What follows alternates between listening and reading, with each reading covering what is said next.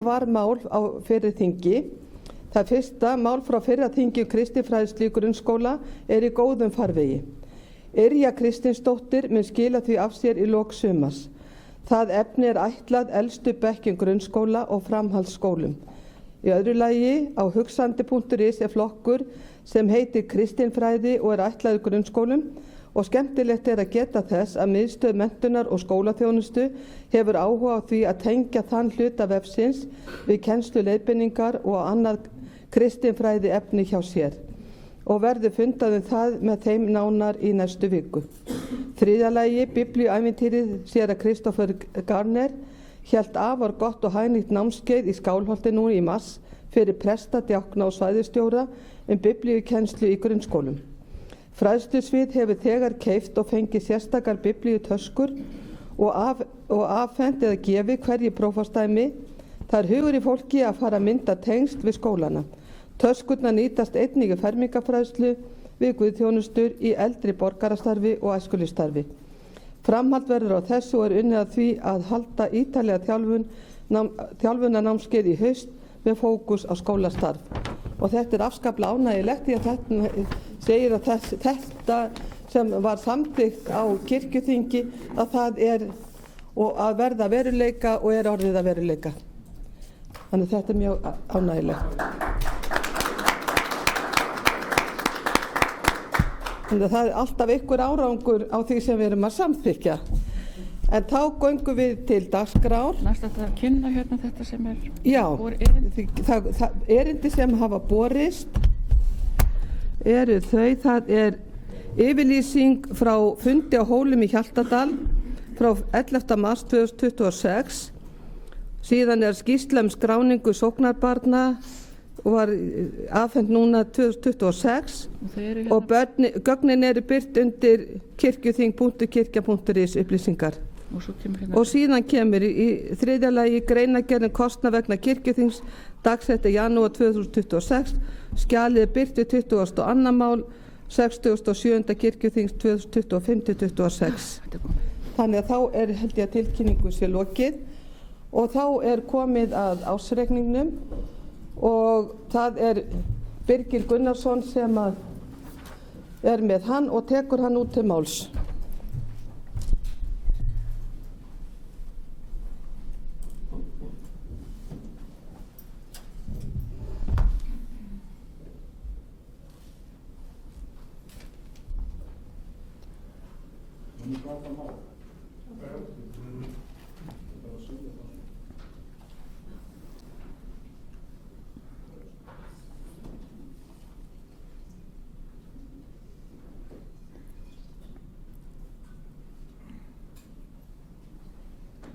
Já, forseti, ef við setjum bara upp rekstrarreikninginn, Hermann, að þið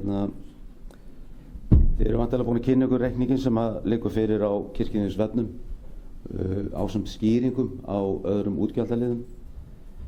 Það búið að árita reikninginn af stjórn, það búið að endurskoðana af endurskoðendur fyrirtækjan okkar, KPMG. Það búið að kynna reikninginn fyrir fjárhagsnefnd og þannig ég sé ekki ástæðu til þess að vera lúslesan hérna en ég ætla að fara yfir helstu tölur í honum.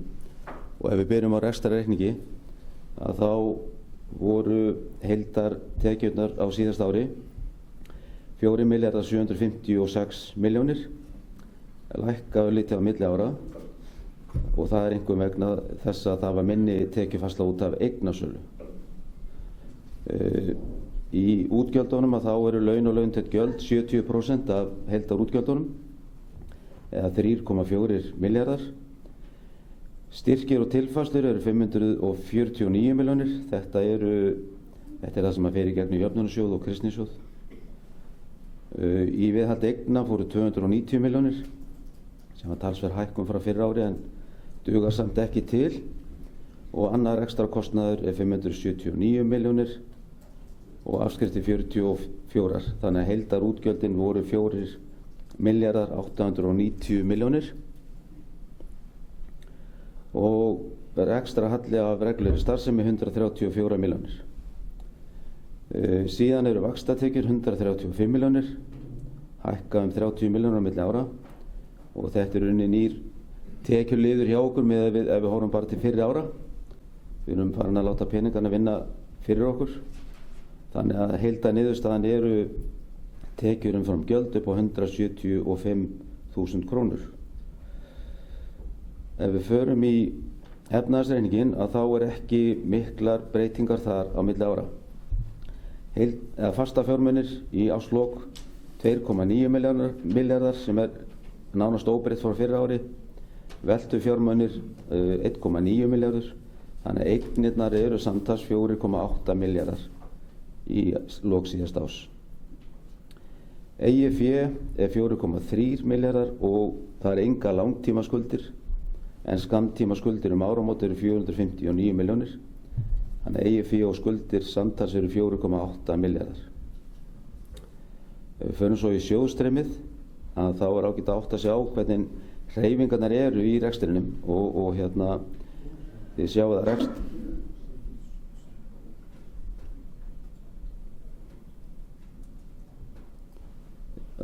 ef við skoðum fyrst rekstrarhreyfingarnar. Hermann, má ekki bara taka þessa mynd út?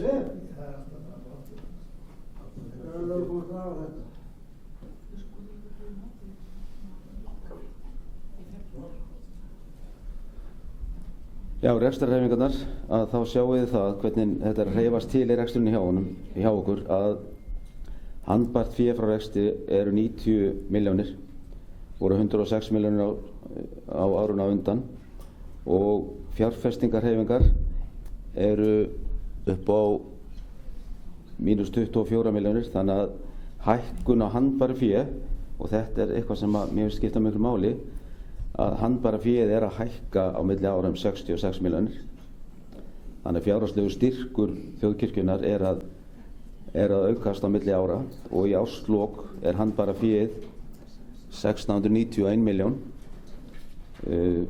Til samanburðar má geta þess að starfsreglur gera ráð fyrir því að við séum með 25% af gaggjaldinu í varasjóð, og það eru rétt rúmlega 1100 milljónir.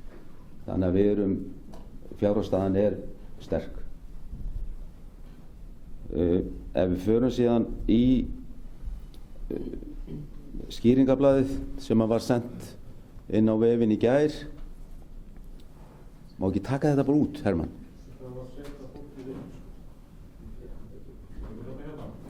Þetta, jú.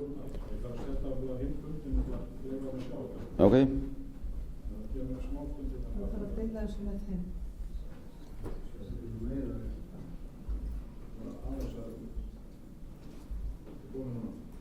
Ok. Þarna semst sundurliðun og það var kallað eftir þessu á fundinu með fjárhagsnefndinni, að fá sundurliðun á öðrum rekstrakostnaði, en við erum þarna líka að sundurliða laun og laun til gjöld og rekstur og viðhald eigna. Og þið náttúrulega bara getið lesið þetta eins og ég, en það kannski verst að fara yfir þar helstu breytingar sem að vera þarna milli ára, og það kannski í launaliðnum að þar það breytingar á áföllnu orlofi, að þetta í rauninni var eitthvað sem að koma okkur talsveit óvart, að orlofsskuldbindingin hækkaði rúmlega 50 milljónir á milli ára, og þetta bara breyting sem að verður vegna starfskostnaðar og hækkunar á launum vegna fleiri stöðugilda, en þetta fært til gjalda, hækkun á áföllnu orlofi, þó svo þetta sé ekki peningar út, að þá þetta skuldbinding. Nú var þetta rekstur og viðhald eigna, að þá sjáum við kannski að vátryggingar eru 10 milljónir, en voru ekki nema 500.000 árið undan, en þetta ekki alveg þannig vegna þess að vátryggingar voru færðar annar staðar í rekstrakostnaðunum árinu undan, þannig að þetta sá lykill sem þetta verður fært á til framtíðar. Ef við förum síðan í annan rekstrakostnað, þá var það húsaleigan sem 76 milljónir, hækkað talsvert á milli ára. Innan við helmingurinn af þessari tölu leigan fyrir Borgartúnið. Síðan erum við að borga leigu líka fyrir Tjarnargötuna, og síðan erum við með húsnæði og víða í borginni að mínu mati sem ekki nógu vel nýtt, þannig að við erum að leigja húsnæði í Háteigskirkju Við erum að leigja húsnæði upp í Grensás, við erum að leigja húsnæði í Bústaðakirkju og víðar. Þannig að þetta er eitthvað sem við þurfum bara að rýna betur og reyna að hagræða í. Það lækka liðirnir hérna, já, viðhald og rekstur, þarna voru sem tryggingarnar færðar árun og undan, þannig að þessna lækka sá liður. Sími og burðargjöld, símtækin, þau eru gjaldfærð á áhöld, þannig að þessna lækkar þessi liður.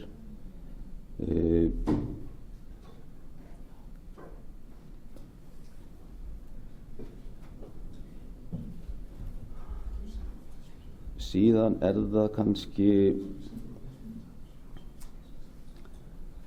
auglýsingar, fræðsluefni og vefir sem er 118 milljónir á síðasta ári. Við vorum náttúrulega í miklu átaki í kynningarstarfi og ný heimasíða og einmitt þessi fræðsluvefur sem var að vera að tala um hérna áðan. Og síðan það flutt, þetta er, þið getur svo bara spurt um þetta á eftir ef eitthvað sem er óljóst, sko. Keypt áhöld og rekstravörur 17 milljónir. Þetta eru aðalega símar fyrir presta og tölvur og skjáir. Rekstur tölvukerfa hækkar á milli ára. Þarna hluti af skýringunni sú að það færður þarna kostnaður sem var færður undir aðra kostnaðarliði áður. Stjórnsýslu og leyfisgjöld, þetta semst krafa frá STEF sem eru bara stefgjöld sem við þurfum að standa skil á, 17 milljónir. Þannig að ég held að sé ekkert meira þarna, þannig að ég held að sá getur förum bara yfir glærurnar, Hermann.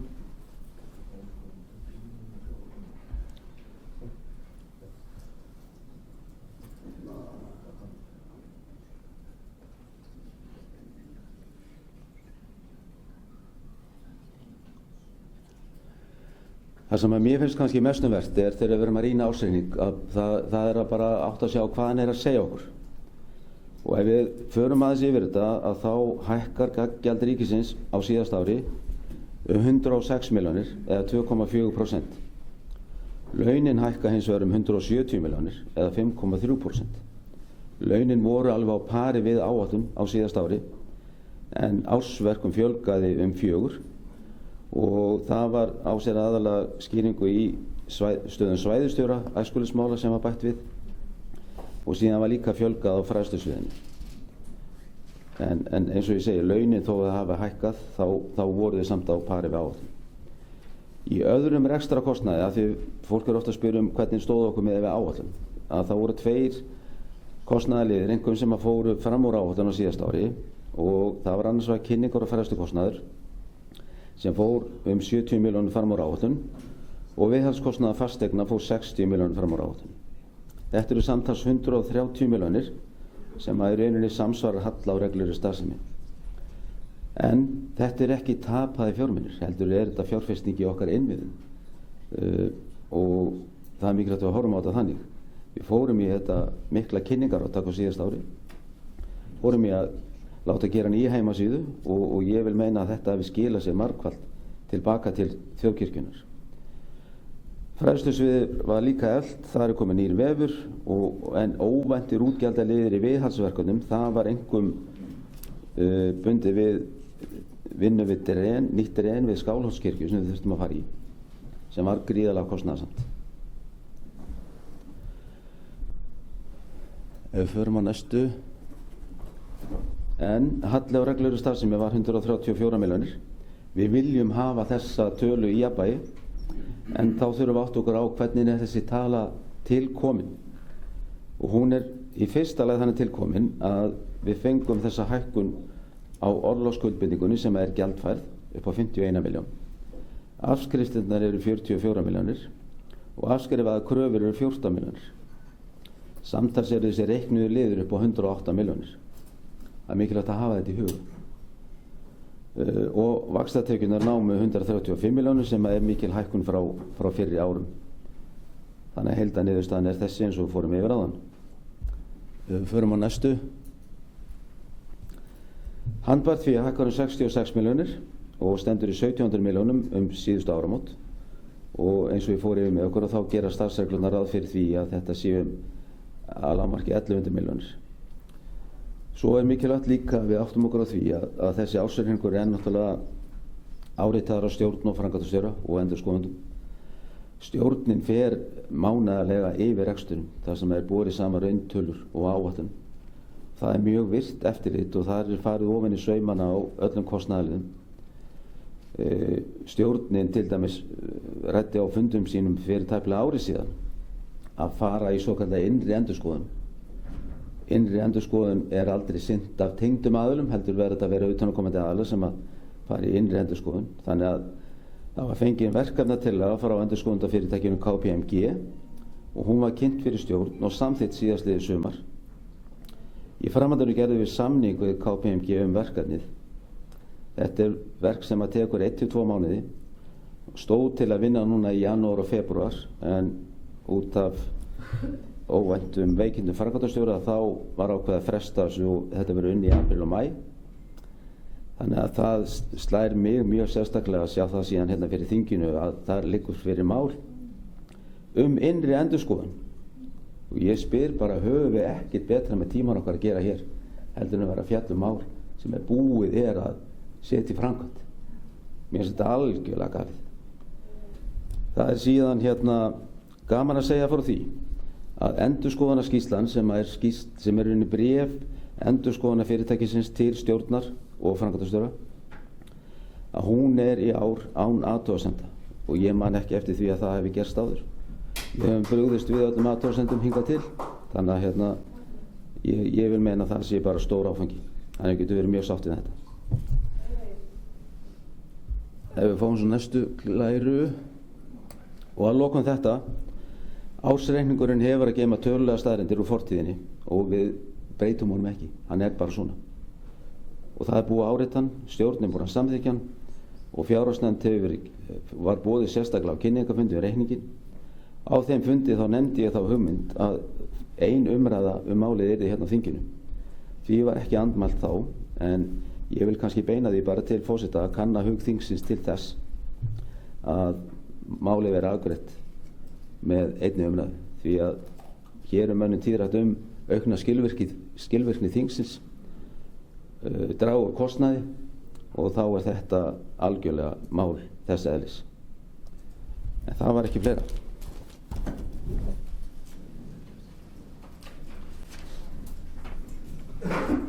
Framkvæmdastjóri leggur til að það sé bara ein umræðu ársreikninginn.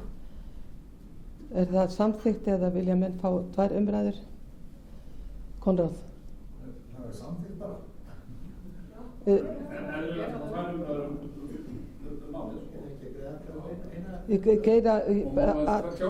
Jú, það má tjása það. Guðni Már, gjör svo vel.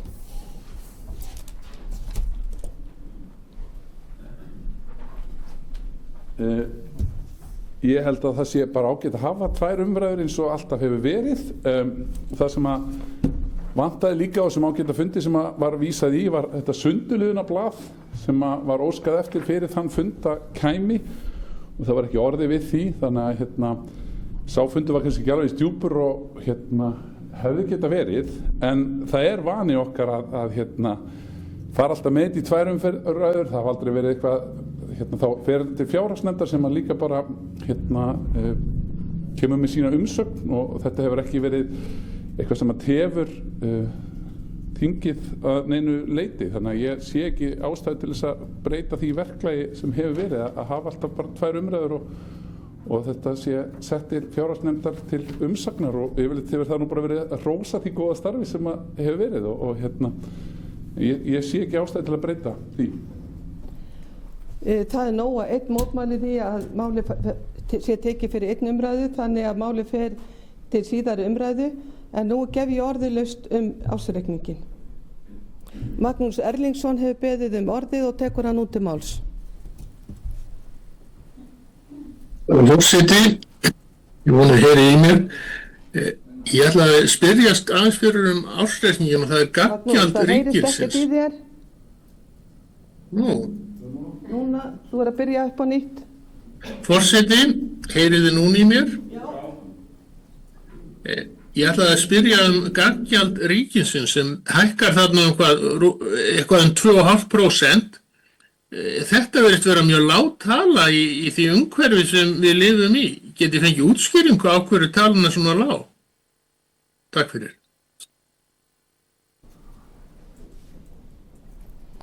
Til máls tekur Guðni Már Harðarson.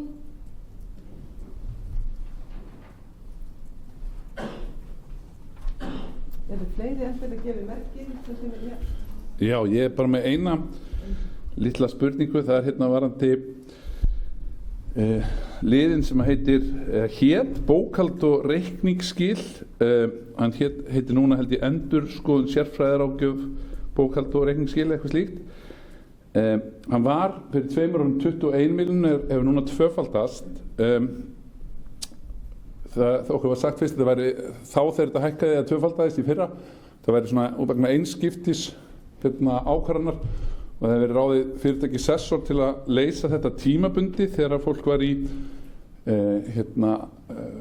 barneignarleyfi. Mér langar bara að spyrja hvernig skiptist þessi tala, hvað fær fyrirtæki Sessor mikið fyrir sín bókhaldsskil og almennt, hvað er greitt mikið til fyrirtækisins Sessor, er mín spurning. Næstu tekur til máls Elínborg Sturludóttir og síðan er Stefán Már Gunnlaugsson og síðan Axel Árnason Njarðvík og Stefán Magnússon. Forseti, ég þakka fyrir kynninguna á fjárhag kirkjunnar. Mig langaði bara til að spyrja þennan lið kynningar og fræðslumál. Sem sagt, það er 70 milljónir sem fara í þann lið, ef ég skildi þetta rétt. Og mig langaði til að kanna það hvort að ég geti fengið ítarlegri sundurliðan á þessu, af því að við fórum í þessa miklu kynningu á kirkjunni fyrra. Hvað fór í kynningu og hvað fór í fræðslumál? Ég veit að með við þau svör sem við fengum hér á kirkjuþinginu haust þá minnir mig ef ég man það rétt að það hefði verið 40 milljón sem fóru í heimasíðuna nýju og ég vil aðeins fá betri skýrari sýn yfir þetta. Og líka annað, hvað gerðu við ráð fyrir miklu í þennan lið í fjárhagsáætluninni fyrra, því ég er ekki með það fyrir frá með mér, til þess að bera það saman. Svo vekur eftirtekt mína að dagpenningar hafa hækkað 2,5 milljón. Mér langar að spyrja hvort að það sé eitthvað sérstakt sem skýri þessa miklu hækkun á milli ára. Annað var það ekki. Takk. Stefán Már Gunnlaugsson tekur til máls og eftir honum talar Axel Árnason Njarðvík og síðan Stefán Magnússon.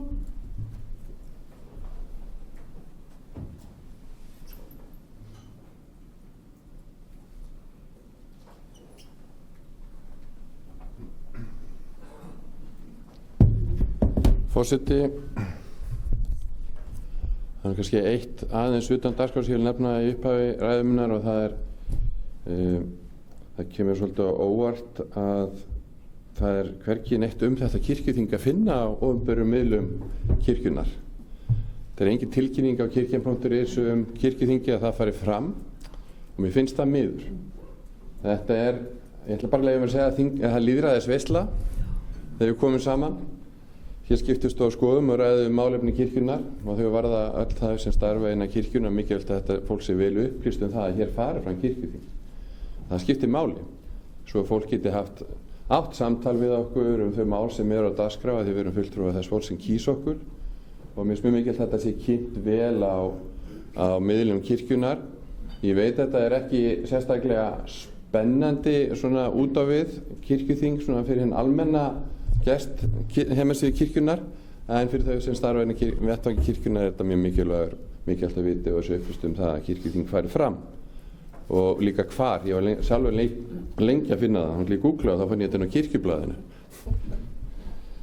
En þetta er hnútur og ég testi því að forseti taki þetta til greina. En varðandi ársreikning þjóðkirkjunnar, þá hef ég nú komið hér allátt upp undir umræðum bæði ásetning og fjárhagsáætlun og með það sama, og það er að akkur er ekki samanburður við fjárhagsáætlun. Akkur er ekki einn reitur við hliðina sem sýnir samanburð af fjárhagsáætlun svo það getur borið saman árangurinn. Það sem var lagt með upphafi og hver árangurinn var. Þetta er svona grundvallar atriði finnst mér við ásetninga maður sjái þetta og eins líka í fjárhagsáætlunin gerði það saknaðist líka og er líka rétt að það vantar rauntölur þar hvernig staðan er og hver, svo maður getur borið saman í rauninni hver áætlunin á að vera. Mér finnst þetta bætur þessu. Þetta er svona allavega það sem maður sér hjá stærri fyrirtækjum og stofnunum, bæjarfélögum og ríkinu, þar sem þessi samanburður er til staðar. Í öðru lagi þá fagnaði því að sé samanburður, sundurliðun ætla að segja, orðið sem er leitað fyrir kostnaðinn og einhverju, en ég saknaði þess að skuli ekki vera inni fyrir alla liði. Akkur er ekki sundurliðun líka fyrir styrki og tilfærslur. Mér finnst að ef við ætlum að vera með sundurliðun þá eiga við alla liði. Ég veit að þetta eru jöfnunarsjóður, mér finnst að þetta er samt að heyra undir hér í ásetningi við sjáum líka framlög jöfnunarsjóðs. Það er líka fyrir þegar við fjöllum ásetning. En ánægilegt að við erum í plús og vissulega sé þetta svolítið munu frá fjárhagsáætlun. Það er svona eina að þið fáið sem gæti borið saman eða liðirnir passa nú vilt ekki við fjárhagsáætlun og ásetning. Þetta er hann ekki eins uppsett en það er svo töluverð munur á tekjum með við fjárhagsáætlun. Gert ráð fyrir af reglu starfsemi sé 178.000 króna hagnaður en hann í raun er tap á þeim lið þó að vaxtatekjurnar sé að bjarga okkur. Til máls tekur Axel Árnason Njarðvík og eftir honum talar Stefán Magnússon og síðan Sigurður Grétar Sigurðsson.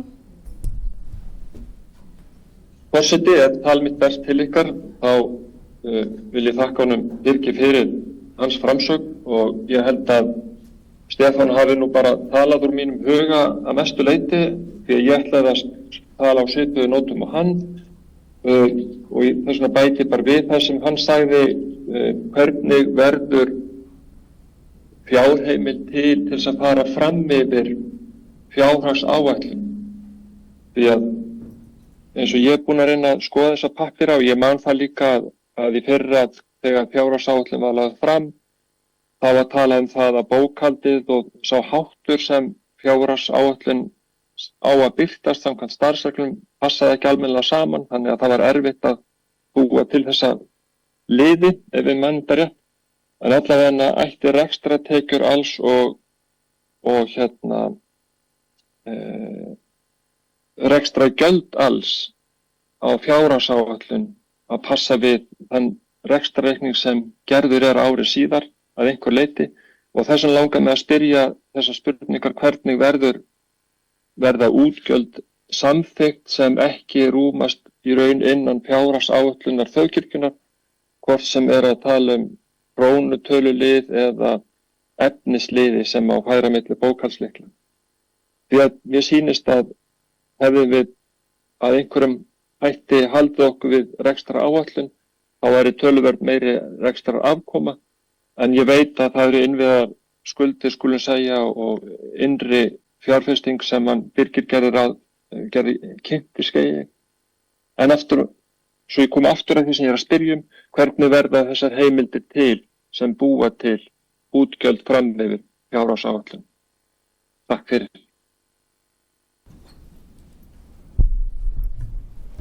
Til máls tekur Stefán Magnússon og eftir honum talar Sigurður Grétar Sigurðsson. Fleiri hafa ekki rétt upp hönd. Forseti, ég þakka hér ágæta kynningu á ársreikningi og skýringar sem því fylgdu. Mínar vangaveltur snúa að kirkjan.is. Þar finnst mér hlutin vera í tómu messi. Við fjárfestum í þessum nýja vef. hann fór ágætlega á stað og síðan bara hann eiginlega komin til skafl, finnst mér. Ég búinn að vera að spyrjast fyrir það hverjir í ritstjórn fyrir kirkjan.is og hver þá ritstjórinn, og ég ítreka þá spurningu mínu því þetta mikilvægt að við vitum það hverjir stýra þessu á degi til dags og hvert við eigum þá að leita að við höfum einhver athugasemdir.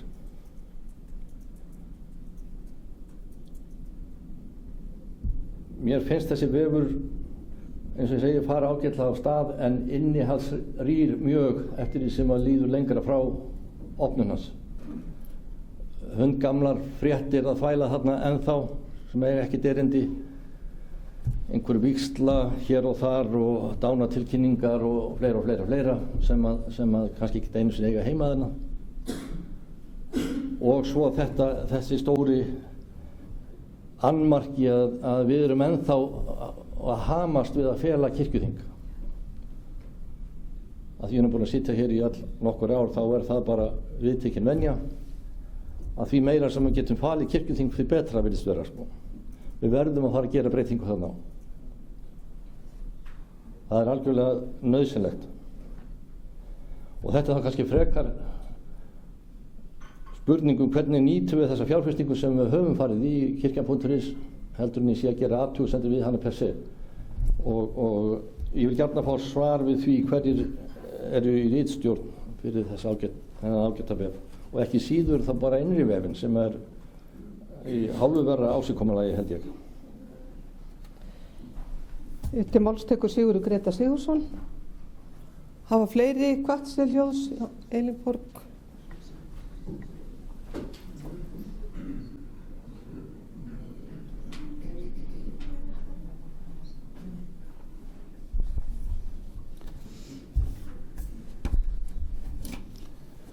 Forseti, ég þakka kynningun á ársreikningnum og það er engin ástæða til annars en að samþykkja hann, en það verður honum ekkert breytt svo sem eins og fram hefur komið. Vek athygli á að við þurfum að velta við hverjum steini, við þurfum að fara vel með og eins og fram kemur í honum þó að hann sé réttu megin við núllið, þá hefði hann verið röngum með við núllið ef eitthvað hefði kostað 177.000 krónur meira eða eitthvað svo leiðis. Ég held að það væri gott að fá þetta góða skýringablaði ef að það ekki komið þá inn á neti sem að Birgir var með þarna, sko ekki sundurliðaninnar, heldur hérna glærurnar, sko, það sem var útlistað þetta svolítið betur, Birgir. Það væri mjög gott ef að við getum fengið það skriflegt.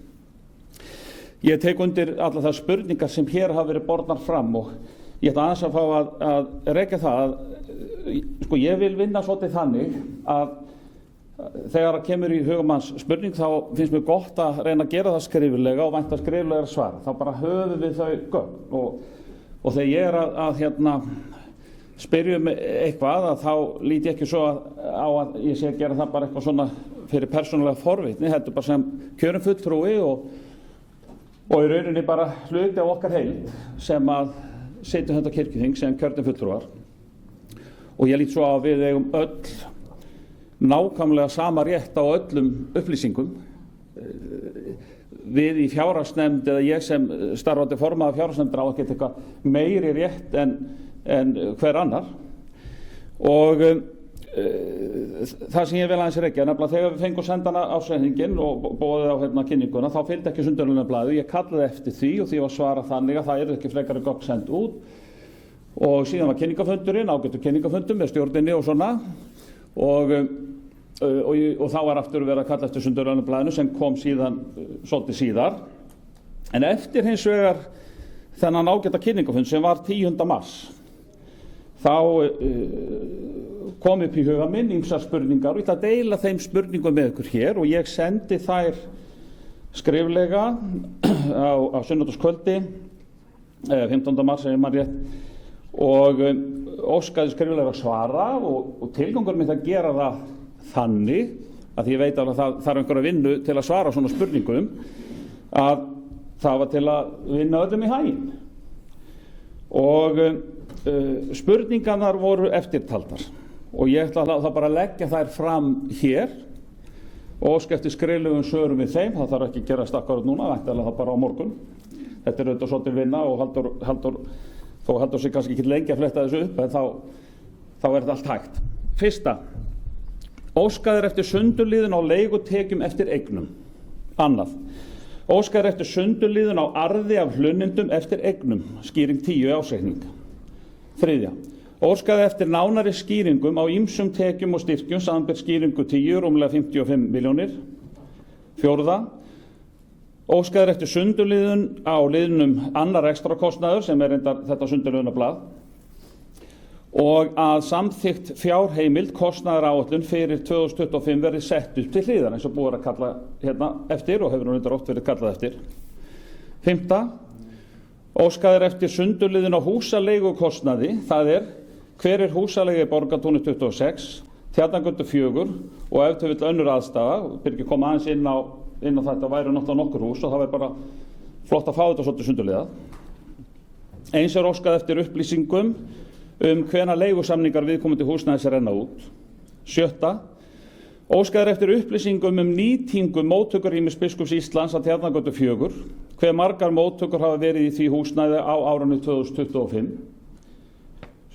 Sjöunda spurning, óskaðir eftir yfirliti yfir styrki og tilfærslur, það er yfirlitsblað styrkveitingar úr jöfnunarsjóði eða kristnisjóði, það er bara væntanlega eitt Excel-skjal.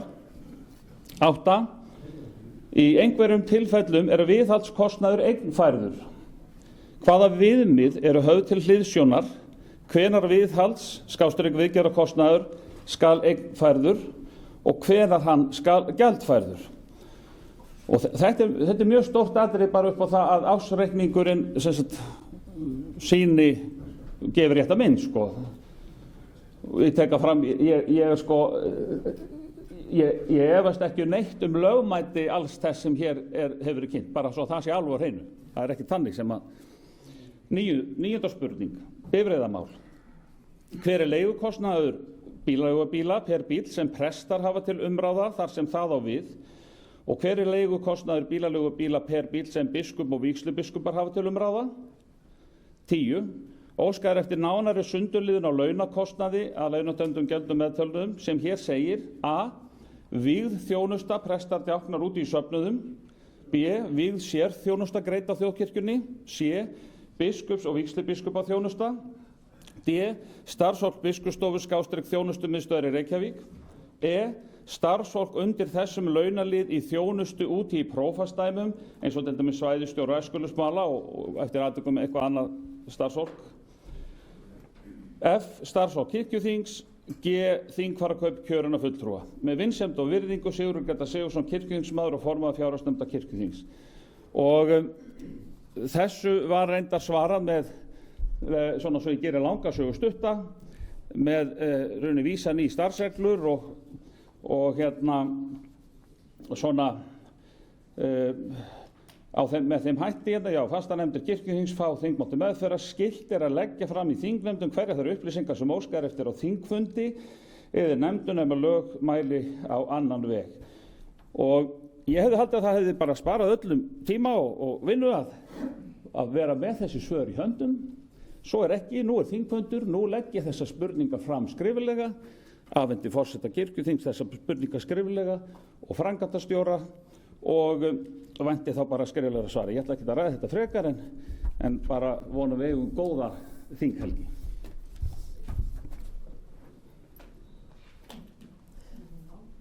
Til máls tekur Elíborg Sturludóttir og talar hún í annað sinn.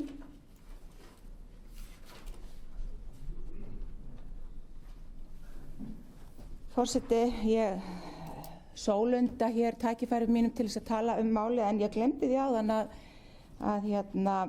glemdi einu sem ég ætlaði að spyrja en ég tek undir með Sigurði Grétari að það er mikilvægt að velta við hverjum steini þegar kemur að fjármálum kirkjunar og við kirkjuþing höfum heilmikið, við höfum ábyrgð hvað varðar fjármál kirkjunar og ég vil nú fagna því sem framkom í máli Birgis áðan að það sé vilji til þess að endurskoða leigu á húsnæði sem að greitt fyrir, vegna þess að það alveg bersýnilegt að þar möguleiki á að draga saman seglin. En það sem ég glemdi að spyrja áðan og ég vil gera núna að framkom í yfirlitinu sem hann varpaði hér upp fyrir okkur að 25 milljónir fóru í uppgjör við ábúendur.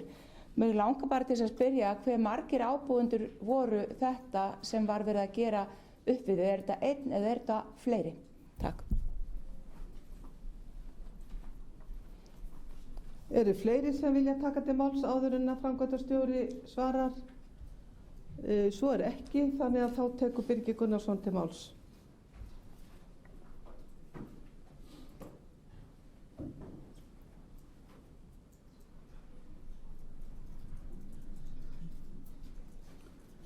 Forseti. Ef við byrja bara á að svara Magnúsi Erlingssyni þá varandi hækkun á gaggjaldinu, að þá hækkar það bara til samræmis við forsendur fjárlaga hverju sinni og það bara það sem gert ráð fyrir í samningi kirkjuna við ríkið. Þannig að þetta bara eðlilega hækkun með við það. Guðni Már spurði kostnað við endurskoðun og reikningshald. Þetta náttúrulega, þessi liður hækkar 2 milljónir á milli ára. Það vegna þess að ég held að það hafi verið eitt mesta gæfuspor okkar í rekstrinum að við fórum í samstarf við Sessor á haustdögum 2022. Þegar ég kom til starfa sumarið 2022 þá var staðan einfaldlega svo að það var ekki hægt að fá nokkrar einustu rekstrarupplýsingar að viti út úr bókhaldi þjóðkirkjunnar. Þannig var bara staðan. Ég gat fengið upplýsingar launakostnað en varðandi annar rekstrarkostnað þá var bara allt í myrkri. Ég fekk Sessor, eða við fengum Sessor með okkur í lið til þess að koma skikki á þetta. Við uppfærðum bókhaldskerfi okkar, við innleiddum stjórnendasýn sem heitir Power BI. Þannig að núna höfum við uppfærður upplýsingar frá degi til dags rekstur kirkjunnar og allir sem að hafa fjármálalega ábyrgð hafa sína stjórnendasýn og geta fylgst með útgjöldum hver fyrir sig. Þannig ég ákvað það að bæði fjármálastjóri og bókari, þetta eru stöður sem útvistað, að Sessor sér þessar stöður og þetta bara gefist afar vel. Elinborg spurði kynningar og fræðslumálin og kostnað við það og þar fórum við umtalsvert fram úr áætlun og það akkurat þetta að við speglum þessi mál með stjórninni frá mánuði til mánaðar og þá förum við yfir bara hver staðan og hvað það sem framundan og það var ákveðið að fara í þennan kostnað við kynningamálin sem bara var nauðsynlegt fyrir okkur að fara í og held ég að hafi skilað sér mjög vel tilbaka. Og fræðsluvefin, sem kostar heilmikla peninga líka.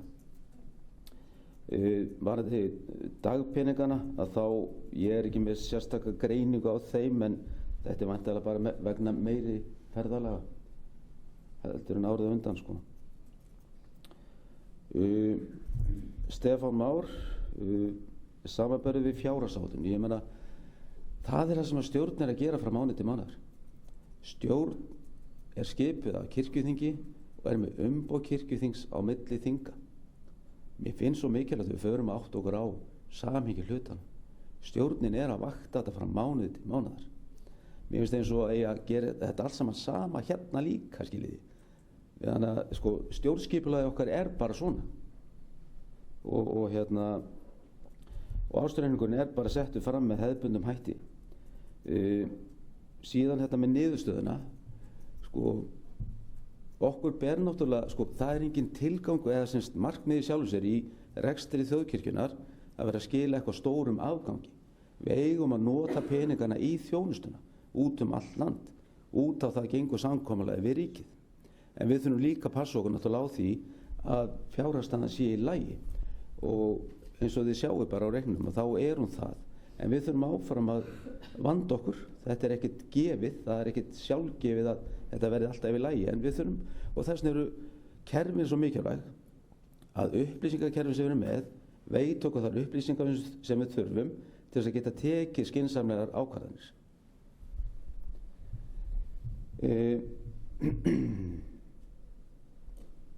Og þetta kannski svara því sem Axel var að tala varðandi þessar fjárheimildir og það er þannig að við náttúrulega erum og við þurfum alltaf kannski að justera einhver á milli liða.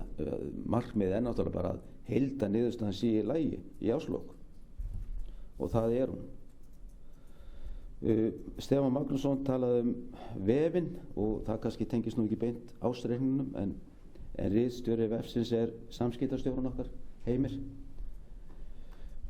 Svo er það þessi fyrirspurn frá Sigurði Grétari og ég er kannski búinn að svara henni að einhverju leyti og ég benti honum bara góðfærslega á þessa sem svarið þessari fyrirspurn sem að sendi að við þurfum náttúrulega að fylgja þingsköpum. Við þurfum að fylgja þennan lagaram sem að við búum við þegar við sendum með fyrirspurnir.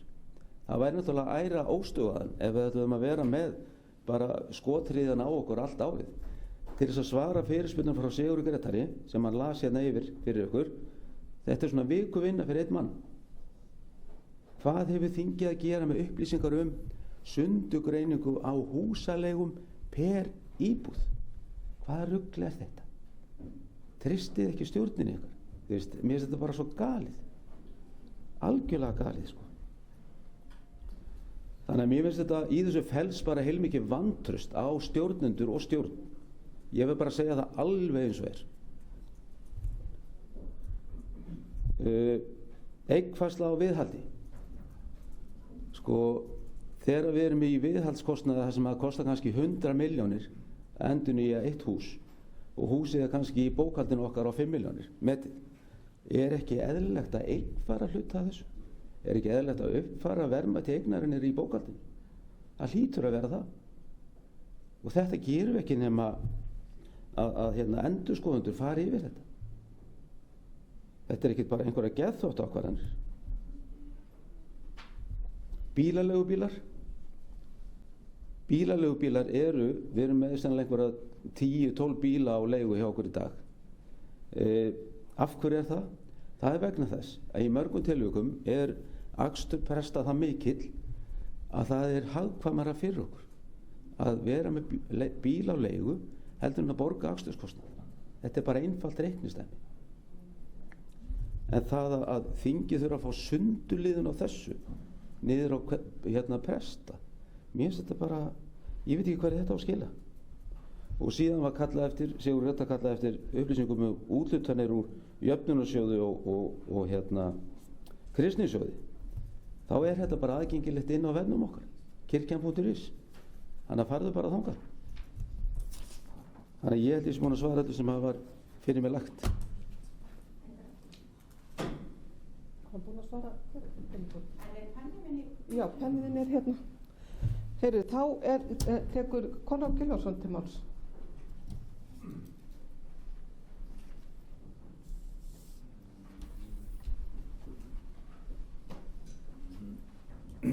Forseti, ég heiti Konráð og er formaður sóknarnefndar Árbæjarkirkju. Mér finnst dálítið furðulegt að formaður fjárhagsnefndar skuli ekki hafa fengið svör við þessu spurningum. Ég gerir mér alveg fulla grein fyrir því að fjárhagsnefndin á fyrst og fremst að taka mál að sér sem kirkjuþing vísar til hennar eins og aðra nefndir, en engu að síður að þá eru þessar spurningar mjög almenns eðlis að mörgu leyti og það hefur verið mjög auðvelt að svara þessum spurningum til þeirra með útbrendun, hreyfingarlista eða eitthvað álíka.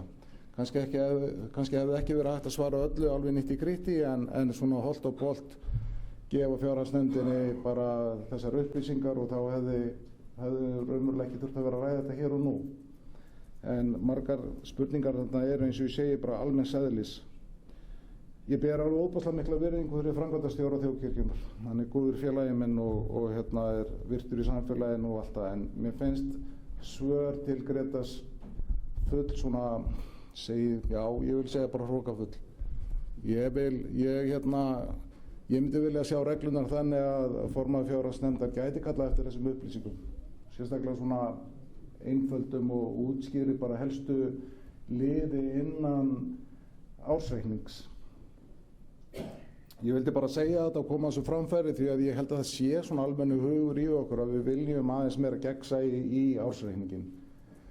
Ég alveg til í að sjá hérna eina umræðu ársreikning og reyna að svona keyra þetta áfram, en það gerist þá helst ef meiri upplýsingar liggja fyrir heldur minni. Og ég tala ekki ef þetta væri sett upp í einhvers konar vöruhúsi gagna fyrir okkur þingfulltrúa, þar sem við sæjum bara í Power BI bara svona dagstæðilega stöðu og á svona helstu lyklum í kerfinu. Bara hvernig launamál að þróast, hvernig þessi svona helstu tölur eru að þróast svona mánuð frá mánuð. Fyrir okkur sem eru svona rekstrarþengjandi og við höfum gaman af Excel og rekstrartölum, að þá fyrir við þarna bara inn reglulega, bara eins og farin á einn bjall og hérna lesa fréttir dagsins. Því að okkur, ég og Árni og fleiri til, við höfum lúmst gaman að þessu.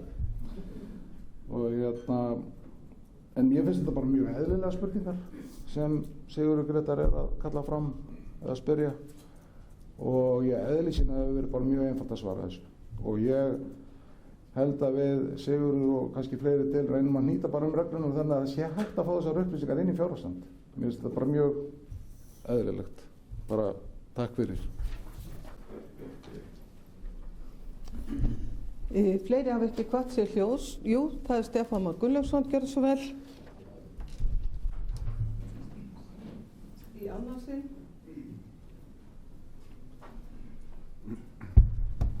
Forseti, ég tek nú undir það sem kirkjuþingsfulltrúi Konráð var hér yfir áðan með fyrirspurnir Sigurðar Grétars.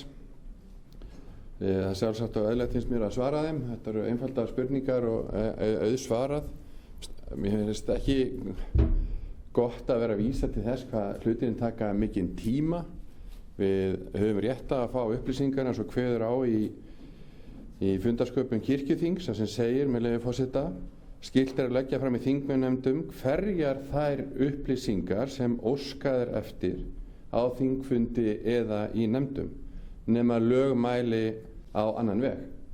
Það er semst að má óska eftir hvað upplýsingum sem er, og ég get ekki segja að lög mæli fyrir að það sé ekki hægt hér. Þannig að það á bara að svara þessar spurningum og öðru þeim fyrirspurningum sem komu. Ég er algjörlega móti því að hafa umræðum ársreikningi einn umræðu. Þetta er eitt af stærstu málanum sem við ræðum hér á kirkjuþingi, hvað sem er fjárhagsáætlun ársreikningar, risastór mál, og við þurfum ekki að rætt og mér finnst það eðlilegt að maður fari líka til umfjöllunar í nefnd milli umræðna, að þetta er fá mál eins jafn stór og þessi. Og það að stjórn sé að fylgja eftir fjárhagsáætlun og sem lýsa einhverju vantrausti eða með einhverju vantrausti í þá átt, ég vísa því algjörlega á bug.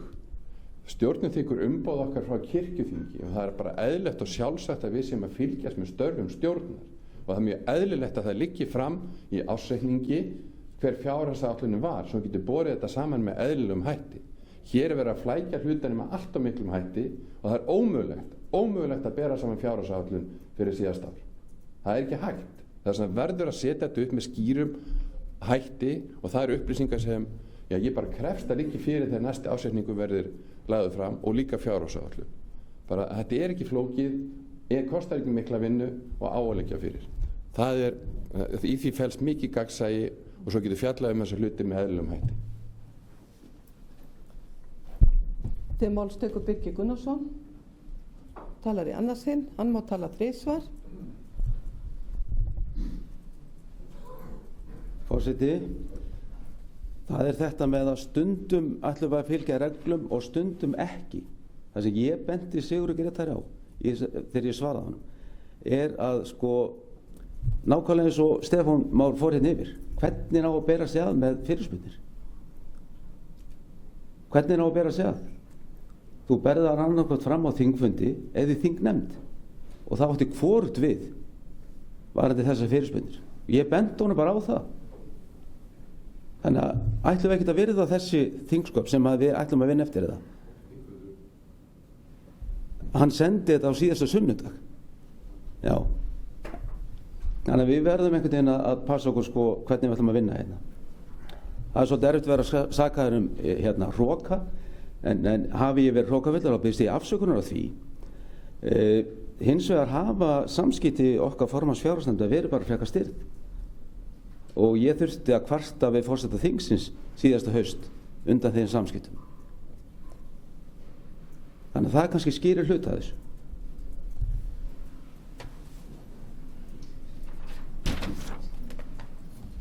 Fleiri hafa ekki kvatt sér hljóðs og er það fyrri umræðu lokið. Lagt er til að ársreikningur fari til síðar umræðu til sem geta samþykkt það. Gjörið svo vel að gefa merki. Takk fyrir. Það er samþykkt samhljóða og lagt er til að ársreikningur fari til fjárhagsnefndar. Þeir sem geta samþykkt það. Gjörið svo vel að gefa merki. Takk fyrir. Þannig er það afgreitt. Þá ætlum ég að taka fyrir 28. mál og það er sala fasteigna og það er flutt af Rúnari Vilhjálmssyni, það er mál nr. 28, og Birgi Gunnarssoni, en það er að því að þetta mál er nýtt að þá hef ég haft það fyrir vana að bera það undir þingið, hvort að þingið vilji taka það til afgreiðslu með afbrigðum. Þeir sem geta samþykkt það, gjöru svo vel að gefa merki. Takk fyrir, er eitthvað á móti, það er samþykkt og þá verður málið tekið til afgreiðslu og það er flutningsmaður er Rúnar Vilhjálmsson og tekur hann út til máls.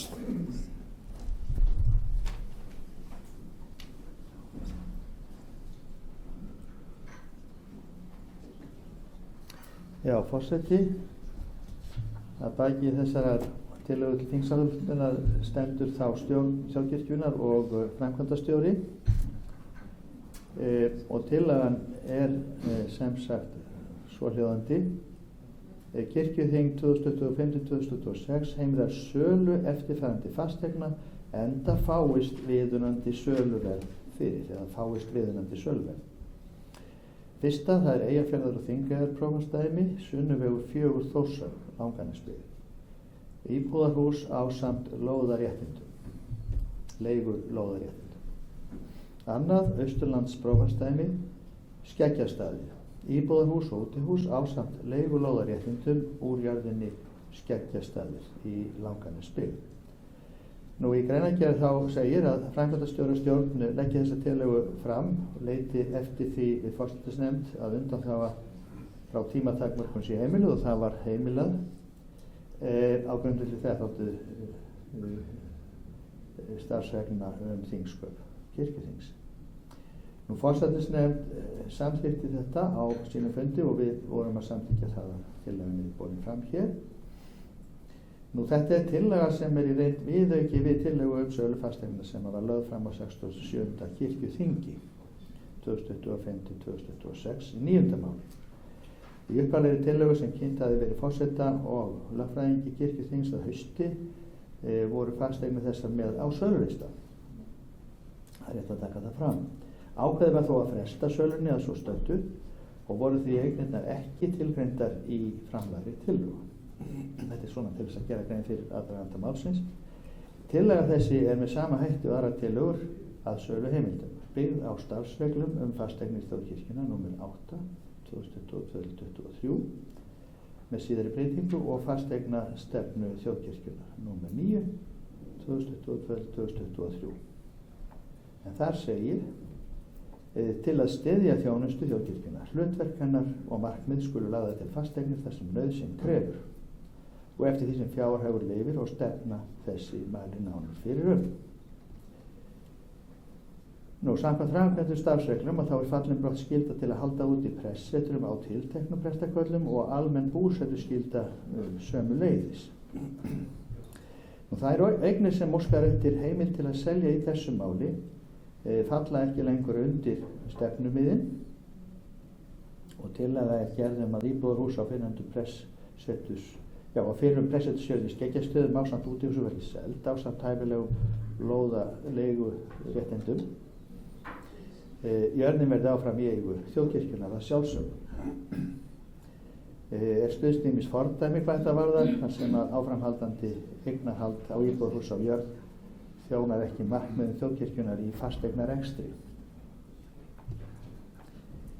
Nú, þessar fasteignir eru ekki setnar af prestum og hvorug þeirra er í útleigu og hefur undanfarið verið í útleigu. Og það er ekki markmið að selja eignir í sjálfu sér og það er heldur ekki markmið að reka eignir bara til að reka eignir. Þetta á alltaf tengjast þjónustu kirkjunnar, eignastefnan og þjónustustefnan, eiga að spila og tala saman og samþættast. Og eignir eru heldur ekki seldar nema viðunandi söluverð komið fyrir. Þetta er þá heimildaræðin, ekki raunverulega sölu nema að þeim skiluðum uppfylltum.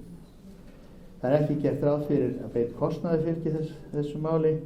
Sölutekjur koma fyrir eignirnar, en frá þeim tekjum eins og venjulega dregst kostnaði við sölu vegna verðmats og söluþóknunar. Íbúafjöldi í Langanesbyggð er yfir almennum 500 manna viðmiðunarmörkum. Sunnuvegur 4 á Þórshöfn, íbúðarhús og bílskúr ásamt leigulóðarréttindum. Þetta er þá eignin á Þórshöfn, byggð 1976, og svo er það Skeggjastaðir, það er íbúðarhús og útihús ásamt lóðarleiguréttindum eins og ég greindi frá áðan. Það er íbúðarhús, fjárhús, hlaða og geymsla. Takk fyrir. Til máls tekur vígslubiskupinn á Hólum, Gísli Gunnarsson, og eftir hann talar Jóhanna Gísladóttir.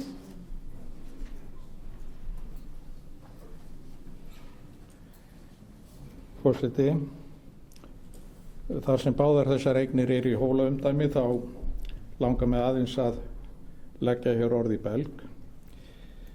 Þetta mál sýnir okkur kannski líka hvað mikill vandi er á heilum landsfjórðungi varðandi þjónustu kirkjunnar.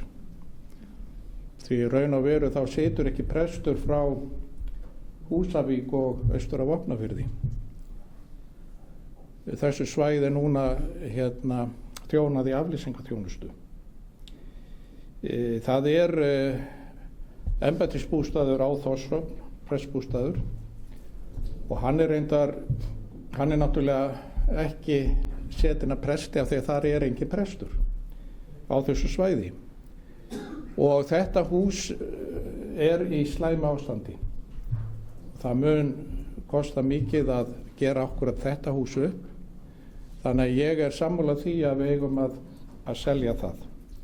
Það þýðir ekki það að við munum ekki leggja til hús á Þórshöfn aldur og ævi.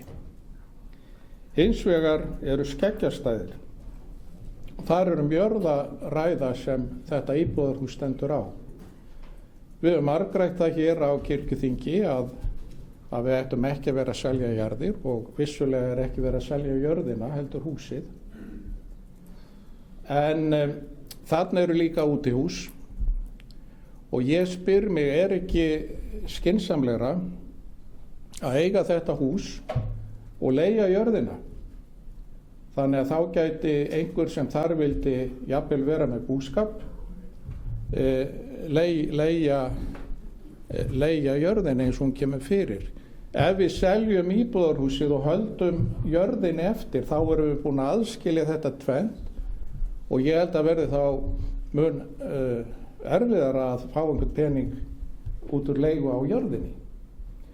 Þannig að ég legg það nú til að við seljum ekki íbúðarhúsið á Skeggjastöðum, heldur reynum því að það er í nokkuð góðu lagi. Við þurfum ekki að eyða miklum peningum í viðhald þess. Það er búið að gera það ágætlega við það hús.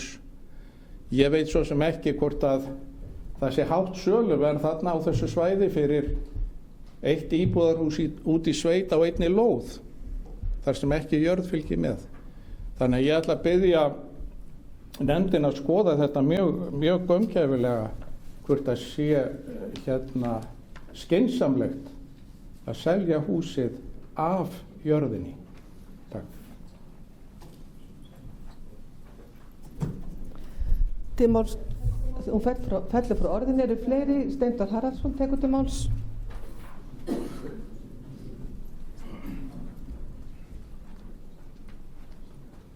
Forseti, ég ætla að fara að segja það hvort ég ætla að geta komið upp í þessu. Við erum rólegur hingað til. En ég tek undir með vígslubiskupnum á Hólum. Við höfum margrætt að og þess vegna er ekki verið að selja jörðina, þannig er ekki lagt til að jörðin verði seld á Skeggjastöðum. En ég held að þetta er bara skynsemi sem hann er að segja, hann Gísli. Og ég held að ætti að hugsa þetta vel. Og í öðru og svo annað að þessi prestbústaðar landið, það er farið að bíta okkur í hælana að hafa selt svona mikið af þessu. Við lítum bara í kringum okkur, það er vandi að fá fólk til starfa og ég held að sé alveg tímabært að fara að endurhugsa það mál. Takk fyrir. Til máls tekur Birgir Gunnarsson og eftir Anna Guðrún Sigurðardóttir og síðan Rúnar Vilhjálmsson.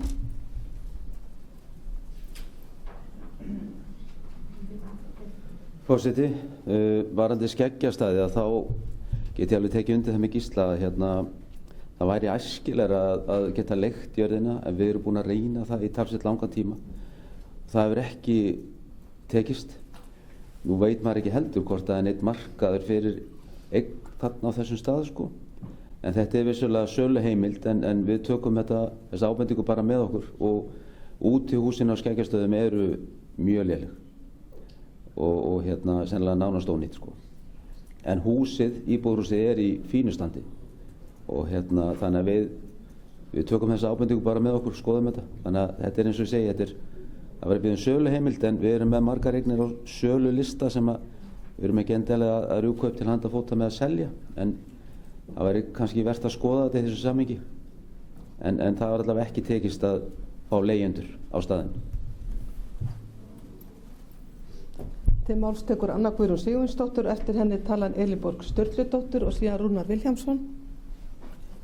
Forseti, mér langar bara að vita hvort að salan á Skeggjastöðum sem gerði sátt við sóknarnefndina á staðinum.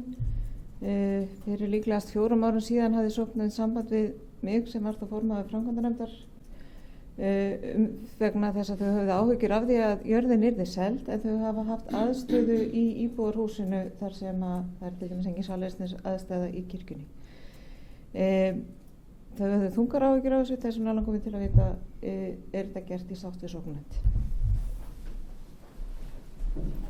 Til máls tekur Elinborg Sturludóttir, eftir henni talar Rúnar Vilhjálmsson og þá í annað sinn. Forseti, ég vil taka undir þau sjónarmið sem séra Gísli Gunnarsson setti hér fram varðandi það að það sé óskynsamlegt að selja húsin á jörðinni Skeggjastöðum og ég held að það sé rétt hjá honum að það rýri möguleika okkar í raun og veru í framtíðinni og svo finnst mér líka þetta að reyna að fá heimild kirkjuþingsins með því vilyrði að það fáist viðunandi verð fyrir húsakostin. Þetta er alveg ótrúlega mikið matsatriði hvað er viðunandi verð en ég held að svona við sem höfum búið í sveit, við gerum okkur alveg grein fyrir því að það að selja hús á jörð en ekki jörðina sjálfa, þetta er náttúrulega, skapar alveg ótrúlega mikið flækjustig bara í sambandi við umgengni jörðina, umgengni hlaðið, aðgengi að kirkjunni og þar fram eftir götunum. Ég ætla líka að fagna því sem Steindór sagði hér áðan varðandi það að ég held að sé orðið mjög tímabært að við endurskoðum í raun og veru fasteignastefnu þjóðkirkjunnar varðandi þetta hvort að við leggjum til pressetur á þeim stöðum sem eru með fleiri en 500 íbúa.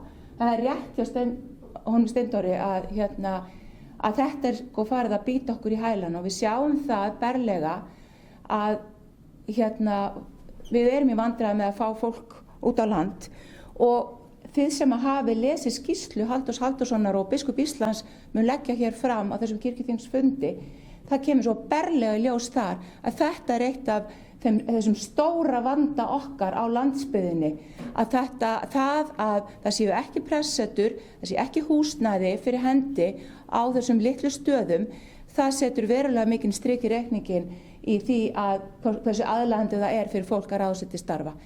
Og fyrir utan það sem er ástæða til þess að árétta hér og nú og við höfum talað á kirkjuþingsfundum áður að þetta er vandræði að fá húsnæði, hvort sem það er að festa að kaupa húsnæði eða leigja húsnæði. Þannig ég ansið hrædd það að kirkjuþingi þurfa að endurskoða þá fasteignastefnu sem hún setti fyrir nokkrum árum. Takk.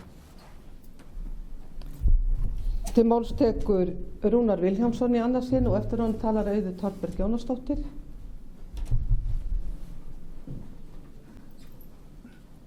Já, forseti, þetta mjög góð umræða, málefnaleg.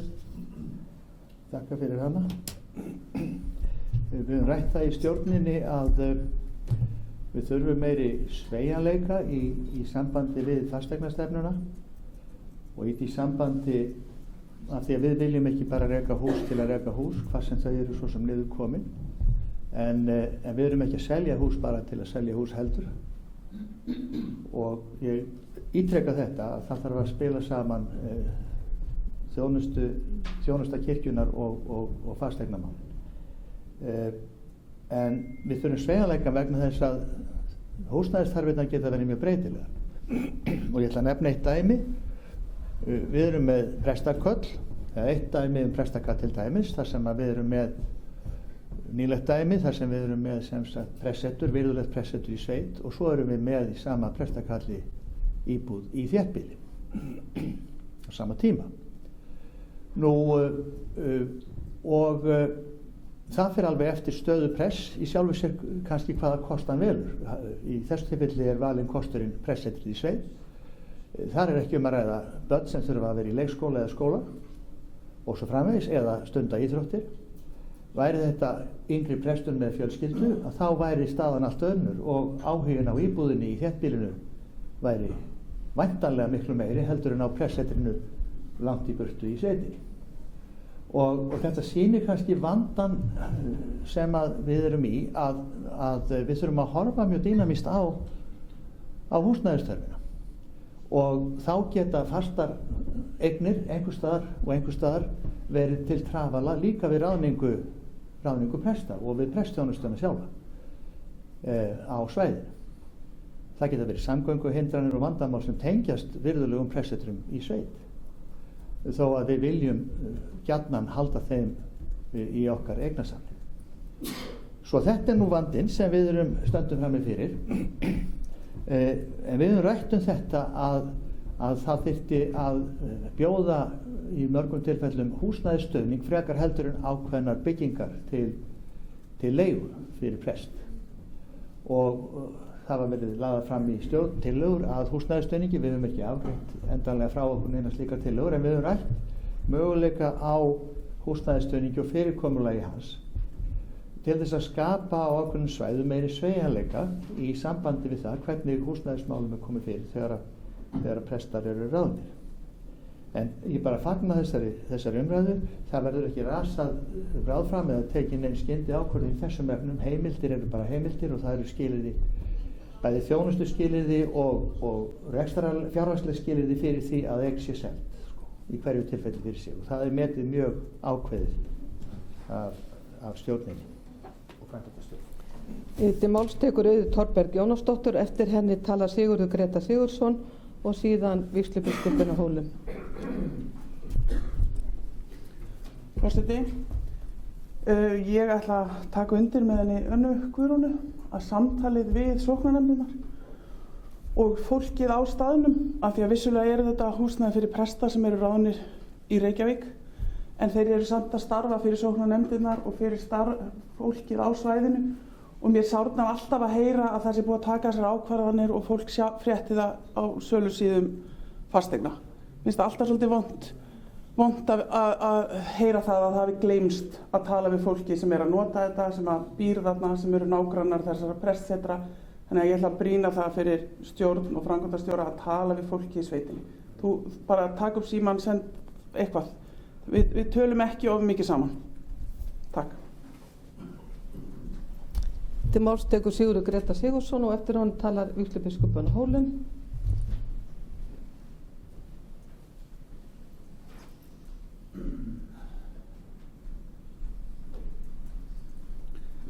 Já, forseti.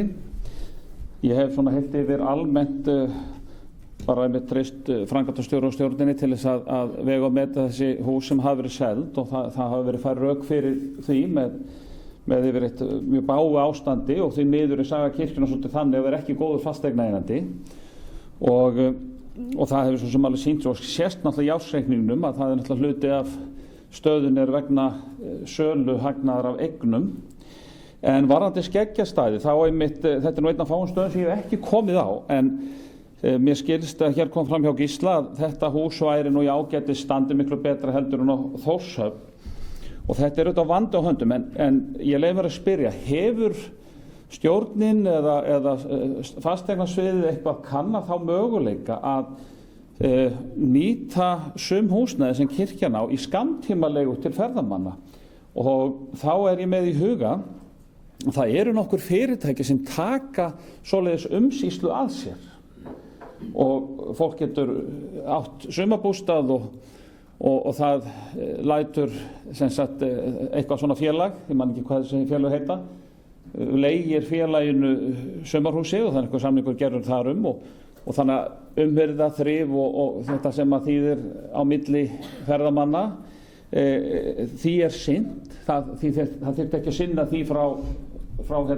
Borgartúninu en já, mér langar að varpa því fram hvort að það væri áleitlegu kostur og einrökin með því er í rauninni þau að væntingarnar væri svolítið að húsið myndi svolítið vinna fyrir sér og þetta gæti líka verið svona í ákveðinni biðstöðu og eins og Rúnar kom inn á sem náttúrulega alveg rétt að húsnæðins þarfir presta eru ólíkar.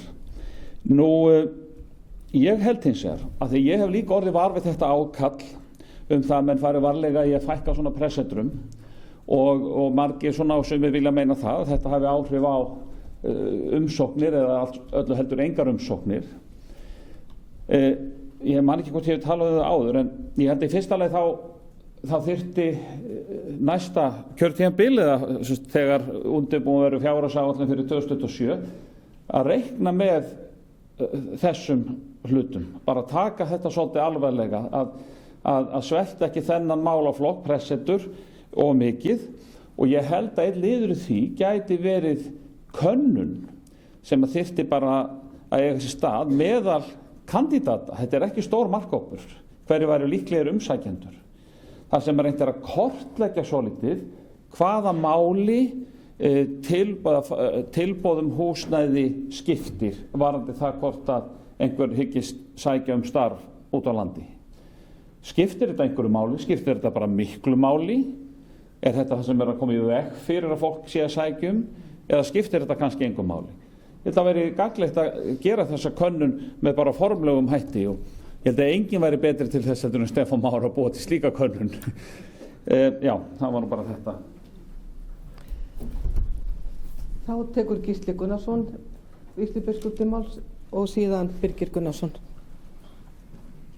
Já, forseti, við erum nú kannski fann að ræða þetta mál á breiðara grunni en tillagan býður upp á, þar sem bara hefur verið að tala um sölu á tveim fasteignum. En svona, það sem fekk mig til að koma hér aftur voru orð Önnu Guðrúnar það að sóknin hafði af þessu áhyggjur. Húsið á Skeggjastöðum stendur nánast við hliðin á kirkjunni, mjög fallegri kirkju sem mjög vel við haldið. Og það verður nú bara að segjast að oft hérna þegar fæst hús á kannski ekkert mjög háan pening að þá fylgja íbúunum alls konar söfnunarárátta, ef maður segir til dæmis þannig, og líka það að þarna á neðri hæð hússins þar náttúrulega aðstaða fyrir kirkjuna, þar eru snyrtingar og þar hægt að geyma skrúð og annað slíkt, þannig að þetta hús það verður sennilega ekki í framtíðinni nýtt fyrir prest en það nýtt af söfnuðum. Og ég veit alveg að þjóðkirkjan sem slík á ekkert kannski að vera útvega söfnuðum húsnæði en við skulum hafa þetta líka í huga að söfnuðurinn hefur áhyggjur af þessu. Og rétt í lokin af því að af því okkur vantar nú hérna unga prest út á land og þeir eru eflaust að hlusta á okkur hér þegar að því kemur. Þá ætla ég aðeins að varðan það sem Rúnar segði að það mætti skilja á honum að ungir prestar þeir gætu eiginlega ekki búið í sveit því að börnin þyrftu að komast í skóla og börnin þyrftu að komast í íþróttir. Og ég get alveg sagt það hér að börnin mín fór í skóla og þau stunduð íþróttir. Takk.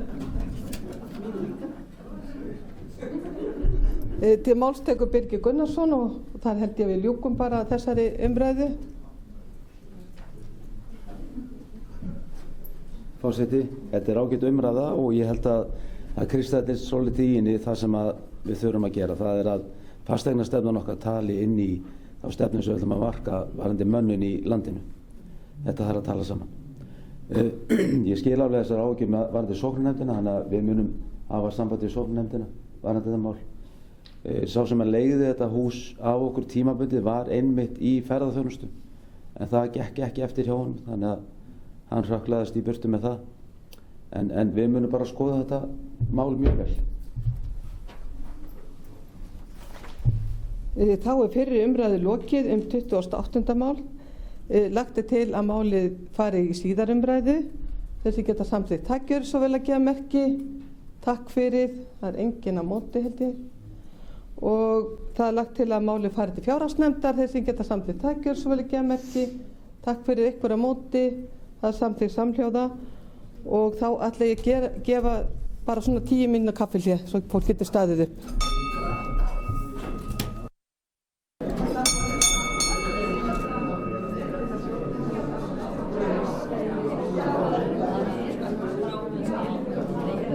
Nei, einmitt. Ég ætla að biðja endilega að fáið ykkur sæti.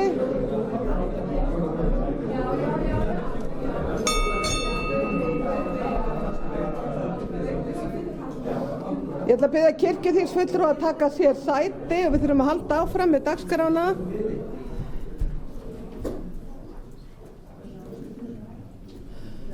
Og fyrir tekið núna 35. mál, það er skýrsla skipulag vígðrar þjónustu kirkjunnar og þetta er kynning og það er biskup Íslands Guðrún Karl Helgudóttir sem fer með kynningun og tekur hún út til máls. Forseti, þessi skýrsla er unnin fyrir biskupafund og er hér til kynningar.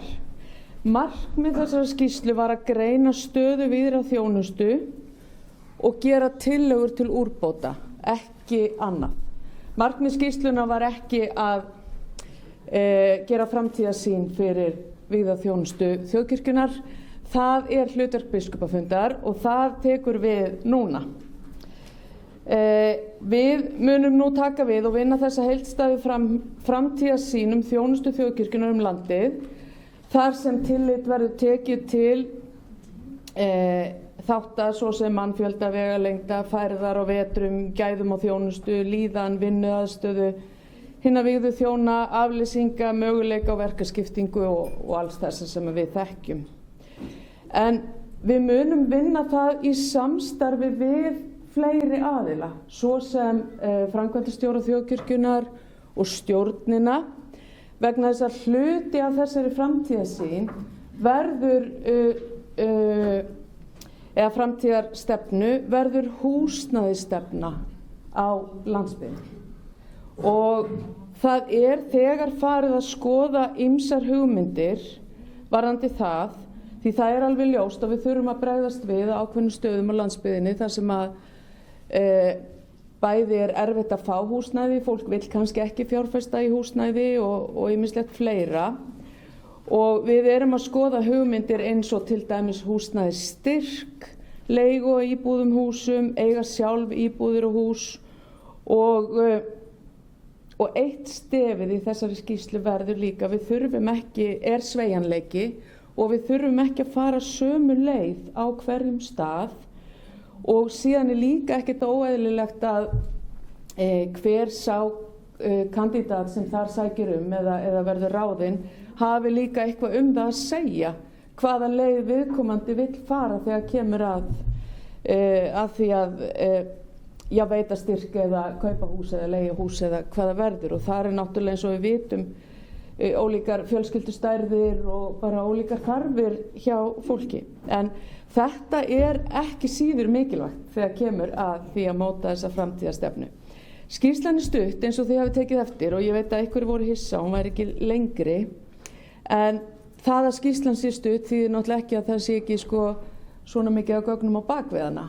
En Halldór valdi að fara þá leið að hafa hana einfalda í framsetningu þannig að allir myndu lesa hana og það væri auðvelt að tileinka sér hana. Ég að sjálfsögðu með meira efni sem að hann búinn að miðla til mín fyrir utan þetta og til biskupafundar.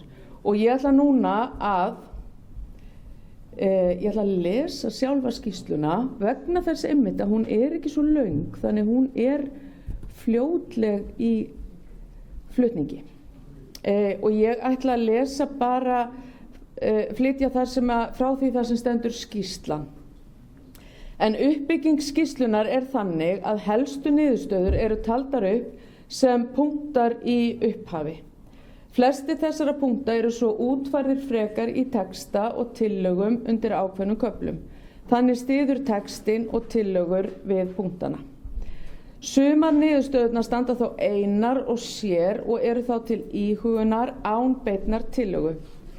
Dæmi það síðasti punkturinn sem fjallar kennslu í guðfræði og ábending aukinn sveigjanleika í fjarnámi sem nær til þeirra sem búa á landsbyggðinni. En það vantar einmitt presta út á landi. Þó oft hafi komið til umræðu laun presta á fundunum ekki fjallað það í þessari skýrslu, enda vettvangur fyrir þá umræðu annar staðar. Aftur á móti það sem að þjóðkirkjan getur sett þegar kemur að ekki beinum launum heldur aðstöðu, það húsnæðismál. Þar getur þjóðkirkjan komið beint að. Annað heyrir undir prestafélagið. Helstu niðurstöður. Sveigjanleiki lykilhugtak varðandi breytingar og skipulagi á þjónustu kirkjunnar. Efla þarf afleysingar innan kirkjunnar til að takast á við nýja tíma varðandi vinnuskyldu og tímabundið álag á ákveðnum svæðum. Á flestum stöðum komið að sársaukamörkum varðandi fækkun presta á landsbyggðinni. Bundnar eru vonir að þeirri þróun verði snúið við. Ef húsnæði eða stuðningur í húsnæðismálum ekki til staðar landið, erfitt að fá presta þangað. Jákvæðni gagnvart sameiningum meiri þar sem hefur verið sameinað en þar sem það hefur ekki verið gert. Innri samþykktir og reglur þurfa að styðja við breytingaferli og sameiningar en ekki hamla því. Mannfjöldi í sókn eða íbúafjöldi getur ekki verið eina viðmiðið vinnuskyldu presta.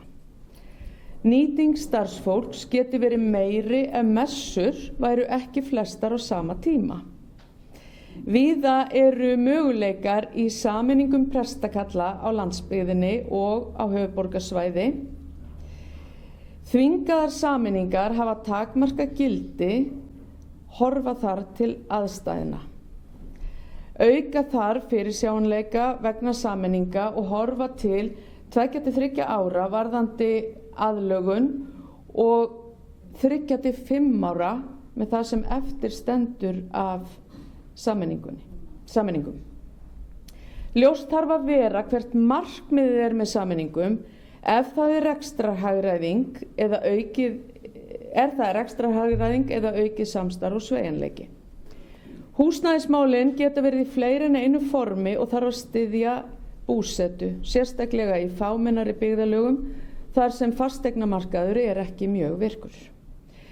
Víða vilja sóknarnefndir halda í prestbústaði í sveitum en það ekki búsetuskylda og prestar vilja ráða því hvar þeir búa. Kirkjur eru fleiri en sóknir ráða við og þarf að skoða hvort hægt að finna þeim ný hlutverk. Rekstur hjá smærri sóknum er mjög þungur og margt sem víða þykir sjálfsagt er ekki viðráðanlegt. Skoða þarf hlutverk jöfnunarsjóðs með föstu framlagi til kirkna sem hafa ekkert rekstrarfé. Styðja þarf sóknarnefndir sem sé vilji hjá þeim til að sameina sóknir. Umræða hefur verið nýtt fyrirkomulag í æskulýðsmálum og hefur ánægja með það aukist eftir því sem meiri reynsla hefur fengist. Koma þarf þessu fyrirkomulagi í fast form í öllum landshlutum. Aðstöðumunur er mikill eftir sóknum og prestaköllum. Í sumum tilfellum er einungis skrifstofu og vinnu aðstaða presta og heimili þeirra. Guðfræði er aðeins kennd í Háskóla Íslands. Mögulega er hægt að auka sveigjanleika hvað varðar þessa kennslu, til dæmis enn frekara fjarnám sem nær til þeirra sem búa út á landi og styðja við ráðningu presta þar. Skýrsluhöfundur lagði mikið upp á viðtölum og fundum með því fólki sem er dagsdaglega við störf. Funda var með prestum, djáknum og eftir atvikum fólki úr sóknarnefndum í öllum prófastemum landsins. Í flestum tilfellum var staðfundi að ræða en í 2 tilvikum þurfti að nota fjarfundabúnað. Haldnir voru 43 fundir og viðtöl þar sem skýrsluhöfundur hitti rúmlega 500 manns. Með þessu fengust mjög gagnlegar upplýsingar sem eru í ópersónugreinanlegum gagnabanka og þar teiknaðist upp ákveðið mynstur í gegnum vinnuna. Við því mátti búast þar sem prestar og annað starfsfólk og sóknarnefndir víðast hvar að fást við sömu áskoranir. Stórkostlegt starf unnið í kirkjum landsins, hluti þessi sýnilegur almenningi en margt hulið öðrum en þeim sem njóta þjónustunar, sem veitt af hendi með glöðu geði hvern einasta dag ársins. Sameininga prestakalla og fyrirsjáanleiki. Í sameinuðu prestakalli virðist fólk vera sammála að það sé betra starfsumhverfi og betri þjónusta. Þá sé samstarfið, aflýsingarnar og skipting verkefna einfaldari en áður. Jafnvel þó mjög gott samstarf hafi verið fyrir sameiningu. Þau sem eru ekki í sameinuðu prestakalli eru oft ekki sammála því. Markmið með sameiningum þarf að vera aukið samstarf, meiri sveigjanleiki, varðandi aflýsingar og gera prestum auðveldara að sinna sínu starfi og fá samningsbundið frí. Þessi þáttur sérlega mikilvægur þar sem vegalengdir eru töluverðar. Í ákveðnum tilvikum kann að vera rekstrarhagræðing vegna þess að möguleiki sé að fækka prestum í sameinuðu prestakalli en víðast á landsbyggðinni komið að sársaukamörkum varðandi fækkun presta. Víða eru möguleikar varðandi sameininga prestakalla á landsbyggðinni og höfuðborgarsvæði. Í einhverjum tilvikum hægt að fækka prest í sameinuðu prestakalli á höfuðborgarsvæði og nýta það sem tilfærslu þar sem mönnunarþörf til staðar. Það mögulegt að sérstæða kirkju komi í veg fyrir vilja til sameiningar en hafa ber í huga að þó einingar sameinist stjórnsýslulega getur hver eining haldið sínum sérkennum áfram. Tillaga. Mikilvægt að það sé samþykkt framtíðarsýn varðandi sameiningar til að tryggja fyrirsjáanleika. Það má brjóta það niður í 2-3 ár þar sem vilji til sameiningar og 3-5 ár eftir aðstæðum á hverjum stað með það að markmiði að einmenningsprestaköll þekkist ekki eftir 5 ár nema mjög sérstakar aðstæður krefist þess. Breytingaferli reglur. Mikilvægt að innri samþykktir og eftir atvikum aðrar reglur standi ekki í vegi fyrir breytingu sem þarf að gera til að bregðast við þeim þörfum sem þjónusta kirkjunnar stendur frammi fyrir í dag. Þegar 6 prestar sinna sama landsvæði og 14 prestar gerðu áður, svo eitt dæmi af mörgum sé tekið, ekki víst og reyndar ólíklegt að gamla reglur geti gilt þeirra starfsskyldur. Viðmið fjölda í sókn eða íbúafjölda geta ekki alltaf átt við og ekki síst út á landi þar sem prestum hefur fækkað mjög mikið í tengslum við sameiningar og fækkun íbúa sérstaklega í sveitum. Horfa þarf meira til þess hversu stórt svæði er að ræða í vegalengdum. Mannfjöldi í sókn eða íbúafjöldi getur ekki verið eina viðmiðið vinnuskyldu presta. Tillaga: endurskoða þarf fjölda athafna í hverri sókn eftir því hversu stórt svæði prestur eða prestar þurfa að sinna. Ekki er alltaf raunhæft að vinnuskylda sé út frá íbúafjölda eða fjölda í sókn. Endurskoða þarf reglur starf presta sem breytast við sameiningar sókna og einnig reglur sem fækka atkvæðum hjá sameinuðum sóknum. Þetta eru dæmi reglur sem hamla framþróun og möguleikum á hagræðingu. Húsnæðismálin: lykilatriði við að fá fólk til starfa út á landi er að húsnæði eða húsnæðisstuðningur sé til staðar. Einstaklingur sem ekki þekkir til á viðkomandi stað mun mögulega setjast þar að til frambúðar en mögulega ekki.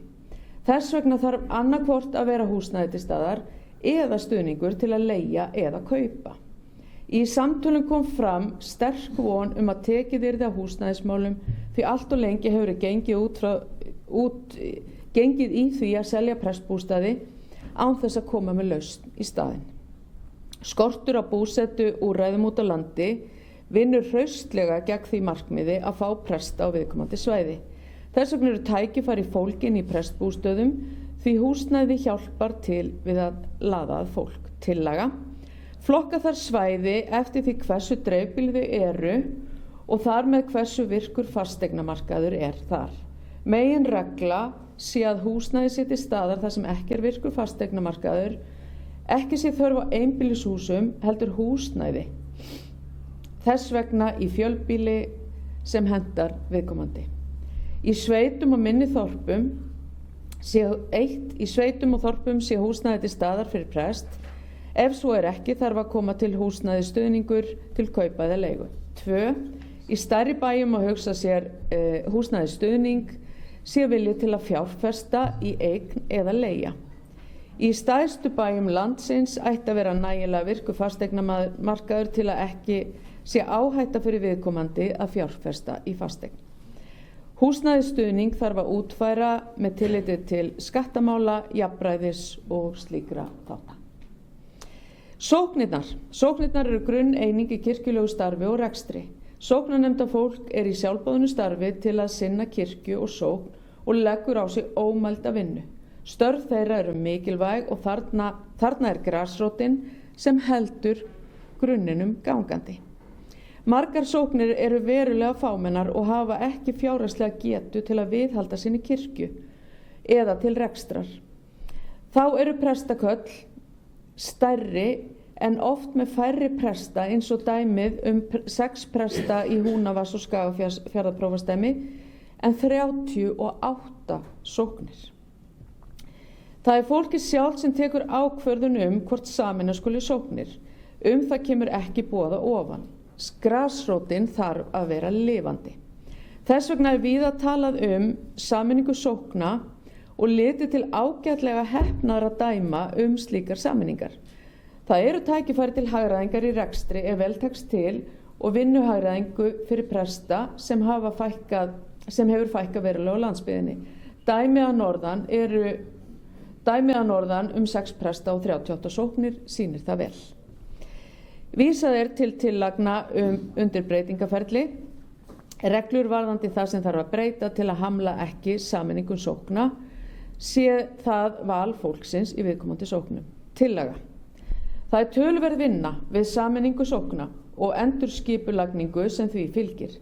Því þarf að koma stuðningur frá þjóðkirkjunni í formi starfsmann sem getur aðstoð við praktísk úrlausnarefni en einnig fjárhagslegu stuðningur frá jöfnunarsjóði til að auðvelda sameiningaferli. Einnig er lagt til að jöfnunarsjóði leggi til fjárframlag til rekstur kirkna sem eru með öllu órekstrarhæfar sökum þess að sóknin er orðin verulega fámenn eða jafnvel alveg mannlaus.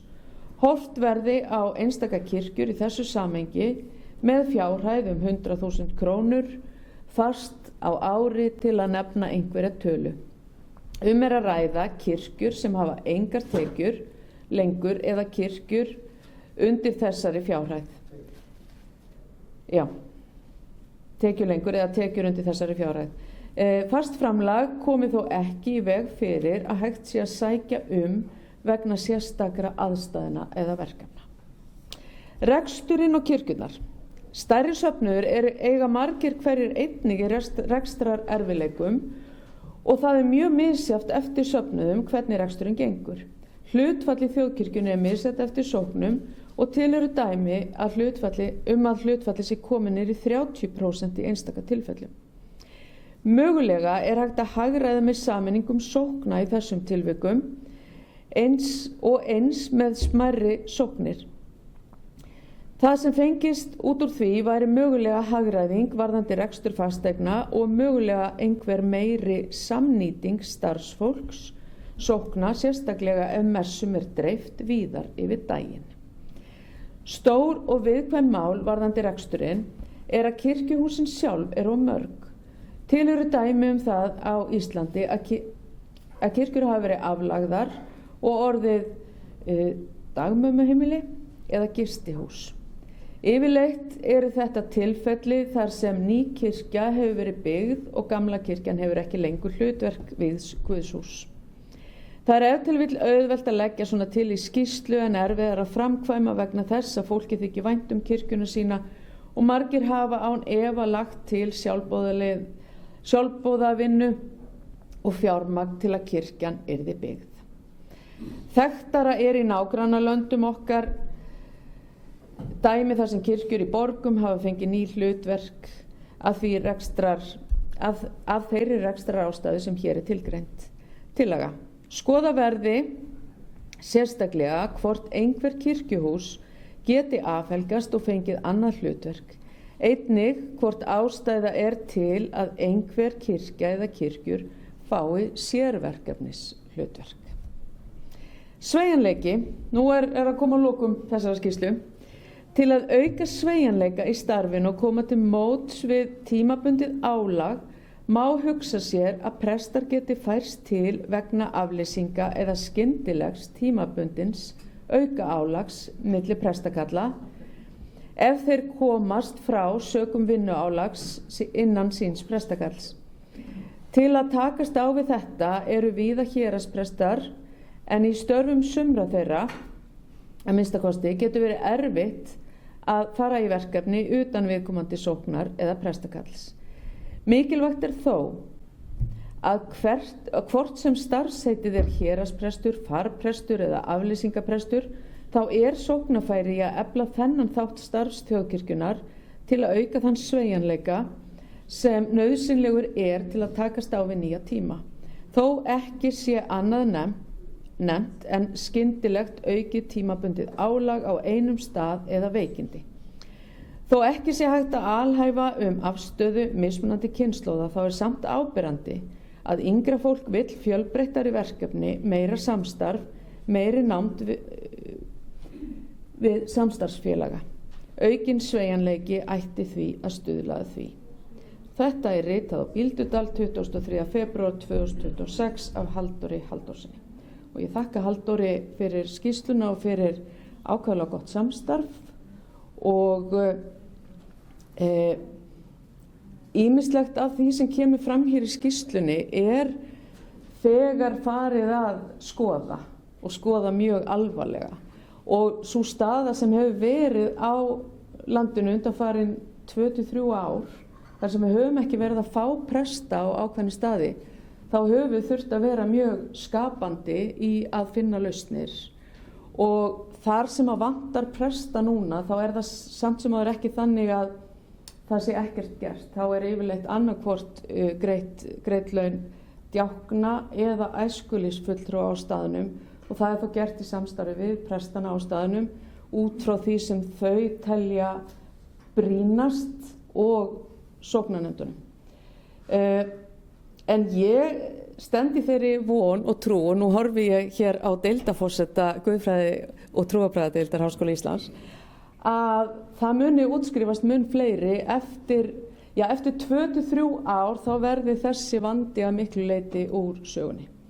og það er komið til umræðu til dæmis á landsbyggðinni, veit ég á einhverjum stöðum, hvort að hægt sé til dæmis í héraðssjóðum eða annað að veita styrki til fólks á landsbyggðinni til að fara í guðfræðinám og efla það. En ég held bara að það sé að aukast áhugi samt á því að verða prestar. Það er mjög ánægilegt. Að það er orðin alveg svolítil breyting þar á og það er gott að heyra. Þá lýkur þessum flutningi.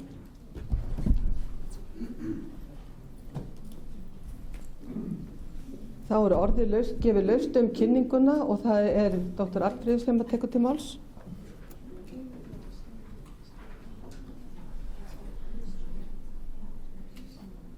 Forseti, mér langar fyrst að bregðast við þessum síðustu orðum biskups. Það er vissulega ástæða til að vera bjartsýn það að staðan sé að breytast og það hefur orðið viðsnúningur. Það hefur orðið verulegu viðsnúningur varðandi varðandi skráningu og fjölda nemenda í guðfræði og trúarbragðafræðideild.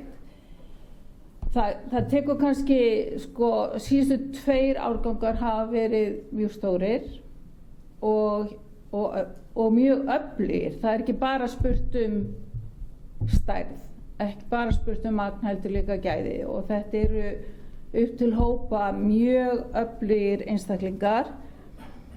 En þetta er 5 ára nám, ég bara minna á það, þannig þetta tekur tíma frá því að fólk innritast og þangað til að það útskrifast með embættisgengi, hvort sem að það er til prests eða djáknastarfa. Og það er mjög ánægilegt og mér finnst mjög mikilvægt að halda þessu á lofti. Ég spyr umfjöllun varðandi þessa skýrslu nám í guðfræði sem að kemur fram í þessum punktum fremst í skýrslunni. Ég spyr hvaðan þessar upplýsingar koma sem að umfjöllunin byggir á og spyr hvort það hafi verið haft samband við þau sem að sinna þessari kennslu í guðfræði og trúarbragðafræðideild. Og ég get upplýst það að það var ekki talað við deildarforseta og leitað upplýsingar hjá henni og mér finnst það mjög miður. Og mér finnst þetta skjóta skökku við sérstaklega í ljósi þess að í skýrslunni er talað að skýrsluhöfundur hafi lagt mikla áherslu á viðtöl og fundi. Og mér finnst allt og algengt að fólk sé að tala námið án þess að gera sér almennilega grein fyrir hvað er að tala og setja sig inn í málin og mér finnst það mjög miður. Takk. Orðið er laust ef ykkur vill taka til máls. Stefán Magnússon og Stefán Már Gunnlaugsson.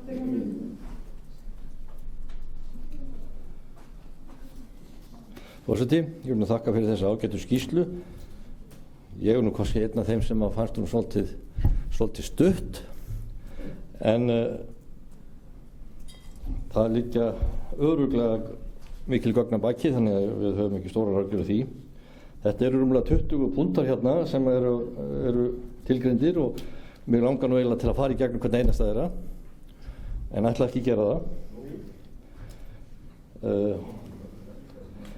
Ég ætla hins vegar aðeins að koma inn á þetta með sameiningu sókna, af því ég þekki það svolítið. Á sumum landsvæðum hefur verið dálítið sameiningu sókna meðan á öðrum landsvæðum, öðrum héruðum hefur ekkert verið gert. Og talandi Húnavatnssýslurnar í þeim samhengi. Þar hefur eitthvað lítið gert. En ég held að svona praktískt, ef menn ætla að fara að skoða þennan valkost að sameina sóknir, þetta er náttúrulega alltaf bara valkostur og það er bæði kostur og gallar á þessu og sameining kannski á 2 til 6 sóknum er ekki alveg einfald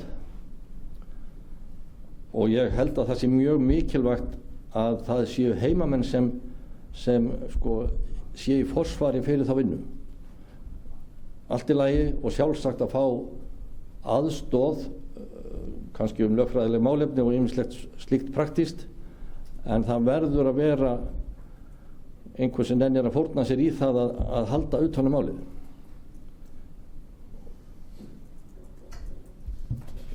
Og vegna þess að þetta svona samningaferli tel ég að taki 2 til 3 ár pluss, vegna þess að menn mega ekki fara svo hratt í þetta og mega ekki gera einhver þau mistök að þurfa að stíga tilbaka. Það er svo vond.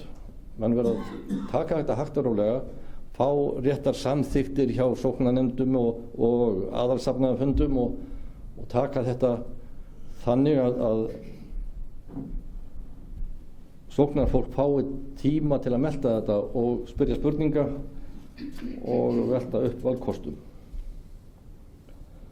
Og því ætla ég bara að halda því fram að ef að þetta á að stýrast af utanaðkomandi aðila þá gengur það ekki upp, eða miklu síður.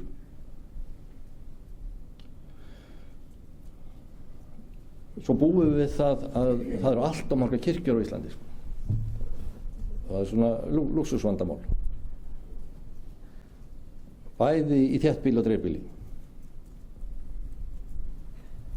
Og það er eitthvað verkefni sem við þarf að fara í, það er að velta fyrir sér hvernig við hreinlega bara fækkum kirkjónum, og þetta er ekki einfalt mál. Og því ég er búinn að vera að skoða þetta í minni sókn, því við sameinuðum 4 litlasóknir í eina litlasókn 2006 og gekk fínt, ljómandi vel, engin eftirköst, en við sitjum uppi með 4 kirkjur, alla friðaðar, og það sem er vandamálið í okkar tilfelli og reyndar miklu víðar er það að kirkjurnar eru inn í kirkjugarði eða kirkjugarðurinn eru utan kirkjuna. Þannig að það við slíkar aðstæður þá er ekki hægt að afhelga kirkjur. Það bara gengur ekki upp. Það er hægt hugsanlega í einhverjum tilfellum hreinlega að taka með krana út fyrir kirkjugarðinn til að þá er hægt að afhelga þar. En við getum ekki gert sumarhús eða leikskóla eða hvað sem er inn í kirkju sem er inn í kirkjugarði, og þess utan er oft að ræða 150 ára gömul hús sem er ekkert alveg, þau eru ekki einangruð, það er einfalt gler og svo framvegis. Þannig að í þó nokkrum tilfellum þarf bara að gangi í það að rífa þessar kirkjur og setja þær í gám og geyma þær þangað til tíman. Það stóð til 2021 að halda ráðstefnu nákvæmlega þetta mál og það átt að koma að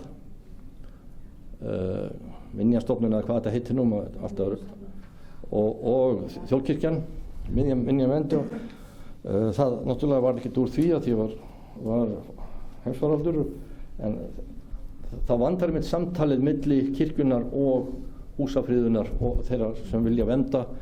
Sum hús þarf virkilega að vernda, sumar kirkjur, aðrar kirkjur mega alveg missa sín í því samhengi.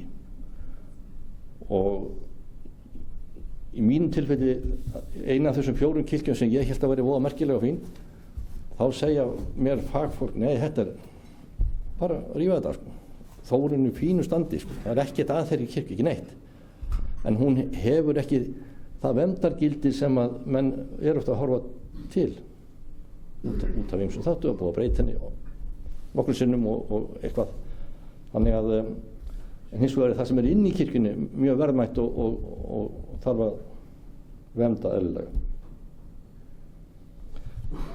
Þannig að ég ætla ekki að orðlengja meira þetta en vona að þessi skýrsla verði til þess að það komist góð hreyfing á þessi mál og takk fyrir. Til máls tekur Stefán Már Gunnlaugsson og eftir honum talar Axel Árnason Jarðvík.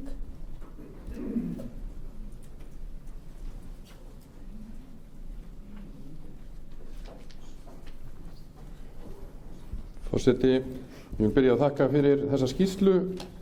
Hún er vel unnin og ég veit að það er mikil vinna á bakvið hana. Fjölmargir fundir. Alltaf gott að baki vinnu við skýrslu sé að hitta fólk, sérstaklega í heimabyggð og heyra sjónarmið þeirra og ég held að það nú verið gert og allavega mín reynsla. Við hittum hann allavega í Kjalarnesprófastarmi tvisvar sinnum, hann Halldór. Það sem mér finnst athyglisverðast við þessa skýrslu er rauninni lokaorð hennar. Það sem segir, með leyfi forseta, að það er áberandi að yngra fólk vill fjölbreyttari verkefni, meira samstarf, meiri nánd til samstarfsfélaga og aukinn sveigjanleiki ætti að stuðla því. Þetta er reyndar líka sagt við mig þegar ég var yngri kynslóð fyrir 25 árum síðan.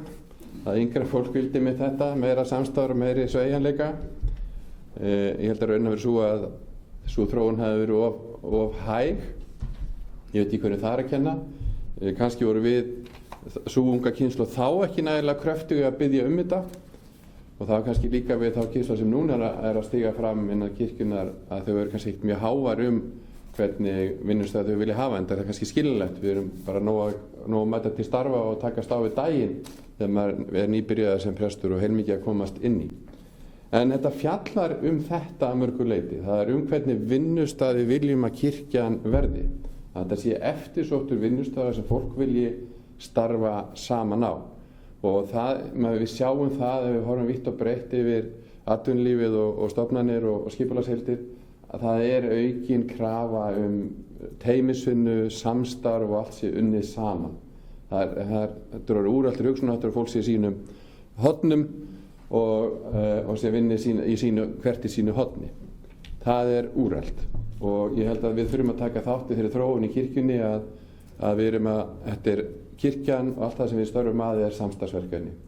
Við viljum alls ekki fólks í samkeppni sín á milli, þó auðvitað sé alltaf einhver samkeppni, góð samkeppni vil ég segja milli sóknar, svona einhver smá rígur sem hvetur fólk áfram. Það er allt í lagi og það er bara að vinna góða. En í heildina er þetta samstarf og við komumst sameiginlega að lausnum og finnum sameiginlega úr þessu og þannig getum við nýtt styrkleika okkar til bestra þágu fyrir starf kirkjunnar.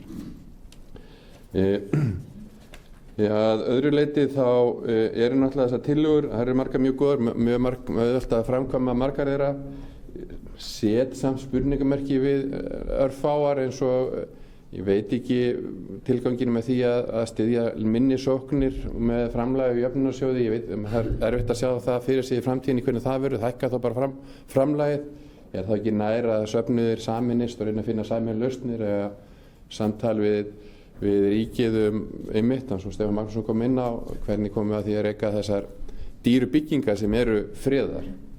Við þurfum að finna einhverja varanlega lausn á því, en held að leysa litla söfniði málin þannig með hætta með beinu framlagi sé kannski ekki svo besta, en kannski ein leið sem væri hægt að fara í sumum staðar en kannski ekki almennt séð.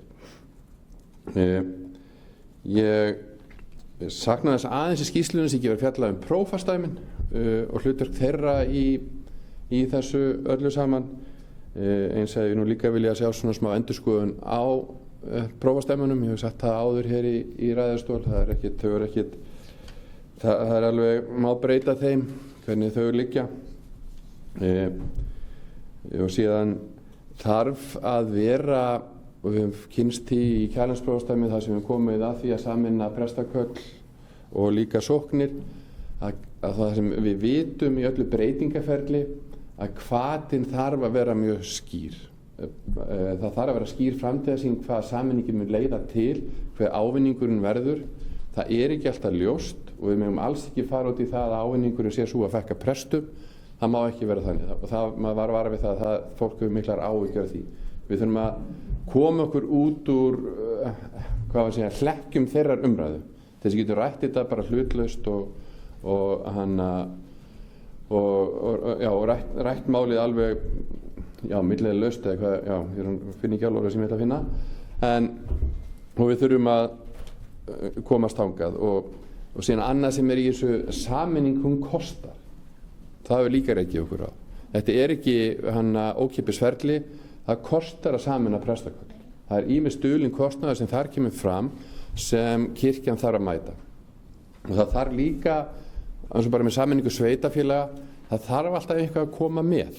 Það þarf eitthvað að fylgja sameiningunni. Þó það sé bara yfir skamman tíma, þá þarf eitthvað að koma. Þetta líka ekki bara beinn kostnaður, peningalegu kostnaður sem felst í sameiningu, heldur þetta líka sem felst í bara þetta þarf að finna nýtt skipulag, það þarf að vinna hlutina og það er fram eftir götunum. Þannig það þessi óbeinni kostnaður sem þarf að huga líka og sem þarf einhvern veginn að mæta. Hvort það gerst með auknu starfsframlagi, tímabundnu eða fjárframlagi, það má fara marga leiðir í því. En það þarf að vera svolítið skýrt. Og eins líka, ég gerði skýrslu sem var lögð hér fram fyrir kirkjuþing fyrir 3 árum síðan þetta sama mál og þá hún skilaði sömu niðurstöðu og hér kemur fram. Það var kvartaði við stuðningi frá biskupsstofu við sameiningarferlið og líka að ánægja eykst eftir sem frá líður frá sameiningu og ánægja meiri það sem hefur verið sameinað. Og það mjög mikilvægt að held ég hafa þetta hvort tveggja í huga. Ég gæti talað miklu lengur þetta en ég sé að forsetinn óþarfi fullur og vill að ég fara að hætta kannski en heilt yfir fín skýrsla, fín grunnur að áframhaldandi vinnu í þessu máli. Stoppar samt kannski líka aðeins við, ég áttar mig ekki alveg við að því ég nú héraðsprestur hvað hann að tala héraðspresta. Við erum ofsalega sveigjanlegir við héraðsprestar. Ég erum til í býsna margt þannig að hann skil ekki alveg hvað hann að fara með Já, ok, en það er einhver, ég hef búin að lesa setningu margótt og ég fæ ekki alveg botn í hana. Þannig ef einhver getur ritskýrt hana fyrir mig þá alveg bara velkomið. Þannig að, en takk fyrir. Til máls tekur Axel Árnason Njarðvík og eftir honum talar Arna Gretarsdóttir og síðan Elíborg Sturludóttir og að Bryndís Malla biður orðið, og Sigurður Grétar. Þannig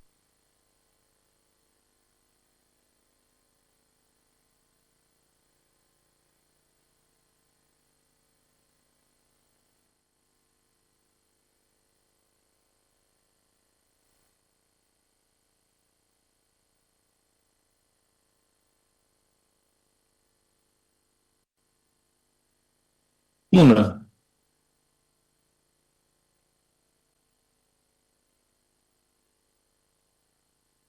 Ég heyri ekkert í ykkur.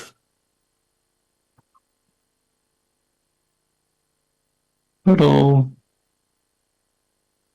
Heyrið ekki neitt.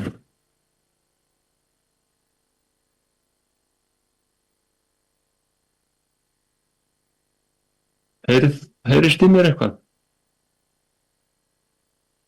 Ég heyri ekkert í ykkur en ég reikna með að þið heyrið í mér. Ok, ég vil eins og hinn þakka fyrir þessa skýrslu vígða þjónustu og tillögu til úrbóta. Margt í skýrslunni margtuggið í munni kirkjuþingsmanna síðustu ár með tilliti til vígðra þjónustu og nú dregur Halldór þessa bita saman og ég vil vekja athygli á að okkur vantar niðurstöðu biskupafundar sem við höfum beðið eftir svo lengi að líti dagsins ljós. Við langar að beina því til okkar að þetta plagg víkur að fleiri þáttum henni vígðri þjónustu og meðal annars að stöðu sókna og mér langar að vekja athygli á því að rekstur sóknanna og hinn vígða þjónusta eru 2 ólík mál sem við þurfum að tala með ólíkum hætti. Hann bendir á einum stað í skýrslunni að 6 prestar sinni því sem 14 sinntu áður. Mér langar að það kæmist inn í skýrsluna hvert fóru þessir 8 sérbera sögunum þessa líkþráa menn sem voru 9 og fóru í burtu. Hvert hverfa þessi störf? Hvar eru þau? Eða voru þau bara lögð niður? Húsnæðismálin sem hann talar að mörgu hátt búin til hjá okkur vegna skerðingar á prestssetrasjóði sem datt inn í kirkjumálasjóð sem síðan datt inn í viðbótarsamkomulagið. Mér langar líka enda á smákafla varðandi sóknir að í raun og veru erum við með boð að ofan sóknirnar vegna þess með því að fækka prestum þá þrengjum við svo starf sóknana og í Skagafjarðar og Húnavatnsprófastsdæmi þar sem talað góða sameiningu með fáum prestum en 38 sóknum, þá eru bara 30 sóknir af þessu 38 með færri en 150 manns. Það eru 13 þarna færri en 50 og ef við tölum vígðuþjónustu á sama tíma og fámenni sókna, þá náum við aldrei konsensus hver hinn vígðuþjónusta í landinu á að vera. Mér finnst líka athyglisvert þegar hann bendir á það sem ég vissi ekki að leiga á prestssetrum hún niðurgreidd af rekstrarstofu og ef svo hvaða umboð þar á bakvið að fá að njóta fjármuni í að lækka leigu presta? Ég spyr. Og það einn líka þáttur sem ég finnst mjög merkilegt að benda á að í rekstri sókna sem ekkert með vígðuþjónustu að gera á að mæta skerðing og sóknartekjum með því að skerða jöfnunarsjóð þegar þungin í rekstri sóknana vegna þess að sóknirnar í landinu að styðja allt og mikið við ríkissjóð. Sóknirnar verða að hætta að styðja ríkissjóð með því að sættast við skerðingu sína á sóknargjöldunum. Og kannski þetta deilum keisarans skegg hjá mér en við getum ekki mætt rekstrar þunga sókna með því að ganga í jöfnunarsjóð. Ég vona þessu sammála mér það.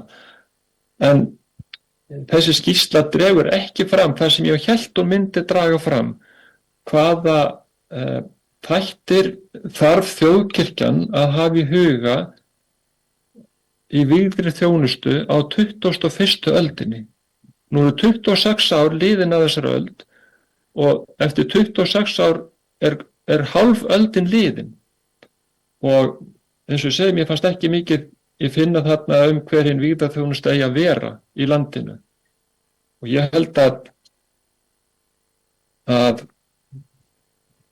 já, ég vona að þetta komist einhvern veginn til skila það sem ég reyna að segja hérna úr Geldingaholti. En takk fyrir.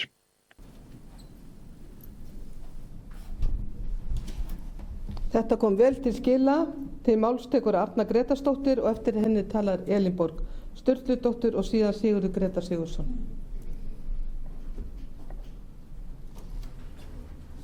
Forseti, mér langar til þess að draga það fram hérna sem að þessi skýrsla einhvern veginn segir og hefur ekki komið fram áður af því það búið að skoða hérna vígðu þjónustu á síðustu árum frá margvíslegum vinklum.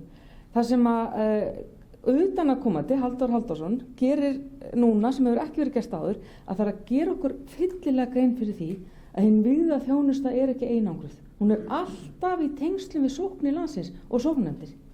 Við ytri aðstæður hérna og þess vegna fer svona mikill hluti í það að tala sameiningu sókna og hérna rekstrar umhverfi sóknana vegna þess að þetta fer saman, starfsaðstæður prestana og rekstrar umhverfi sóknana. Og mér þykir vænt þennan vinkil í þessari skýrslu. Ég vildi bara að koma því fram. Síðan ætla ég að setja mig hérna í flokk yngri presta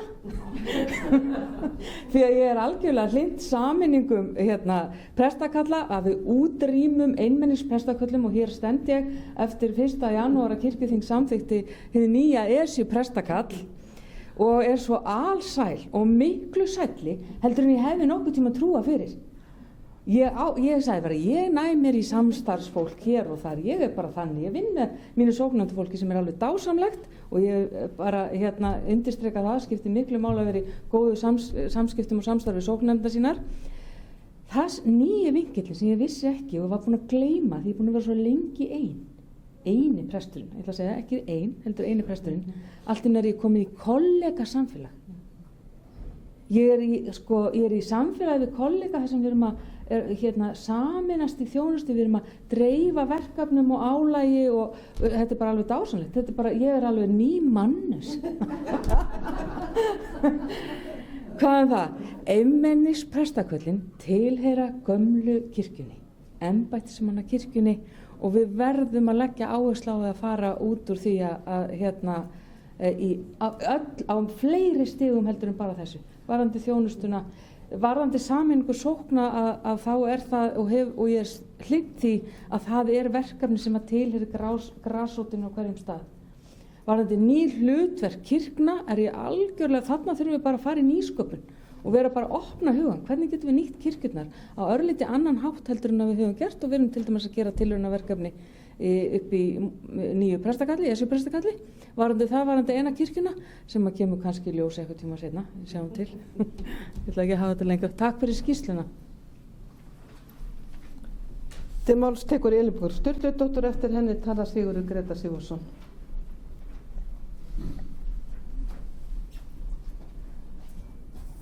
Forseti, þetta er alveg ljómandi góð skýrsla og ég fagna henni sem Halldór Halldórsson hefur hér skrifað, og í raun og veru er í sjálfsög ekkert sem kemur mér á óvart eða er framandi fyrir mér í þessari skýrslu. Hann dregur í raun og veru fram það sem við vissum og ég bind bara miklar vonir við það að hún nýtist biskupafundi vel í áframhaldandi starfi þeirra í því að skrifa framtíðarsýn fyrir prestakallaskipan og svo framvegis. En það sem er náttúrulega mjög athyglisvert að staldra hérna við er til dæmis þetta sem kemur svo berlega hér í ljós, hversu mikilvæg húsnæðismálin eru til dæmis fyrir landsbyggðarkirkjuna og hversu mikilvægt það er að við svona endurskrifum sýn okkar þar. Og biskup áréttaði það hér og dróð það fram í skýrslunni að þar þyrfti sveigjanleiki að vera í raun og veru svona leiðarstefið, og það er líka mikilvægt eins og kemur fram í skýrslunni að á sama tíma þá er sveigjanleiki að þá er mjög mikilvægt að jafnræðis sé gætt og að vígðir þjónar upplifi það að þeir sitji við sama borð. En mér langar líka til þess að árétta hérna á þessu tilefni að það er rétt að auðvitað ráða starfsmenn kirkjunar hvar þeir búa, en auðvitað sæki ég ekki starf til dæmis á Patreksfirði nema ég ætli mér að búa þar. Það gefur auðvitað auga leið. En svo er náttúrulega eins og Axel benti hér á, sem rétt er, að það er auðvitað rekstur sóknanna, áhyggjur af rekstri sóknanna kemur náttúrulega mjög berlega fram hér, og þetta er auðvitað, snýst auðvitað sóknargjöldin, að þeim sé skilað. Þannig að við þurfum kannski að berjast gegn því að við þurfum að nota í öfnunarsjóði því að axla ábyrgð á rekstri sóknanna. Svo er það eitt sem ég langar líka til að nefna, er auðvitað það er sitt hvað sameining sókna og prestakalla, og ég hygg þó að sóknir landsins sjáu það alltaf betur og betur, og það sé ansi mikill kannski akkur í því að sameina sóknir. En Dr. Arnfríður nefndi hérna námið í guðfræðideild, og auðvitað er það mjög góð tilhugsun að fólk sem að búsett er á landsbyggðinni geti sótt sér fjarnám til þess að mennta sig, til þess að verða prestar eða vígðir þjónar kirkjunar. En þá þurfum við nú að halda því til haga að það er bara einn háskóli sem að menntar framtíðar starfsmenn kirkjunar, hvort sem það eru djáknar eða prestar, og þessi háskóli er Háskóli Íslands, og það vill svo til að hann er ekki með fjarnám. Þannig að það er náttúrulega þarf aðeins að staldra við þetta, og við erum líka í þeirri stöðu að við erum ekkert með kennara marga sem geta kennt framtíðar starfsmönnum kirkjunar. Það er það má telja það upp Það er einn búsettur hér á landi sem er með doktorspróf í mörgum af þessum fögum. Til dæmis eins og í Gamla testamentisfræði. Það ekkert margir sem eru hæfir til þess að kenna framtíðar starfsmönnum kirkjunnar og þetta þekkir Arnfríður mjög vel og getur farið inn á þetta. En þetta kannski eitthvað sem að forystufólk kirkjunnar þarf að ræða alveg sérstaklega við guðfræði og trúarbragðafræði að deild Háskóla Íslands, hvort það sé hægt að bregðast við þessu með einhverjum hætti og hvernig þá. Því það hægt að segja þetta, en ef maður fyrir að horfa á þetta í raun og veru bara kalt, þá þetta kannski ekki alveg svona einfalt mál. En sem sagt, þetta ljómandi skýrsla og það þarf að skoða allt sem þarna kemur fram og skapandi hátt eins og fram hefur komið. Ég hef til dæmis bara nefnt sem dæmi, við erum auðvitað með öll þessi mörgu kirkjuhús vítt og breitt landið. Mörg þeirra eru undir húsafriðun, þau eru friðuð, mörg þeirra eru afar gömul, en auðvitað hægt að velja það að taka kirkjur ofan, afhelga þær og breyta hlutverki þeirra. Ég get nefnt sem dæmi, bara svona ekki að ég sé neitt að sérstaklega leggja það til, en víða til dæmis erlendis þá búið að breyta fögrum kirkjuhúsum, til dæmis í gistihús, til dæmis á Jakobsvegi þar sem að margar fagrar kirkjur hafa fengið nýtt hlutverk. Þannig að auðvitað þurfum við að vera opin fyrir öllu en ég hlakka til að sjá hvernig biskupafundur vinnur með þessa skýrslu og hver stefnan verður í framtíðinni. Takk fyrir. Þá tekur Sigurður Greta Sigurðsson til máls og eftir hann Rúna Vilhjálmsson og síðan með biskup bregðast við og Auður Torberg, en við verðum að fara að stytta þetta til við erum komið inn í matinn. En já, ég þarf að taka gjörðu svo vel, ég þarf bara að átta mig á því hvað er svo margir. Já, forseti, ég þakka fyrir þessa skýrslu. Hún einmitt mjög margt áhugaverð og flottir punktar sem einmitt væri hægt að ræða alveg bara hvern fyrir sig í töluvert löngu máli. Nokkað svona aðeins að kasta ljós á nokkur atriði og sko ef Ísland að vera kirkjulaust land og við ættum að skipuleggja kristnilandið, þá vitum við náttúrulega að við myndum gera það með allt öðrum hætti. Það eru náttúrulega ekki 38 sóknir í einu prestakalli. Varðandi sameiningar prestakalla, sem ég sjálfur sér ekkert mótfallin, ég náttúrulega kannski einn af þessum sem þykir tregur, nú ég í einmennis prestakalli og finnst svo sem ekkert að því, en kannski að því ég hef ekki reynslu hinu, ég hef reynslu að heilmiklu samstarfi og mjög hlynntur því og samstarfsvæðum. Það sem það þjónar allt tilgangi. Það var einhvern kollega samfélagana, þá þetta bara svo ólíkt eftir hvar við erum á löndun, eins og Húnavars prestakall, það sem eru sko kannski 200 kílómetrar milli enda í einu prestakalli og þá séu 3 prestar, þá eru kannski 60 kílómetrar og svo 20 á milli manna. En stóra vandamálið sem náttúrulega ég held að við öll vitum, það sá forsendu brestur sóknargjaldanna sem hefur dunið bara frá hrunni. Algjör forsendu brestur og bara stóra verkefni þjóðkirkjunnar sem lítur að söfnuðunum vítt og breitt landið og bara til samanburðar sko og í tengslu við til dæmis þetta með að lokka fólk til starfa. Nú oft verið að vitna stundum í hvernig norska kirkjan hefur þetta og ég kannast nú við það aðeins.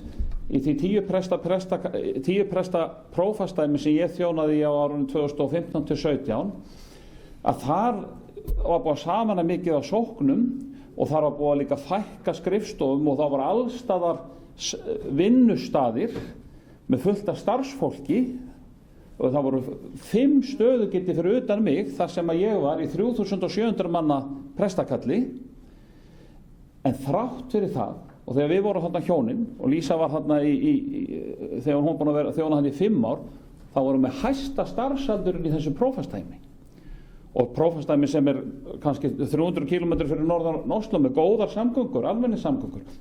Þannig að jafnvel þótt að vera skrifstofur og starfsfólk og sameiginleg kaffistofa, þá var kannski einir prestar hér og þar, kannski 2. að þá virtist það ekki duga til og ég var nú bara þarna á aðalsafnaða fundum síðustu helgi í einni sókninni í þar sem strákurinn minn býr og er með ársreikningi þann og langar bara til þess að upplýsa ykkur kannski tölulegan mun. Þannig 5.200 manna prestakall með 3 sóknir sem eru reyndar eiginlega sameinaðir í eitt. Það er 85% kirkjuhlutfall, þannig að það eru 4.420 sóknarbörn. Ég veit ekki alveg hlutfall með greiðenda, eins og hjá okkur það er alltaf bara ákveðin aldur sem er greiðendur. En þessi 5.200 mann sveitafélag sem er þá þetta prestakall er með tekjur sem eru þá raunin þessi viðkollum sóknargjöld og kirkjugarðstekjurnar, allar tekjur sem viðkomandi kirkjugarður fær, þetta er allt í einum, 135.635.000 sem eru 2.557 á hvert sóknarbarn þá frá 0 til 100 ára og þau eru þá 4.420. Þið sjá þetta er náttúrulega bara allt aðrar aðstæður sem er stóra áhyggja. Forseti tók kannski ekki alveg eftir öllum, ég ætla að fara aðeins yfir nafnalistan sem ég kom með. Það er Auður Torberg, það er Rúnar Vilhjálmsson, Jónína Rós, Arnfríður Guðmundsdóttir og Einar Már Sigurðarson. Voru það fleiri? Þá ætla ég að gefa Auði Torberg Jónasdóttur orðið og síðan verður þessi röð og biskup endar svo kynninguna. Og svo matur. Forseti, ég skal vera stutt orð, fín skýrsla, umræðurnar smá déjà vu eins og búið að koma fram. Sammála næstum því öllum kollegum mínum hérna á kirkjuþingi sem eru búin að tala. Það sem ég langa að benda þess á er það sem að Stefán Már nefndi og bara svona sem punkt að það að borga 100.000 krónur til lítilla sóknar að þeirra svo fámennt í næstu línu við að þú vilt hvetja til sameiningarsókna, það gengur ekki upp. Þannig að við bara gleymið þeim punkti þegar þið farið í vinnuna. Gangi ykkur vel. Rúnar Vilhjálmsson tekur til máls og eftir honum talar Jónína Rós Guðmundsdóttir. Já, forseti, hér hefur verið mikil umræða prestsþjónustuna og það kannski endurspeglar að einhver leyti skýrsluna sjálfa sem að leggur mikla áherslu á þennan þátt, það er að segja prestsþjónustuna og vissulega prestar lykil aðilar í þjónustu kirkjunnar og starfsmenn út all landið. En það sem ég kannski sakna þá helst í annars góðri skýrslu sem að með mörgum góðum ábendingum og tillögum til frekari úrvinnslu á biskupafundi hversu lítið fjallað annað starfsfólk í kirkjunni í þessari skýrslu. Og það er einn kafli sóknirnar en það snýr kannski aðalega því hvað þær eru veikburða og fámennar og svo framvegis. Nú, við erum að tala þarna auðvitað eða getum verið að tala þarna djákna, við getum verið að tala þarna starfsmenn í barn- og æskulýðsstarfi, við getum að tala organista, kirkjuhaldara, aðra starfsmenn í sjálfboðastarfi og svo framvegis. Og þetta er ekki lítill hópur og það er ekki lítil vinna og þjónusta sem þetta fólk leggur að mörkum. Og ég hefði viljað kannski fá meiri umfjöllun þennan þátt. Það má auðvitað hugsa sér að það sé hægt að styrkja starfsemi þessara einstaklinga allra með auknu samstarfi milli sókna. En fyrst og fremst vandinn hér sá að hið opinbera hefur skert mjög framlag til sókna og þessi starfsmenn eru ráðnir af sóknanum og fyrir það fé sem að sóknirnar fá fyrst og fremst í gegnum sóknargjöldin. Ríkið skilar einungis helmingi sóknargjalda samkvæmt 2. grein laga sóknargjöld. Mismunurinn er afgreiddur með einum lið í bandormi ríkisstjórnarinnar á hverju hausti. Og þetta er auðvitað algjörlega ótæk staða og bitnar eins og ég segi á hinni fjölþættu starfsemi sem þetta starfsfólk hefur verið að inna af hendi. Ég hefði, og ég sakna þess að þessi skýrsla fjall ekki þetta mikilvæga atriði í þjónustu kirkjuna. Og þá er ég ekki að gera lítið úr þjónustu presta þegar ég segi þetta. og ég vona nú reyndar að það séu breyttir tímar framundan. Það er vilji hjá stjórnvöldum til þess að skoða þessi mál alvarlega og endurskoða þau og ég ber væntingar til þess að úr muni rætast á næstu misserum og árum. En staðan er alvarleg eins og er. Til máls tekur Jónína Rós Guðmundsdóttir, eftir henni talar Arnfríður Guðmundsdóttir og síðan Einar Már Sigurðarson. Forseti, þetta er fín skýrsla og ekki síst fyrir það hvað hún er knöpp og stutt og þægilegt að fara yfir hana. En mér finnst, það eru margir góðir þættir í henni og mér finnst svona sveigjanleiki, samvinna, jákvæðar breytingar, þetta er eitthvað svona sem að svífur yfir vötnunum sem ég held að sé afar gott. Mér finnst gott að þetta með húsnæðismálin er ávarpað því að þar þurfum við að vanda okkur og mér finnst það er sérstaklega að tala þar húsnæði þar sem ekki virkur íbúðamarkaður. Þetta skiptir miklu máli að við gerum greinarmun á þessum sem sagt búsettu svæðum í raun og veru. En svo er náttúrulega þarna margt ávarpað sem að reynir dálítið á tilfinningarnar. Þetta er svolítið þannig. Þetta er svolítið svona, hvað erum við til í? Hvað erum við til í? Ég er formaður í stórri sókn, hátíðsókn. Það hefur verið talað þar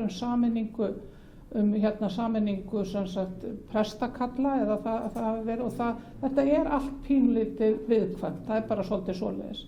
Ég hef átt svona heimilisfest í 3 kirkjum. Ég get ekki séð fyrir mér að nein þeirra verði rifin. Þið vitið þetta reynir svo mikið á tilfinningarnar en nú þurfum við bara að verða svolítið köld í hausnum og svona, spá virkilega vel í þetta. Hvernig er best að gera þetta þannig að þjónusta, hina vígðu þjóna og þjónusta okkar sem sitjum í sóknarnefnd verði til þess að það sem öllu máli skiptir að boðskapurinn fari á sem bestan hátt út til fólksins sem þarf á því að halda. Eins og ég segi, það eru bullandi tilfinningar í mér bara yfir öllu þessu, þannig að við þurfum bara, nú þurfum við bara að vanda okkur, setjast niður og ræða málin og gefa okkur dálítið góðan tíma og gefa heimafólkinu líka svolítið sveigjanleika til þess að ræða sig niður á góða niðurstöðu. Takk.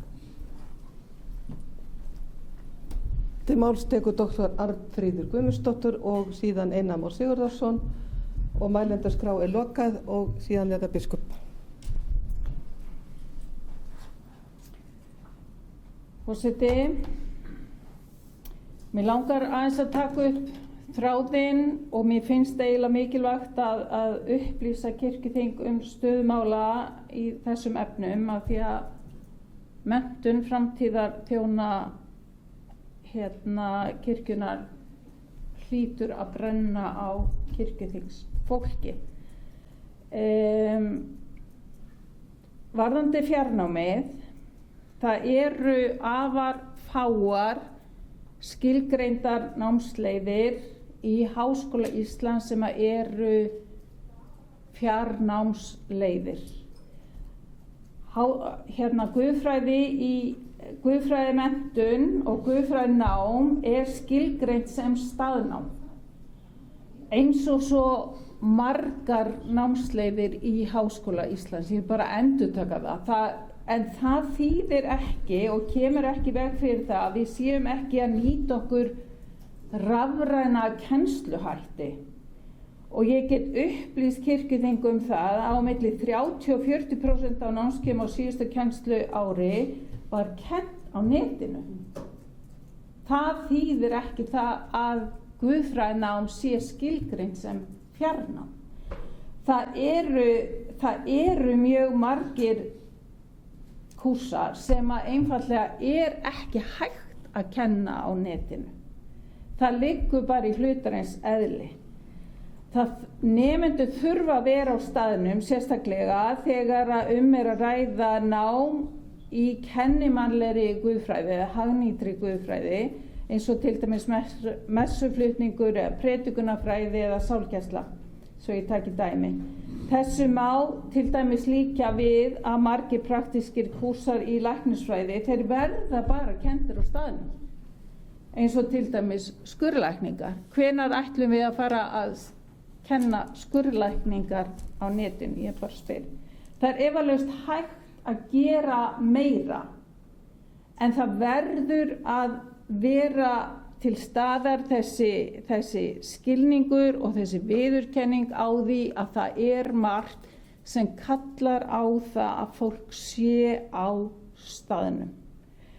Og það er mjög ánægilegt fyrir okkur sem erum að kenna á staðnum á síðustu 2 árum í þessum stóru hópum sem við höfum fengið, sem sagt, þá eru nemendur mjög duglegir að mæta í tíma vegna þess að þau meta það, kunna að meta mikilvægi þess að vera á staðnum og eiga samtalið, geta horft í augun á öðrum nemendum um leið og þau eru að tala en ekki bara talað út í tómið eða inn í skjáinn.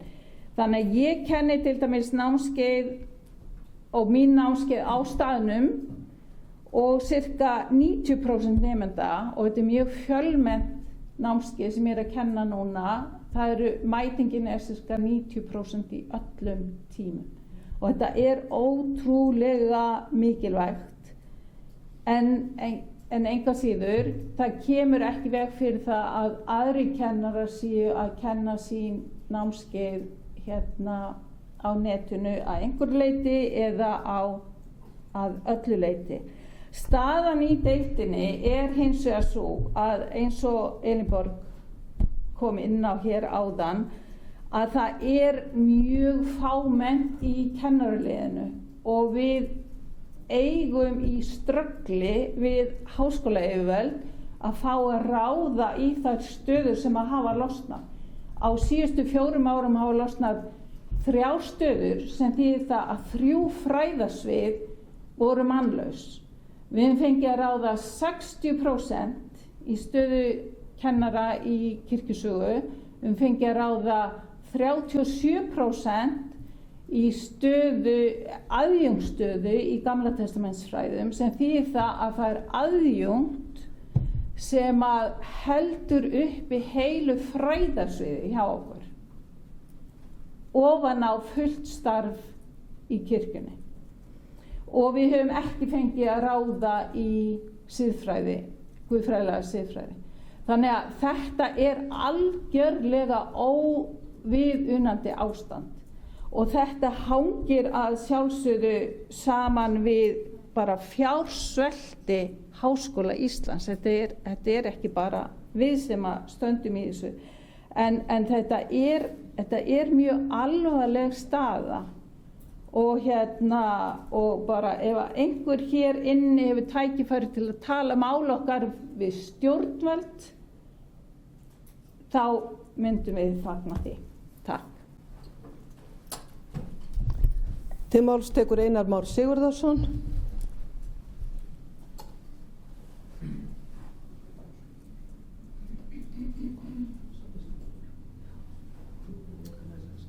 Forseti, þegar ég bað orðið þá sýndist mér þetta alltaf að verða svo mikið prestatala að það færi nú full ástæða til þess að við leikmenn værum svona örlítið með, en það er nú sem betur fer eftir að það gerðist.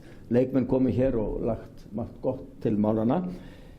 Ég ætla nú að lofa ykkur því að ég mun ekki tala hér mjög lengi af því að við þurfum að komast í matinn, heyrði ég á forseta rétt áðan. Þannig ég skal reyna að stikla mjög á stóru. Ég vil byrja á því að þakka fyrir skýrsluna. Þetta er samantekt margt sem að við höfum flest kannski heyrt áður, en nú er þetta til í einu plaggi og hugmyndasafn sem að nú þarf að vinna úr. Og nú er það biskupafundar að nýta þetta gagn til þess að koma með þær tillögur sem að svo lengi hefur verið beðið eftir. Það er sem skipulag þjónustunnar og það snýst þetta allt saman. Það er skipulag þjónustunnar. Svo er þetta að hengja við það svo ótal margt. Fasteignastefnan sem við höfum rætt mjög oft að við þurfum að endurskoða, hún verður nátengd því hvernig þjónustan er skipulögð, því það er eiginlega út í hött að gera það ekki í takt. Ég vil fagna því líka sem kom fram í máli biskups að það er einnig hugsað þannig að þetta verði unnið í einhverju samvinnu við stjórnina líka. Og það held ég að sé gott að sé svona víðari hópur til þess að koma að umræðunni og reyna að teikna þetta upp allt í samhengi, því að samhengi skiptir svo miklu máli. Aðeins varðandi jöfnunarsjóðinn og það er ekkert skrítið að Halldór horfi svolítið þangað inn að þeirra einföldu ástæðu að jöfnunarsjóður spila líka afskaplega mikið hlutverk í rekstri og sameiningu sveitarfélaga og þar starfaði Halldór lengi á þeim vettvangi og þekki það býsna vel. Við hins vegar erum kannski ekki með alveg sama fyrirkomulag á jöfnunarsjóðunum og jöfnunarsjóðu sveitarfélaga sem gerir samninga við ríkið raunverulega beint það hvað fer inn í jöfnunarsjóðin. Jöfnunarsjóðin hjá okkur náttúrulega tengdar öðru eins og sóknargjöldunum, eins og kom hér vel fram hjá Rúnari áðan, þá þetta í grunninn allt sem við erum að tala líka gagnvart þjónustunni nema hennar vígðu sem beint tengt ríkinu á annan hátt heldur en sóknargjöld. Og það verk að vinna og svo heyrðum við hér hjá síðasta ræðumanni að það fleiri verk að vinna. Það þarf líka að tryggja fjármögnunina til námsins vegna þess að ef það ekki þá lítil von til þess að það verði elt og það verði náð í nýja hópa í námið. Þannig að allt tengist þetta saman. Þannig að það augljóst mál. Verkefni okkar brýnt og það liggur á. Við getum ekki beðið endalaust eftir því hvernig við viljum hafa þetta. Þetta auðvitað stórt verk og mikið en mjög mikilvægt. Eitt af því sem Halldór kemur inn á sem líka svona þekkt stef og við höfum margoft rætt tengist þessu líka og það með það hvernig við ætlum að manna sérstaklega stöðunar vítt og breitt landið. Það eru nefndar þarna hugmyndir í skýrslunni nokkura leiðir og ég held að það sé mikilvægt að það séu allar skoðaðar og að við séum ekki kannski eins og við erum svolítið með núna geirnellt hvernig við ætlum að hafa þetta. Til dæmis með sko, að skaffa húsnæði, það 500 manns. Sko, ég ekki viss að talan segi alltaf allt. Það svo margt annað sem spilar inn í það hvernig við þurfum að sinna húsnæðistörf prestana. Nú bygg ég í íbúðakjarna í ágætlega stæðu sveitarfélagi. Þar hefur verið mjög erfitt að fá prest. Og okkur sagt það sé vegna þess að það ekki húsnæði til staðar. Og húsnæði til staðar getur verið af svo mörgum ástæðum. Það getur verið vegna þess að það hefur ekki verið nægilega mikið byggt eða það svo mikil eftirspurn eftir húsnæði að það losnar sára lítið. Og það eiginlega sko staðan hérna hjá mér. Þó hefur verið byggt töluvert undanfarið ár, þá bara þannig staðan, það ekki mikið að lausu húsnæði.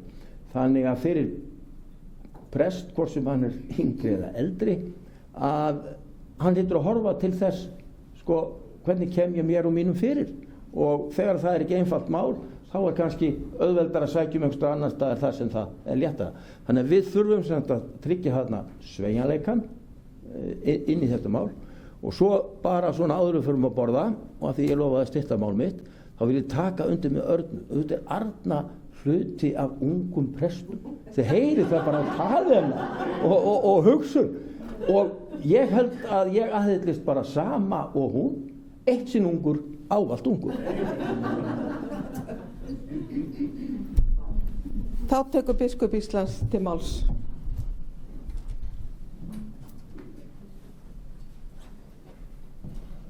Forseti, ég þakka virkilega góðar umræður og viðbrögð og gott veganesti til okkar sem að munum vinna með þetta áfram. Ég ætla ekki að svara öllum, en það voru ekki endilega spurningar, heldur bara svona hugmyndir sem ég tek með mér og viðbrögð. En ég ætla samt langum að segja við Dr. Arnfríður sem kom upp hérna fyrst áðan að mér þykir leitt að hann hafi ekki talað við þig eða einhvern í Háskóla Íslands. Ég taldi satt að segja að hann hefði gert það og ég nokkuð viss að þessar hugmyndir í skýrslunni endurspegla samtölu við fólk, sérstaklega þá á landsbyggðinni, þar sem allir eru að reyna að finna lausnir á því hvernig við fáum presta til starfa út á land. Og ég full meðvituð að námið í Háskóla Íslands sveigjanlegt, en það áhyggjuefni að það ekki verið að ráða kennara fyrir þá sem hætta og auk þess þá held ég okkur vanti líka framtíðar kennara og doktora, þannig ég vil hvetja öll þau sem hafa áhuga að fara í doktorsnám í guðfræði til þess að gerast kennarar og mennta verðandi presta og djákna landsins. Já, svo langaði mig bara að segja við þig, Stefán Magnússon, þegar þú varst að tala þetta með að fá það sem að kemur inn á það að fá starfsmann frá þjóðkirkjunni til að hjálpa til við samningar. Ég skildi þetta þannig að vera ekki til að stýra því, heldur eða vantaði aðstoð og leiðbeiningar og mögulega lögfræði hjálp eða eitthvað þess háttar. Það eru góða leiðbeiningar í þessari skýrslu og við munum eins og gengur fylgja sömu en ekki öðru. Við bara tökum þetta fyrir sjálf. Það er til dæmis ekkert sem kemur í veg fyrir að endurskoða prófasdæmi þó að það kom ekki fram þarna. Þannig að eflaust verður einhverju bætt við en við munum heldur ekkert endilega fylgja nákvæmlega öllu einmitt sem kemur þarna fram heldur. Þá eru við sem sitjum biskupafund opin fyrir öllum hugmyndum og tillögum. Þannig að ykkur er velkomin að heyra í okkur og það er mikilvægt að þetta sé unnið víðar heldur en eingöngu þar eða í samstarfi við fleiri.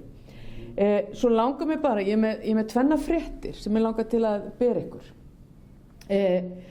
Nefnd á vegum dómsmálaráðherra er núna búin að skila drög að niðurstöðum þegar kemur að sóknargjöldum þjóðkirkjunnar og þar formaður þeirra nefndar er Kristrún Heimisdóttir og ég vil þakka þér fyrir þessa góðu vinnu.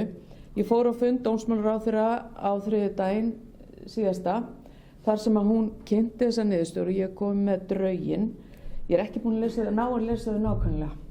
En þar sem að þetta gengur út á í grófum dráttum er að festa sóknargjöldin og tengja þau vísitölu. Þannig það komi ekki nýja tillögur á hverju ári skerðingar, heldur festa þetta. Ég er ekki komið með tölur, það eru einhverjar hugmyndir, en ég er ekki komið með neina endalega niðurstöðu. Hún varaði mig þá við því, hún Þorbjörg, að það er ekki víst að þetta verði komið inn fyrir næsta haust. Hitt sem kemur fram þarna líka er að það verði sett ákveðin fjárhæð inn í húsfriðunarsjóð sem verði eyrnamerkt friðuðum kirkjum á Íslandi. Ég lagði til að þau miðuðu til dæmis við þennan 2,6 milljarða sem að ríkið skuldar okkur. Skulum sjá hvort það verður alveg þannig. En það sem kemur fram í þessum skýrsludrögum og þessum tillögum er svo mikilvægt að þar er svona hnekkt á sérstöðu þjóðkirkjunnar. Og svo að þjóðkirkjan lítur ekki alveg sömu lögmálum og öll hinn trú- og lífsskoðunarfélögin hér á landi. Þjóðkirkjan er í stjórnarskráni, hún er hluti af til dæmis almannavörnum í landinu og henni ber að þjónusta fólk allt land. Kirkjan á alltaf 2/3 hluta af friðuðum húsum á Íslandi. Og svo bara gaman að vita það að kirkjan, þar að segja söfnuði landsins, eru stærsti hljóðfæraeigandi á Íslandi þegar það er safnað saman. Hinar fréttirnar sem ég með eru að við höfum verið að skoða skráningamál í þjóðkirkjunni og höfum verið með bara mann í verkefnaráðin bara í það í smá tíma. Við erum búin að eiga samtal við þjóðskrá og eitt af því sem við vorum ekki sammála þjóðskrá er að við teljum að þjóðskrá beri að skrá börn sem fædd eru erlendis og eiga báða foreldra í þjóðkirkjunni, að það ber að skrá þau í þjóðkirkjuna alveg svo þau sem eru fædd á Íslandi. Þjóðskrá lítur ekki svo á og gerir það ekki. Þetta þýðir að það eru 6.000 til 7.000 börn sem ættu að vera réttilega skráð í þjóðkirkjuna en eru það ekki. Og þetta er bara mjög alvarlegt fyrir okkur, líka vegna þess að svo kerfisbreyting sem var árið 2013, við munum fara að sjá afleiðinga hennar eftir svona 3 ár. Við erum búin að láta vinna lögfræði álit fyrir okkur varðandi þetta mál, þar sem kemur fram að þetta sé, samkvæmt því áliti, lögbundið hlutverk þjóðskrár. Og við erum búin að koma þessu áliti til dómsmálaráðherra sem að mun funda með þjóðskrá þetta mál. Og þetta er bara eitt af því sem hefur komið fram í þessari endurskoðun á skráningamálum þjóðkirkjunnar, því þetta er alvarlegt mál sem við þurfum að taka mjög alvarlega. Við þökkum kærlega fyrir þessa góðu kynningu. Þetta var mjög mikilvægt og gott veganesti fyrir biskupafund að fara yfir, en nú gerum við matarhlé og komum hérna saman aftur svona korter yfir 1. Fundi er frestað. Febrúar 26. Í starfshópnum voru kosin á kirkjuþingi, kirkjuþingsfulltrúarnir Bryndís Malla Elídóttir, Konráð Gylfason og Rúnar Vilhjálmsson. Ragnhildur Benediktsdóttir lögfræðingur starfaði með hópnum. Hópurinn kom fyrst saman 14. nóvember 2025 og hélt samtals 7 fundi á skrifstofu þjóðkirkjunnar. Þann 21. nóvember 2025 fór hópurinn að Hólum í Hjaltadal til að funda með vígslubiskup Hólaumdæmis, séra Gísla Gunnarsinni, og til Sauðárkróks til fundar við prófast Húnavatns og Skagafjarðarprófastsdæmis, séra Sigríði Gunnarsdóttir. Starfshópurinn boðaði einnig vígslubiskup Skálholtsumdæmis og fund sinn, en ekki varð af fundinum þar sem hann var í veikindaleyfi. Þá komu á fund starfshópsins 9. janúar 26 séra Óskar Hafsteinn Óskarsson, prófastur Suðurprófastsdæmis, séra Kristín Þórunn Tómasdóttir, sóknarprestur Skálholts prestakalls. Þann 23. janúar biskup Íslands, Guðrún Karlsdóttir, og þann 27. janúar og Einar Karl Haraldsson, formaður kjaranefndar, kom til fundar við starfshópinn 9. febrúar 26. Anna Björg Karlsdóttir, formaður kjörstjórnar kirkjunnar. Starfshópurinn þakkar gestum sínum fyrir mjög gagnlega og greinagóð viðtöl þar sem skýrt kom fram viðhorf þeirra til þjónustu vígslubiskupa samkvæmt nýja skipulagi. Til að móta útfærslu þjónustu vígslubiskupa í samræmi við framangreinda ályktun kirkjuþings og eftir að hafa rætt það sem fram kom í fyrrnefndum viðtölum, telur starfshópurinn ljóst að skýra þurfi betur hlutverk vígslubiskupa í starfsreglum, ákvæði að vígslubiskupar skuli sitja stólana getur orðið misskilningi og að mati hópsins. Búskylda presta og vígslubiskupa féll brott við gildistöku laga þjóðkirkjuna nr. 77 frá 21. Eftir sem áður þurfa vígslubiskupar sem að munu starfa samkvæmt nýju skipulagi að tengjast stöðunum formlega og vera í fyrirsvari eftir því sem við á. Í því felst meðal annars að þeir hafi þar viðunandi aðstöðu, starfsaðstöðu, skerpa þar því þjónustuskyldu þeirra við staðina. Einnig er nauðsynlegt að tryggja viðbótarþjónustu í prestakalli vígslubiskups þar sem hann sinni þjónustu sem vígslubiskup. Til að ná þeim markmiðum telur hópurinn nauðsynlegt að breyta tilteknum efnisatriðum í núverandi starfsreglum vígslubiskupa. Þau atriði sem þarf að breyta og skýra betur í reglum eru helst þessi.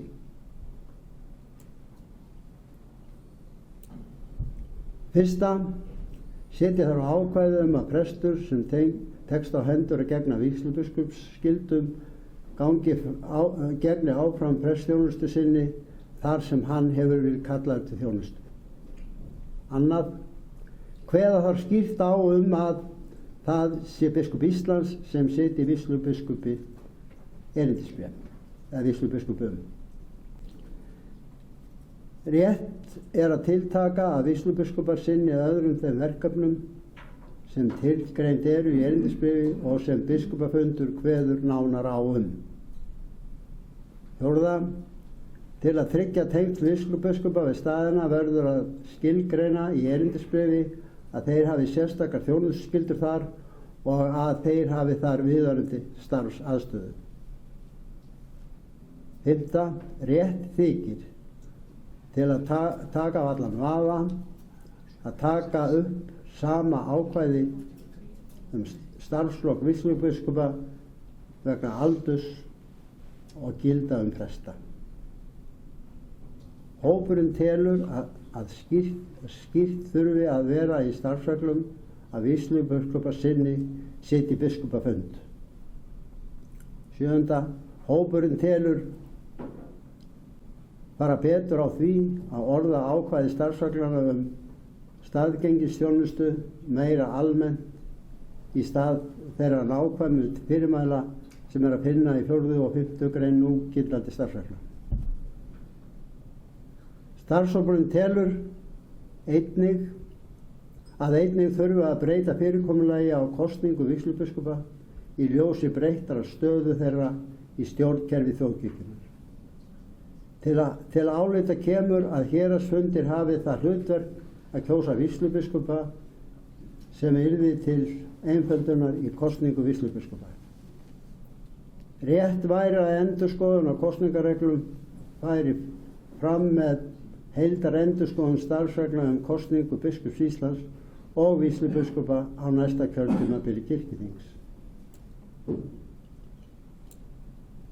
Starfshópurinn hefur samið tillögu að starfsreglum breyting á starfsreglum vígslubiskupa nr. 8 frá 24 til 25 fylgiskjal 1 og tillögu að starfsreglum breyting á ýmsum starfsreglum kirkjuþings í samræmi við núgildandi reglur.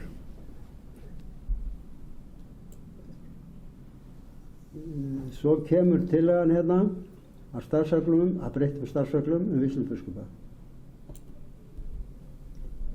1. grein. Þetta er breytingatillaga, þið skiljið það. 1. grein, 2. grein starfsregluna orðist svo. Kemur þetta ekki fram í tillögunni frá þetta? Hinn í tillögunni reyndar, já. Það er kannski bara hægt að sleppa þess. Nei,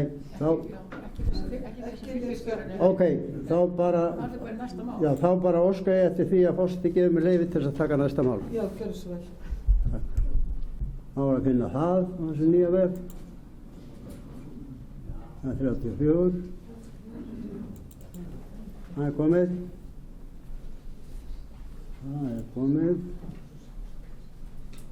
Þá er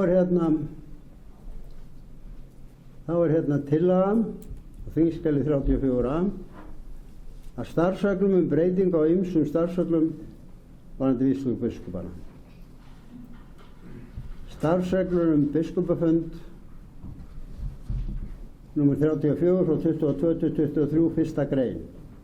Orðin og vígslubiskupa í 2. málsgrein og í 4. greinar starfsregluna falli brott. Starfsreglur fasteignir þjóðkirkjunnar nr. 8 frá 22 til 23 2. grein, 2. málsgrein 7. greinar starfsregluna falli brott. Starfsreglur héraðsfundi og héraðsnefndir nr. 43 frá 21 til 22 3. grein, 2. málsgrein 3. greinar starfsregluna falli brott. Orðið vígslubiskup í 1. tölulið 1. málsgreinar fellur brott. Starfsreglur kjaranefnd þjóðkirkjunnar nr. 12 frá 21 til 22 4. grein. Orðin og vígslubiskupa í 4. tölulið 2. greinar starfsregluna falli brott. Starfsreglur meðferð mála og aðgerðir varða einelti, kynferðislegt áreiti, kynbundið áreiti, ofbeldi, áminnisverða og refsiverða háttsemi innan þjóðkirkjunnar nr. 52 frá 22 til 23. 5. grein. Orðið vígslubiskupa í 12. málsgrein 7. greinar fellur brott. Starfsreglur presta nr. 6 frá 23 til 24 7. grein. 3. málsliður 8. greinar fellur brott. Núverandi 4. málsliður verður 3. málsliður. Starfsreglur prófasta nr. 7 frá 23 til 24 7. grein. Í stað orðana skal vígslubiskup annar málsliður 1. greinar, komi skilar biskup. Eða skilar biskupi, segjum við hérna. Skilar biskupi. Starfsreglur um vígslubiskupa nr. 8, 24-25, 8. grein. 2. grein starfsregluna orðist svo. Vígslubiskupar gegna áfram prestþjónustu þeirri sem þeir hafa verið kallaðir til og á þeim kjörum sem hana gilda, láti vígslubiskupa af prestsembætti eða hljóti preststarf utan umdæmisins skal kjósa nýjan vígslubiskup. Biskup Íslands setur vígslubiskupum erindisbréf þar sem meðal annars þar skal meðal annars tekið fram að vígslubiskupar hafi sérstaka þjónustuskyldur við staðina, Hóla og Skálholt. 9. grein. 3. grein starfsregluna orðist svo. Kjör vígslubiskupa ber samkvæmt starfsreglum kosningu biskups Íslands og vígslubiskupa. Nái kjörtímabil vígslubiskups fram yfir 70 ára aldur, lætur vígslubiskup af þjónustu sinni frá og með næstu mánaðamótum eftir að 70 ára aldri náð. 10. grein, 4. og 5. grein starfsregluna falli brott. 11. grein, 7. grein starfsregluna orðist svo. Vígslubiskupar eru staðgenglar biskups Íslands eftir því sem við getur átt, svo sem vegna lengri fjarveru eða biskup víkur sæti. Vígslubiskupar sitja biskupafund samkvæmt starfsreglum biskupafund og sinna verkefnum samkvæmt ákvörðun biskupafundar. Vígslubiskupar vígja presta, djákna, kirkjur og kapellur, hvor í sínu umdæmi eftir nánari ákvörðun biskups Íslands og sinna öðrum þeim verkefnum sem biskupur felur þeim. Ákvæði til bráðabirgða. Í stað núverandi ákvæðis til bráðabirgða komi ákvæði til bráðabirgða svohljóðandi. Núverandi vígslubiskupar skuli áfram gegna skyldum vígslubiskupar samkvæmt starfsreglum vígslubiskupa nr. 33 frá 22-23 til 70 ára aldurs. Þegar vígslubiskups losnar skal presta framkvæmd kosninga samkvæmt starfsreglum kosningu biskups Íslands og vígslubiskupa nr. 9 frá 21-22 þar til kirkjan hefur samþykkt nýjar reglur þarum eða í síðasta lagi 1. apríl 2027. 12. grein. Starfsreglur þessar sem settar eru með heimild í 8. grein laga þjóðkirkjuna nr. 77 frá 2021 öðlast gildi við birtingu. Svo það greinargerðin og ég ætla að lesa hana. Kirkjuþing samþykki þann 27. október 2025 svofellda ályktun. Kirkjuþing 2025-2026 samþykkir að skipa starfshóp 3 manna sem móti nánar útfærslu þjónustu vígslubiskupa á grundvelli nýrra starfsreglna vígslubiskupa númer 8 frá 24-25. Starfshópurinn undirbúi innleiðingu og framkvæmd starfsreglna. Starfshópurinn skili forsætisnefnd greinargerð vegna verkefnisins 1. febrúar 2026.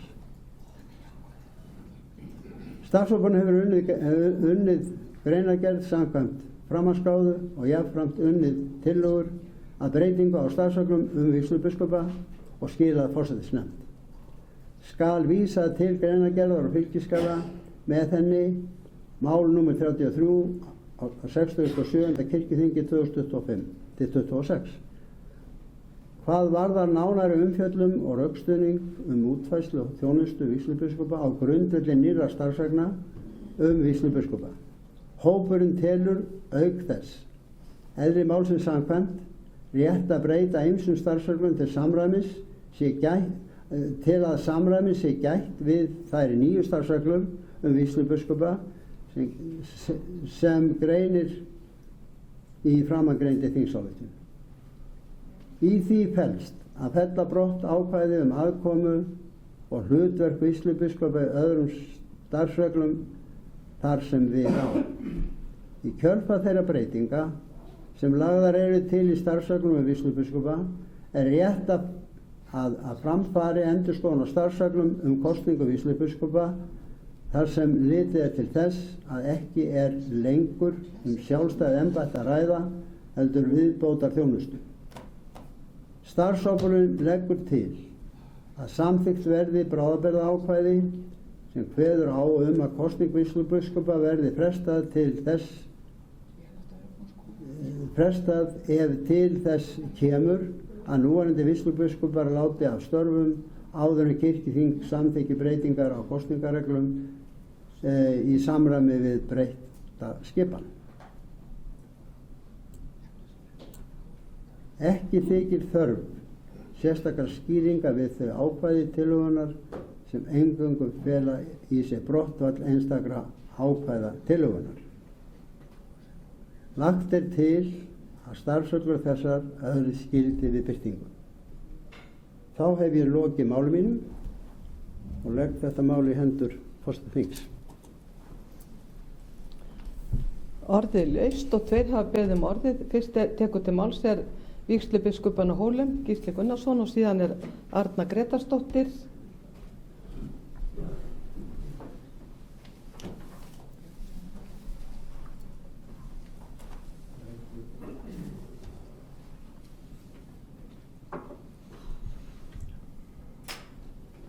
Forseti, hér stend ég og get ekki annað. Það til heilræði sem hljóðar þannig: ef þú hefur farið upp í ranga lest, skaltu stíga frá borði sem fyrst, því eftir því sem þú ferð lengra með rangri lest, þeim mun stærra verður vandamálið. Stundum gerist það að einhver elti þann eða þá sem lengi hafa verið á brautarpallinum og þykjast þekkja leiðakerfið vel. En þeim getur einnig skjáttlast. Þeir geta einnig stigið borð í ranga lest og lent á óæskilegum stað. Að mínu mati hófst slík lestarferð á kirkjuþingi 2024 þegar þeir Stefán Magnússon, Einar Már Sigurðarsson og Óskar Magnússon lögðu fram tillögu að starfsreglum vígslubiskupa og var það 8. mál þess þings. Málið var samþykkt og munaði einu atkvæði því að einn kirkjuþingsmaður þurfti að bregða sér á snyrtinguna meðan kosið var. Þess vegna það minni hluti kjörinna kirkjuþingsmanna sem samþykktu tillöguna. Þessi tillaga var lögð fram aðeins 2 árum eftir að sama kirkjuþing hafði samþykkt samhljóða starfsreglur vígslubiskupa, starfsreglur sem engin ágreiningur var hér á kirkjuþingi. Reyndar hafði tillagan sem þeir þremenningar lögðu fram 2024 verið áður lögð fram af þáverandi fulltrúa guðfræðideildar á kirkjuþinginu 2021 til 2022 og var þar 18. mál. Féll sú tillaga í grýttan jarðveg og var málið dregið til baka. Þá var einnig verið að vinna skýrslu hina vígðu þjónustu og þótti rétt að bíða eftir henni áður en svo róttækar breytingar yrðu ræddar. Skýrslan var lögð fram á kirkjuþingi 2022-3. Hún innihélt meðal annars niðurstöður úr könnun sem starfshópurinn gerði hina vígðu þjónustu. Þar var meðal annars spurt hversu sammála eða ósammála þátttakendur væru eftirfarandi fullyrðingu: vígslubiskupar skulu vera 2 og búa í Skálholti og á Hólum.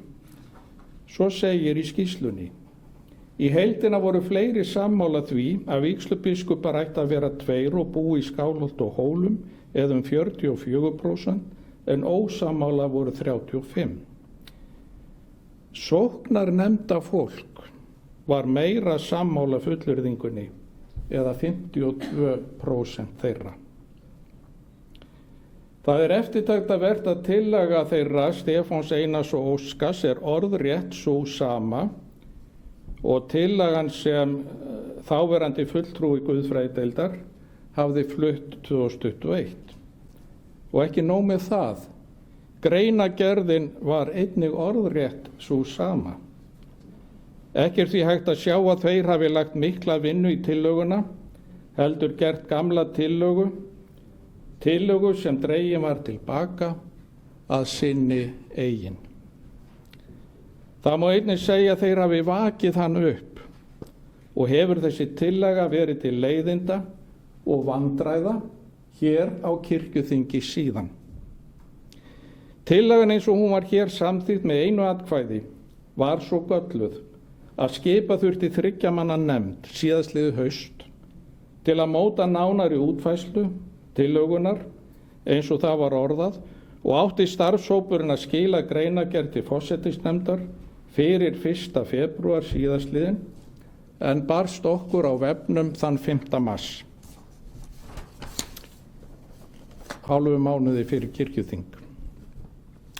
Eins og mörg ykkar muna reyndi ég að fá það samþykkt að nefndin þyrfti ekki að vera ríkbundin tillöginni, heldur fengi frjálsari hendur til að fjalla störf vígslubiskupa.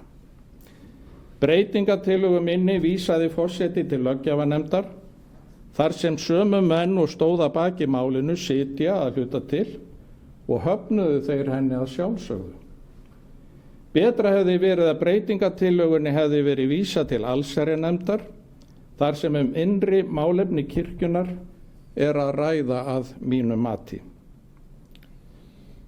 Nú hefur starfshópurinn skilað af sér og forsætisnefnd flytur niðurstöðu starfshópsins óbreyttar sem tillögur sínar í máli 34 á þessu þingi.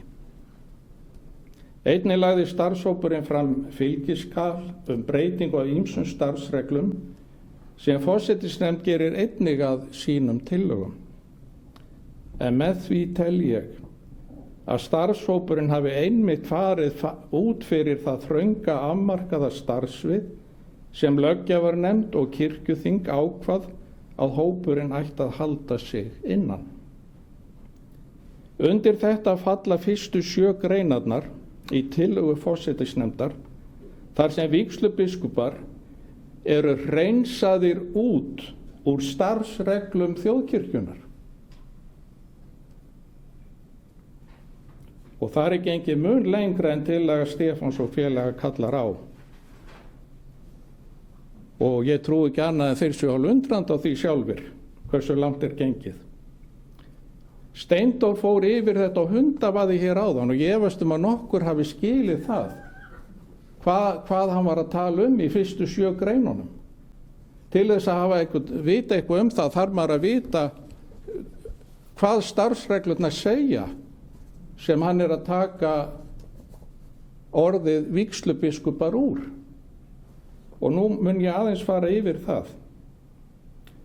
Fyrsta greinin þar sem á að taka vígslubiskupan út biskupafundur skipuleggur visitasjur biskups Íslands og vígslubiskupa og gerir samræmda áætlun þar Og þannig lagt til að vígslubiskupa fara út og það mér að meinalausu.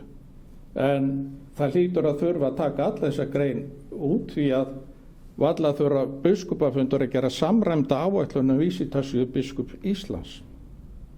Önnur greinin, veit einhver hér hvað hún fjallaði? Lagðir skulu til embættisbústaðir fyrir vígslubiskupa á Hólum og í Skálholti. Þannig verið að leggja til að fella þetta út. Ég spyr, hvað á að gera við þessi hús? Veit nefndafólk hvernig þessi hús eru notuð? Til dæmis varðandi móttökur þegar viðburðir eru heima á stólunum. Ég veit að forsetinn þekkir það af eigin raun. Veit fólk að vígslubiskuparnir greiða leigu fyrir þessi hús? Hverjum á að leigja þessi hús? Á að leigja einhverjum bílasafnara húsin á stólunum?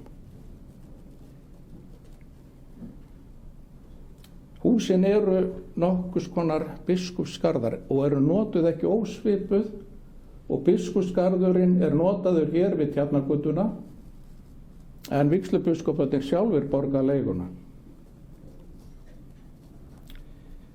Í 3. grein er orðið vígslubiskupi tekið út þar sem stendur vígslubiskupi skal boðið að sitja héraðsfund. Það var ekki einu sinni að leyfa vígslubiskupi að sitja héraðsfund í sínu umdæmi. En það er lagt áherslu á þeir mæta á biskupafundi. Skilur fólk ekki tengslin á milli héraðsfundar og biskupafundar? Á héraðsfundi er vígslubiskupinn að hlusta á grasrótin í kirkjunni, hlusta á vandamálin, hlusta á það sem viðkomandi sóknir vilja. Þeir fara með þetta inn á biskupafund. Þeir eru þar eyru biskups Íslands til að segja að ræða þessi mál að einhverju viti á biskupafundi. Og eins og þetta er sett fram hér, þá á sá prestur sem á að heita vígslubiskup, hann á ekki einu sinni að fá að fara á héraðsfund í sínu eigin prestakalli. 4. greinin, hún fjallar kjaranefndina. Það má náttúrulega ekki minnast á vígslubiskupa þar, því að kirkjuþing ætlar að ákveða laun þessara 2 manna, einu, ætlar kirkjuþing að segja hvernig ná að launa þá. 5. greinin, þar stendur: tilkynning er varða ágreining skal reyna að leysa á einfaldan hátt og skal vísa til prófas, vígslubiskupa eða mannastjóra. Þarna á að taka vígslubiskupan út. Og ég get sagt ykkur hér, bara á síðustu 2 vikum hef ég komið að 3 málum, 2 sem prófastur vísaði til mín og einu þar sem óanæður starfsmaður talaði við mig, þar sem var búið að setja hans mál í farveg án þess að ég hafði haft vitneskju þar Auðvitað er langbest að leysa málin heima í héraði, mögulegt er, en nú þarf að vísa þessu öllu frá prófast og beint á biskupsstofu. Þarna held ég að við sem líka gera vitleysu. 7. greinin. Kom upp ágreiningur í samstarfi presta skal málinu vísa til prófas sem reyndar er einn prestana og gæti átt hluta af vandamálinu. Ef ekki tekst að jafna ágreining skal málinu vísa til vígslubiskups. Þetta vill nefndina sér þurrkað út. Á ekki að reyna að leysa málið heim í héraði. Nei, sendum þetta beint suður á biskupsstofu. 7. grein. Hún fjallar sátta umleitanir prófas. Prófastur skal skila vígslubiskupi, þá að taka það náttúrulega út. Biskupi skriflegu áliti ef sætti takast ekki. Það á ekki heldur að nota vígslubiskupana þarna. Og tökum eftir því að þessar síðustu 3 greinar fjalla samskipti prófas og vígslubiskups. Og ég spyr bara með fullri virðingu fyrir hlutaðeigandi, er eðlilegt að prófestur í nefndinni sé að semja slíkar greinar samskipti prófas og vígslubiskups? Er það eðlilegt? Við munum væntanlega öll eftir ræðu prófasins á Vestfjörðum sem hann flutti í þessu máli. Allavega gleymi ég henni ekki. Og það eina góða við þá ræðu var það að hún afsannaði þá mýtu sem sumir halda fram hér á kirkjuþingi að vígðir þjónar styðji vígða þjóna. Hún afsannaði þá mýtu algjörlega. Síðan fer ég nú í nálga sjálfa hérna tillöguna fyrir utan þennan bandorm. Og þar segir að biskup Íslands eigi að setja vígslubiskum erindisbréf. Er það eðlilegt meðan kirkjuþing setur starfsreglur fyrir aðra starfsmenn kirkjunar? Og við vitum alveg að biskup Íslands, biskuparnir eru ekki allir eins. Sumir biskupar Íslands vilja hafa öfluga vígslubiskupa sem þeir geta ráðfært sig við og haft stuðning af. Aðrir hafa ekkert vilja með þá hafa. Vilja bara vera einráðir og vilja ekki þurfa að hlusta á aðra með biskupsvígslu, biskupafund og annað slíkt. En nú erum við að leggja til það að biskup Íslands ráði því einn hvað vígslubiskup á að gera. Ég tel þetta ekki rétt. Þetta kirkjuþing er búið og fyrri kirkjuþing búin að vera að berjast í því að minnka völd biskups Íslands. Það þurfti meira að segja að leggja niður kirkjuráð á 90 ára afmæli kirkjuráðs. Þá þurfti að leggja það niður til að koma biskupi Íslands þaðan út.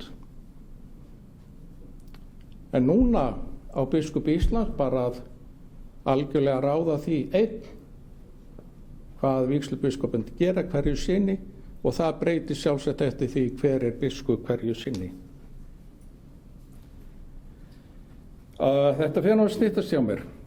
Stólarnir, Skálholt og Hólar eru sögu- og menningarstaðir þjóðarinnar og tökum eftir því þessa staði hefur kirkjan umsjón með. Og við ættum að vera stolt af því og við ættum að sýna þessu sögunni, menningunni, stöðunum, viðhlítandi vera stolt af því og sýna þeim viðhlítandi virðingu.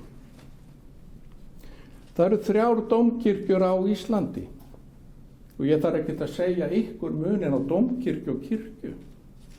Dómkirkja er kirkja biskupsins og það er engin tilviljun að það situr biskup á Hólum og í Skálholti og í Reykjavík.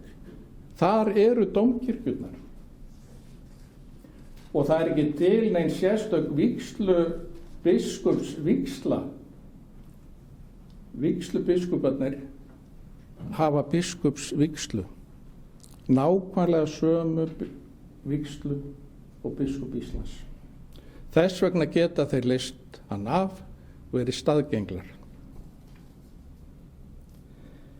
Núna eiga Hólar í varnarbaráttu þar sem hræringar eru varðandi háskólan og ríkið virðist ætlað leysa staðinn frá sér og auglýsa jafnvel sínar eigur til sölu á þessum sögustað þjóðarinnar. Maður skilur þetta náttúrulega ekki en svona er þetta. Í Morgunblaðinu í dag með leyfi forseta var grein eftir Hjalta Pálsson sagnfræðing og mig langt til að lesa 2 setningar úr henni. Til að auka á hann er að fjalla þetta sem er að gera svo Hólum, segir svo: til að auka lánleysi staðarins mun kirkjuþing vera búið að samþykkja með naumasta meirihluta að staðirnir Hólar og Skálholt þurfi ekki lengur að vera aðsetur vígslubiskupa. Ef svo verður að biskupsembætti hverfi frá Hólum, auk umsjónar og stjórnar háskólans, hvað verður þá eftir? Spyr þessi maður. Hvað verður þá eftir?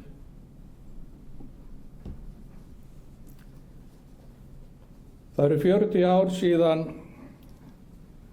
biskup flutti aftur heim til Hóla sem vígslubiskup og ég bara spyr, ætlum við að gefa Hólastað þetta í 40 ára afmælisgjöf að samþykkja þetta mál eins og það kemur hér fyrir.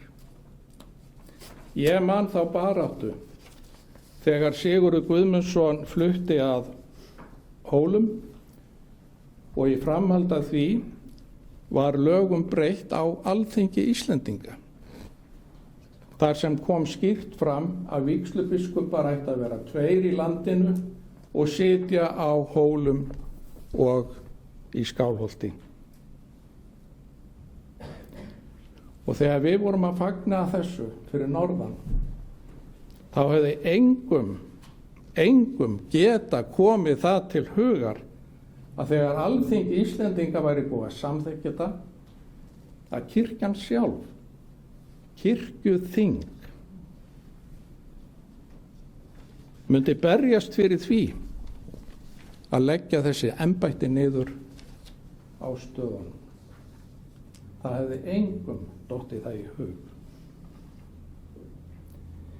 Og ég ætla bara að ítreka sem ég nefndi hér í haust að vígslubiskups-embættin eru hluti af kirkjujarðasamkomulaginu.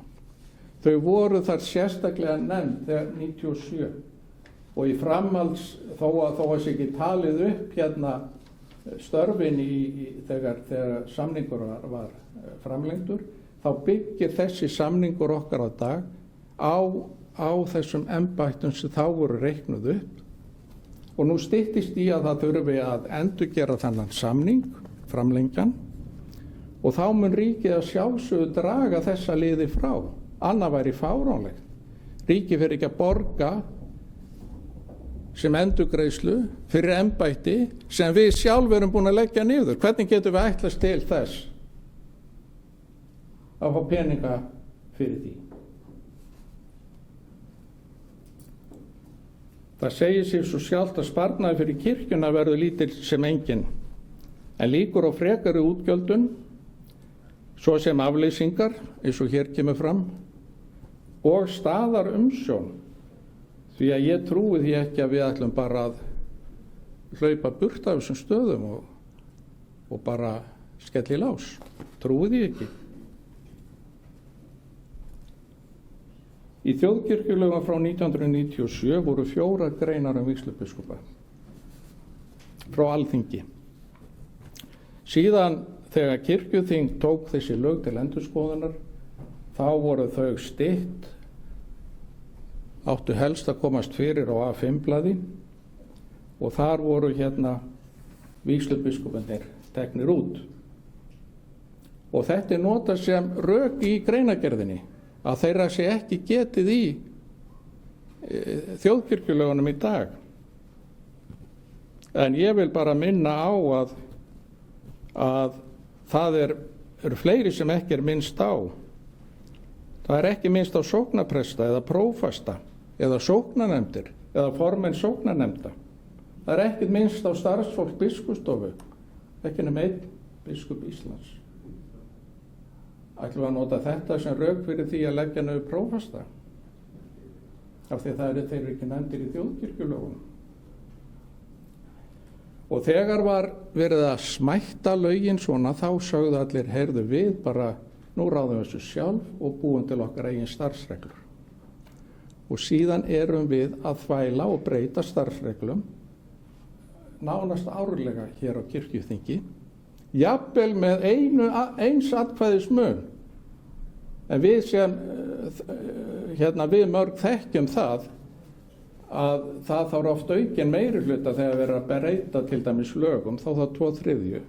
Og starfsreglurnar okkar sem við erum að nota núna, þær koma í staði fyrir lögin sem voru. Og mér finnst bara sjálfsagt að kirkjuþing ræði það. Er það eðlilegt að gera svona miklar og umbyltandi breytingar með einu atkvæði? Ég held að við þurfum að fara að skoða það betur.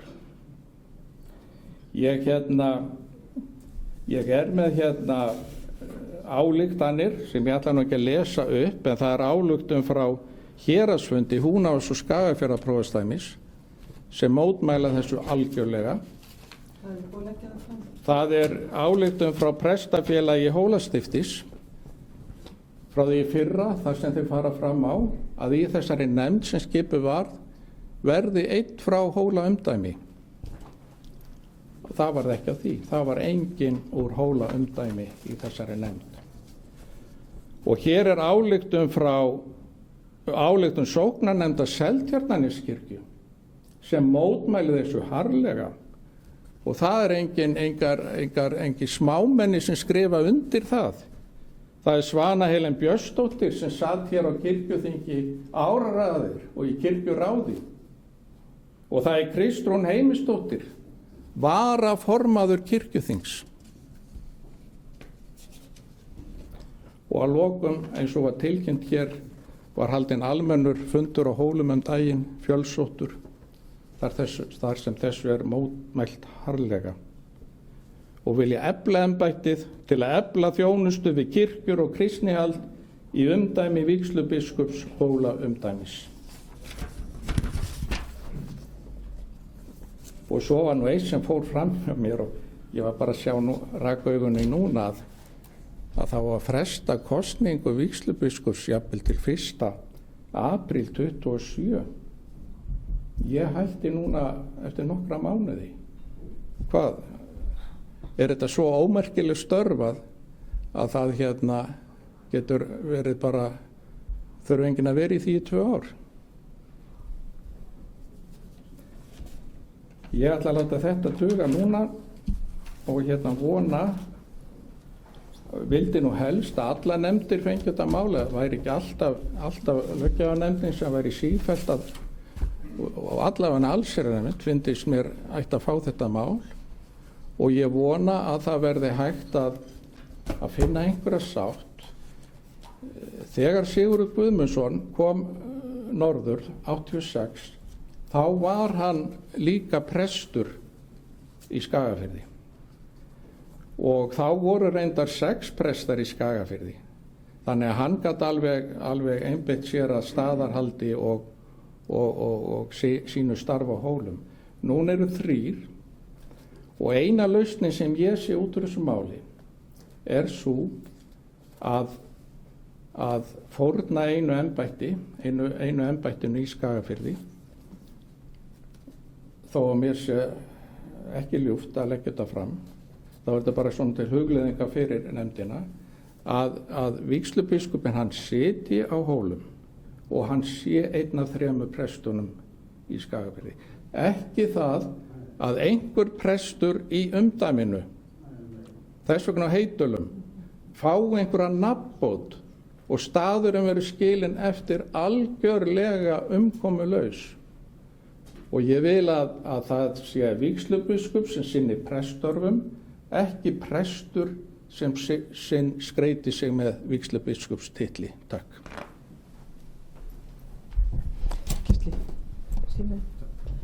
Til máls tekur Arna Gretarsdóttir og eftir henni tala Rúnar Vilhjálmsson, síðan Stefán Magnússon, Einar Már.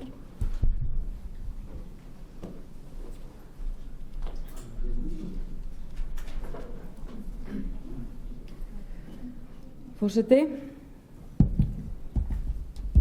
það ætti nú svo sem öllum hér inni að vera ljóst að mér þykir alveg einstaklega vænt vígslubiskupsembættin.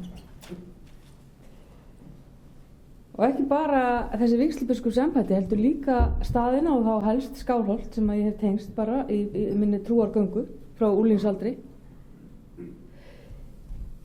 Og þess vegna kem ég hérna upp vegna þess að ég held að við séum að horfa á eitthvað nýtt og stundum kemur eitthvað nýtt úr einhverju gömlu, en stundum þetta nýja ekki nákvæmlega það sem er það besta fyrir erindi kirkjunnar. Og það er eina spurningin sem við þurfum að horfast í augu við. Hvað er best fyrir fagnaðarerindi kirkjunnar? Hvernig eigum við að skipa biskupsþjónustuna í þessu landi þannig að það haldi vel utanum og styðji við erindi Jesú Krists? Þetta er fyrsta spurningin. Næsta spurningin, þurfum við að hafa vígslubiskupa á Hólum og í Skálholti? Þá er ég að tala um hvar eru staðsettir. Mín skoðun er svo, já. Mín skoðun er svo að búsetuskyldan hafi bara ekkert við þetta að gera. Búsetuskylda það er ekkert að skylda eina mannesku til að búa einhvers staðar. En hins vegar Ef einhver sækist eftir einhverju starfi og starfið fylgir ákveðin tillögur að fólk búi einhvers staðar, að það bara flytur að þangað. Ég skil ekki þessa, og síðan ef það eru einhver hlunnindi, þá borgar maður bara hlunnindaskatt. Þetta er ekki svona einfalt að þetta sé ekki hægt, eitthvað svo ómöguleiki þarna. Hins vegar er ákveðin ómöguleiki sem fylgir því að búa til dæmis á Ísafirði og vera vígslubiskup og eiga að vera með starfsaðstöðu í Skálholti og þjónustuskyldur. Það er ómöguleiki þar.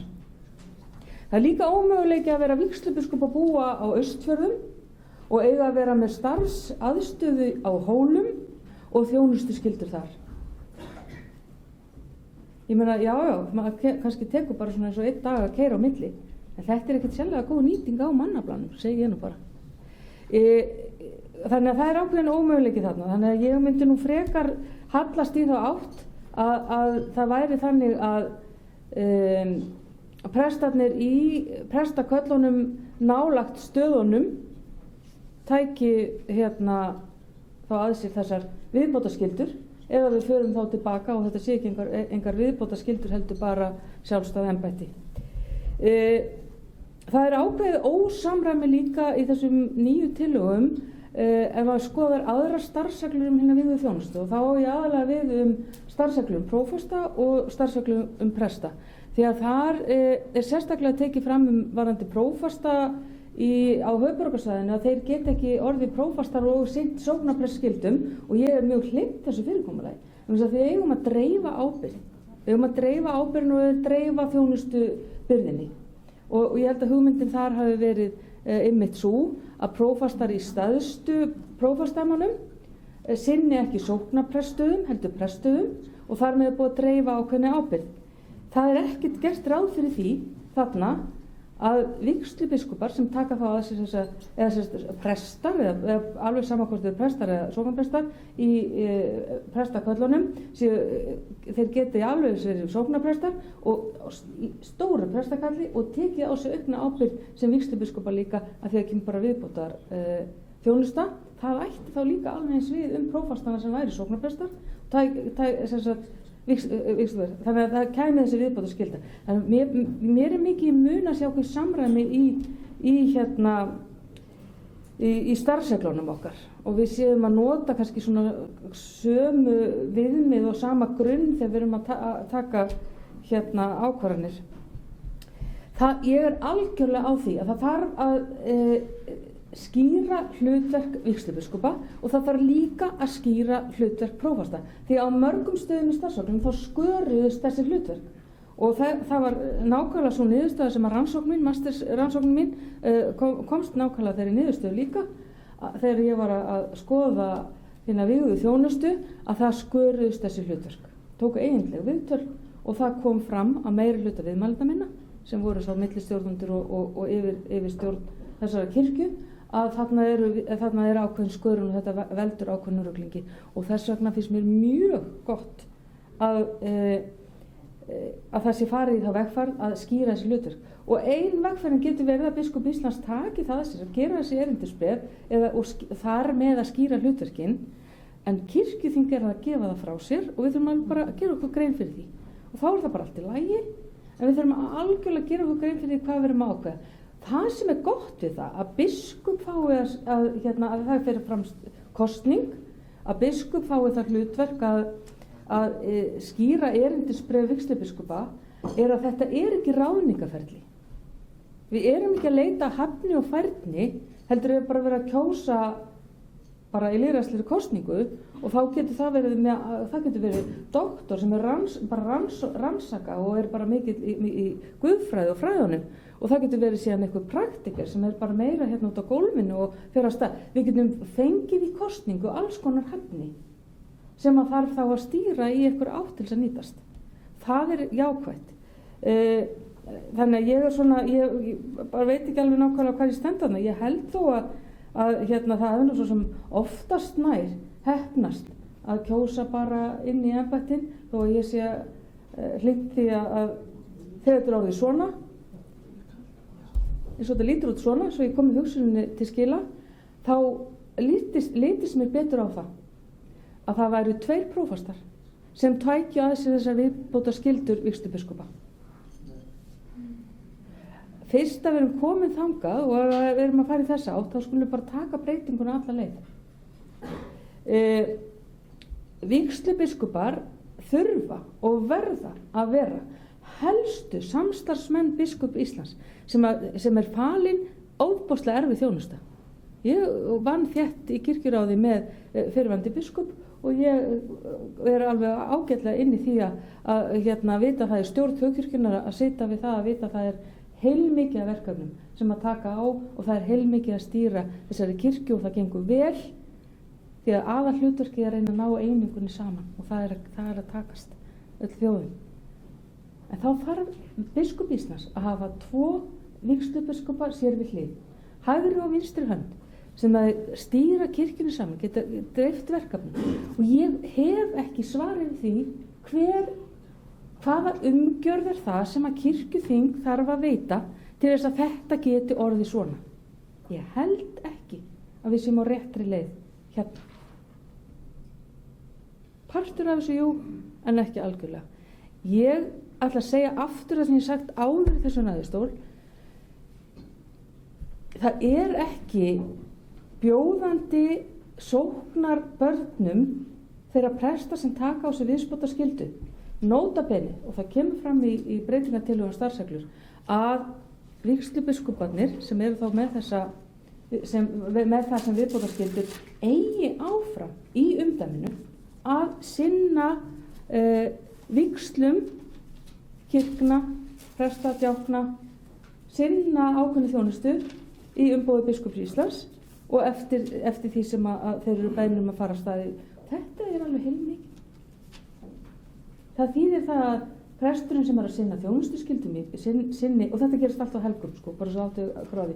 Þannig að við erum að búa til embætti sem er að störfum allar helgar og allar virkadaga.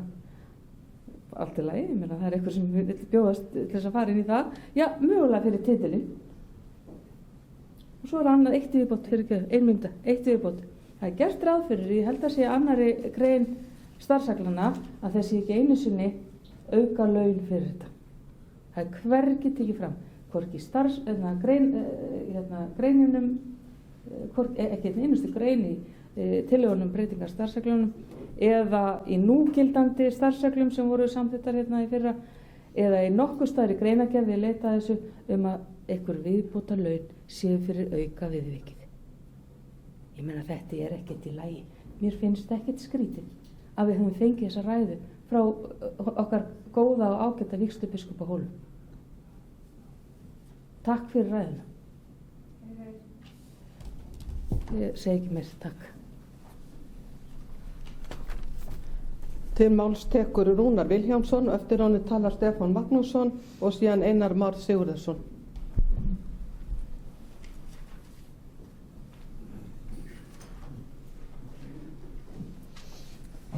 Forseti, þakka fyrir umræðuna, málefnalega umræðu.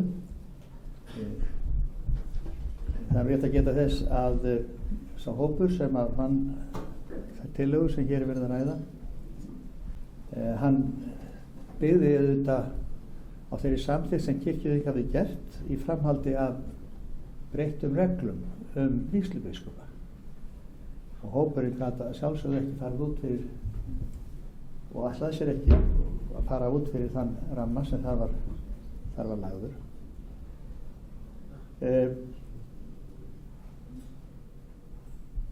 Vígslubiskup á Hólum nefndi viðvarandi ágreining í kirkjuþingi og tillögugerð varðandi vígslubiskupa. Af hans máli máttu ráða hér á kirkjuþingi hefði verið langan tíma ágreiningur þessi hlutverk og fluttar hér tillögur sem að hefðu að vísu ekki fengið brautargengi en væru lagðar fram aftur og aftur. Og svo er samþykkt tillaga á fyrir fundi þessa þings sem breytir þarna reglum vígslubiskupana. Nú ég verð að segja, það hefur komið mér kannski svolítið óvart en kannski ekki, að það virðist vera í kirkjunni okkar töluverður ágreiningur þessi embætti og það snýr ekki sérstaklega leikmann. Ég finn þennan ágreining ekki síður meðal prestana, þar með talið prófastana. Þetta er staða sem við erum í. Það er ágreiningur þessi embætti þvert í gegn og snýr ekki bara að leikum heldur einnig að lærðum. Og þá getur maður velt fyrir sig, akkur er þessi ágreiningur og akkur er hann búin að vera svona lengi? Og einhverjir hafa sagt í umræðum með þessi mál að þetta tengist sögumálsins, þessum mikla og sterka pólitíska atbeina sem var í málinu þegar núverandi fyrirkomulagi var komið á, til eins og sagði endurreisnar staðana, en án fullnægjandi samráðs við presta eða starfsfólk í kirkjunni.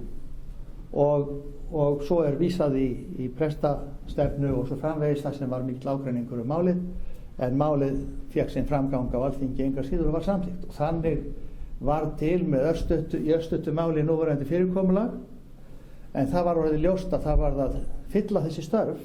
Þetta voru heil embætti og þar með var verið að vísa þá til vígslubiskupa á ýmsum stöðum í reglum kirkjunnar síðar eins og hér hefur komið fram, vegna þess að menn sáu þá þetta sem heil embætti sem er að hafa verkefni og skyldur.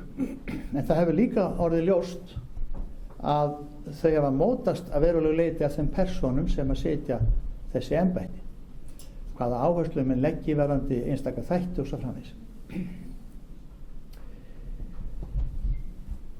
Ég get tekið undir ýmislegt þarna sem að vígslubiskupinn á Hólum nefndi. Í fyrsta lagi vil ég taka undir áhyggjur hans af Hólastað, en þær tengjast nú reyndar fyrst og fremst ríkisvaldinu. Þegar maður kemur á staðinn þá er kirkja og törn og auðunarstofa og presseldur í góðu skikki og til sóma þegar komið af staðinn. En aðra ríkiseignir þarna á staðnum verið í niðurríslu. Sérstaklega skólahúsnæðið, reyndar einnig íþróttasalurinn og að ég tala nú ekki stúdendagarðana og smáhýsin fyrir stúdenta. Og svo eru deilur skólpkerfið og svo framvegis sem ég ætla ekki að fara út í milli sveitarfélagsins og ríkisins sem vill koma skólpmálunum á sveitarfélagið, en sveitarfélagið segir það var aldrei byggt upp þannig að við getum tekið við því, og háskólinn segir við þurfum með öðruvísi húsnæði, hér er komin mygla, það kostar 2,5–3 milljarða að gera húsið upp, þetta gamla skólahús, og þá er það samt ekki tilbúið til nútíma háskólastarfsemi. Ég hef verulegar áhyggjur af stöðunni og það er ná langt út fyrir þessa umræðu vígslubiskupana á Hólum eða í Skálholti. En svo ég komi nú aftur að umræðunum hópinn, honum var ætlað að útfæra þessa tillögu sem samþykkt var hér á kirkjuþingi breytta reglur vígslubiskupa og var samþykkt naumlega eins og hér kom fram. Hún hafði ágalla, þessi tillaga sem samþykkt var, reglurnar eins og það voru samþykktar höfðu ágalla og þess vegna var hópurinn skipaður, auk þess sem þurfti að skýra ýmsa þætti betur. Þetta kemur þá, og ég tek undir út af fyrir sig með vígslubiskupnum það, að þetta kemur þá að öðru máli sem er það hvernig við vinnum mál og leggjum þið fram í þinginu. Og ég held að nýtt þing að haustið þurfi að takast á við það að tvennu leyti, annars vegar varðandi almennan undirbúning mála inn á þingið, sem er mjög mikilvægt atriði, og það hvenær máli yfirleitt eru þingtæk, og eins atkvæðatæk því er að skipta í komandi úr þingnefndum, og svo hins vegar það hvort þurfi aukin meirihluta í einstökum málum og hvar línuna þurfa að leggja í þeim efnum, því það er mjög mikilvægt að við komum hér á meiri stjórnfestu í kirkjunni. Og Það talaði reyndar vígslubiskupinn líka að það þyrfti meiri stjórnfestu, en hann nú kannski að stíga inn á annað svið með þeirri tillögu sem hann mun leggja hér fram á eftir, sem felur í sér að núgildandi reglur, nýsamþykktar verði teknar úr gildi vígslubiskup og horfið aftur til fyrir reglur á sama þingi. Og það akkurat þetta sem við höfum verið að tala aftur og aftur að sé ekki verklag sem við eigum að sætta okkur við. Ef menn una ekki niðurstöðu frá þingi, löglega samþykktar niðurstöðu af þingi, og komum svo aftur með mál til þess að fella þá til á sama þingi, þetta getur ekki verið verklag sem við eigum að ástunda hér í kirkjunni. En við þurfum að endurskoða, held ég, þessa starfsreglur með tilliti til tvenns, annars vegar þingtæki mála og svo hins vegar þessa atriði sem ég nefndi varðandi aukin meirihluta. En hópurinn, hann í tillögum sínum leitaðist við að útfæra þessar tillögur sem var búið að samþykkja. Hann ekki að koma með grundvallar breyting á þeim tillögum, heldur útfærsla á þeim. Og það er mikill munur á því. Og hvort hann hafi farið út fyrir verksvið sitt, það tel ég ekki vera, þannig er ég ekki sammála vígslubiskupnum. Eins og segir í greinargerð, það sem við erum að leggja til að þessi atriði önnur sem þarna eru negld niður í reglum og óvíst hvort það eigi að vera í reglunum, að þau verði nánar kveðið á í erindisbréfi. Þetta snýr að erindisbréfinu sem þarna verður að vísa til varðandi aðrar reglur. Og ég heyrði á máli hans að hann væri ekki sáttur við það að biskup hefði þessa stöðu, en þá get ég tekið undir með næsta ræðumann á eftir. Það er mjög mikilvægt að biskuparnir, biskup og vígslubiskup og biskuparnir báðir séu gott teymi, góður hópur, að þeir vinni sem ein samstæð þétt heild í kirkjunni, og við viljum ekki það skipulag að menn líti svoleiðis á að þeir séu í sjálfstæðu embætti gagnvart biskupum, heldur séu þeir í embætti sem að vinni náið með þeim sem er biskup á hverjum tíma. Það er mjög mikilvægt atriði, tel ég.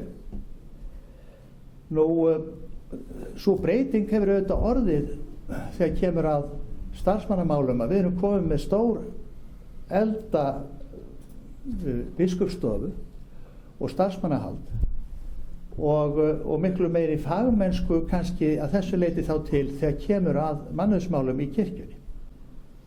Og þetta er mjög jákvætt.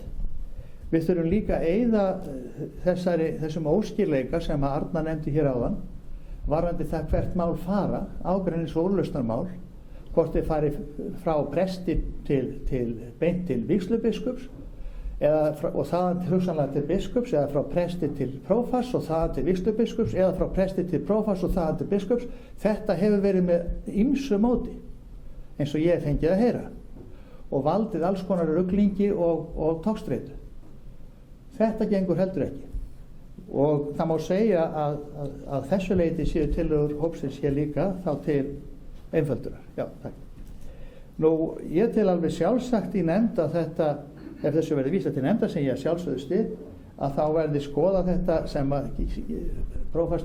sem vígslubiskup nefndi varðandi embættisbústaðina, það má alveg skoða það, og eins þetta með héraðsfundin, alveg sjálfsagt má að skoða það líka, og reynda tillögurnar í heild, og ég bara fagna því að þær fái góða umfjöllun í nefnd og komi svo aftur til okkar til afgreiðslu. Til máls tekur Stefán Magnússon og eftir honum talar Einar Már Sigurðarsson.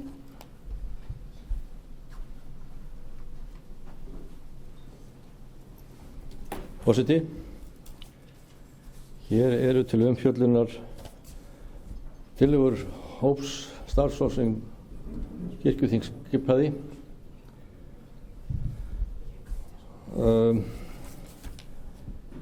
Ég er svo sem ekkert endilega sammála því að það hafi þurft að gera einhverja stórkostlega breytingar á þeim starfsreglum sem kirkjuþing samþykkti. Það gæti vafalítið verið eitthvað sem hefði þurft að snyrta til, en í heildina standa þessar reglur alveg. Nefndarmenn festa sig allt og mikið í búsetuskyldunni sem var aflögð. Þar er ég alveg sammála Örnu. Þó að búsetuskylda almennt séð hafi fallið niður, þá er ekki þar með sagt að sé ekki hægt að auglýsa embætti þar sem ætlast er til að viðkomandi sitji tiltekna staði. Menn hafa þá val það þegar sækjum það, hvort þeir sæta því að vera á stöðunum eða ekki.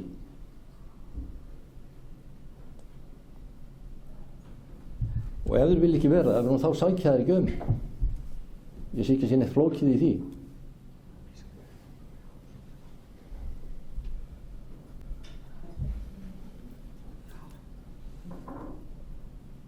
Og eins og þetta er lagt upp hérna hjá nefndinni að menn geti verið vígslubiskupar að setja fjarri stöðunum, það finnst mér ekki ganga upp. Annarkvort eru menn á stöðunum og sinna þessum embættum, eru bara starfandi prestar þar og með þessa embættisskyldu sem heitir vígslubiskup, eða menn eru bara vígslubiskup á Egilsstöðum eða Ísafirði eða hvað er, og hafa þá engan tengsl við staðina þá annað en að koma á Hólahátíð og Skálahátíð, ef menn vilja það. Ég vil það ekki, sko. Ég vil með að séu þarna stöðunum og það er engin vandkvæði í því í mínum huga. Það er engin.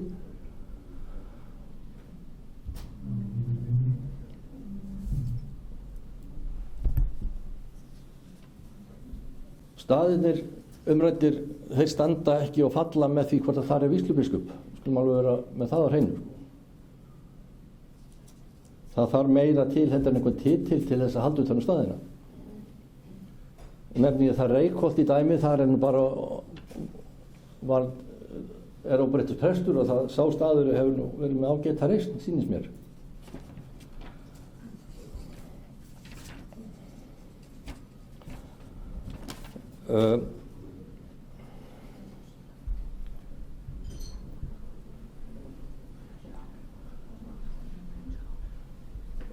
Þetta að sko taka það sérstaklega fram að það þurfa að vera til staðar afleysing ef vígslubiskup er að sinna biskupshlutverki. Mér finnst það óþarf að taka það fram, mér finnst það bara svo sjálfsagt ef að til þess kemur að það, ef menn þurfa afleysingu þá fá menn afleysingu. En þetta hljómar pínu eins og eigi að vera sko vígslubiskup og síðan á að vera bara annar prestur starfandi á staðnum sem að ég er ekki tilbúin til að samþykkja.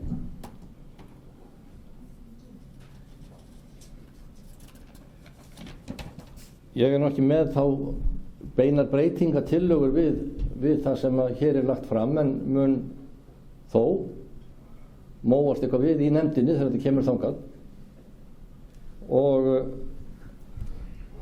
geta mörgulítið tekið undir með Gísla þar sem hann sagði að vígslubiskup eigi að sitja staðina.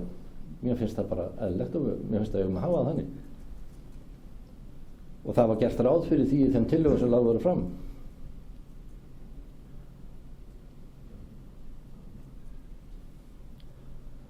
Og það er engin hluti af en að gera sér það á vandamálinu var það hvernig það var að velja þessa nýju vígslubiskupa. Ég sé engin vandamál í því heldur. Það er bara eitthvað sem þarf að setja reglur en það er ekkit vandamál að velja vígslubiskupa á staðina samkvæmt þessum nýjum reglum.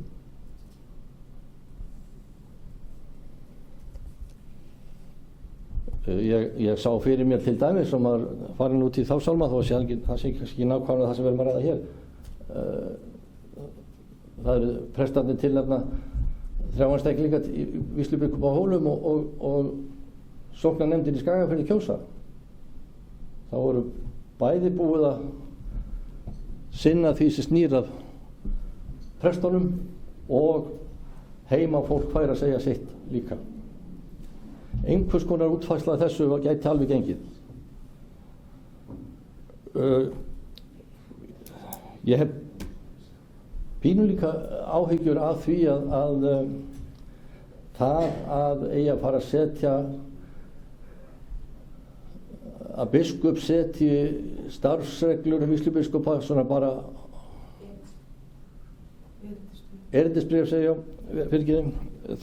Mér finnst það kannski dálítið opið eins og þetta er sett fram og það þyrfti eitthvað að ramma það inn og ég reikna með að við tökum snúning á því í nefnd líka. Nú ég held að síðan komi svona aðalatriðið að því sem að máli skiptir, en sko ég minn bara á að þessar tillögur sem að voru samþykktar hérna, var það ekki fyrir ári síðan, þær fengu þinglega meðferð, voru lagðar fram með réttum fyrirvara og voru í nefndastar og voru samþykktar lagðar fram með hausti ef ég man rétt og samþykktar í mars, var ekki rétt til mér, það minnir mig. Þannig að kannski hefði mér átt að eyða meira púður í efnislega umræðu þær tillögur heldur en við skítkast í þá sem fluttu þar. Ég held að það kannski verið ágætisregla líka sko.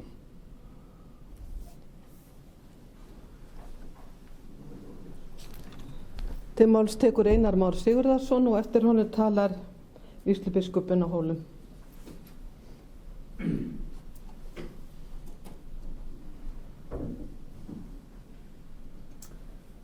Forseti, ég kom nú aðalega bað hér orðið aðalega til þess að bera mig sakir en Stefán nú búinn að því að mestu leyti. Mér fannst svona sérkennilegt hvað var gert mikið úr því hverjir fluttu tillögu ákveðna sem að fór síðan að sjálfsögðu í þinglega meðferð hjá ákveðni nefnd sem að fjallaði um málið, en því miður hefur svo nefnd oft klofnað eins og við þekkjum og það var í þessu máli eins og öðrum. Síðan það alveg hárrétt hjá Stefán að þingleg meðferð fékk tillagan eins og aðra tillögur og samkvæmt þingsköpum þá það meiri hluti sem að ákveður niðurstöðu, alveg sama hversu stór eða lítill hann Síðan getum við haft skoðanir á því hversu heppilegt það þegar það mjög lítill munur.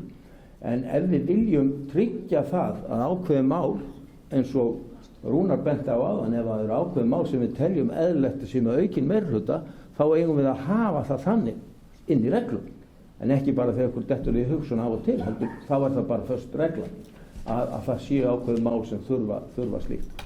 Nú, ég hef áður sagt það að ég var flutningsmaður að þessari tillögu vegna þess að ég hafði samþykkt héraðsfundar það fyrir austan sem gekk lengra heldur en tillagan. Þannig í raun og veru var tillagan milduð verulega frá þeirri samþykkt og þar var eiginlega grundvallaratriðið þetta að vígslubiskupar yrðu áfram á þessum stöðum tveimur sem að tilgreindir eru, en að vígslubiskupar gegndu líka prestsembætti.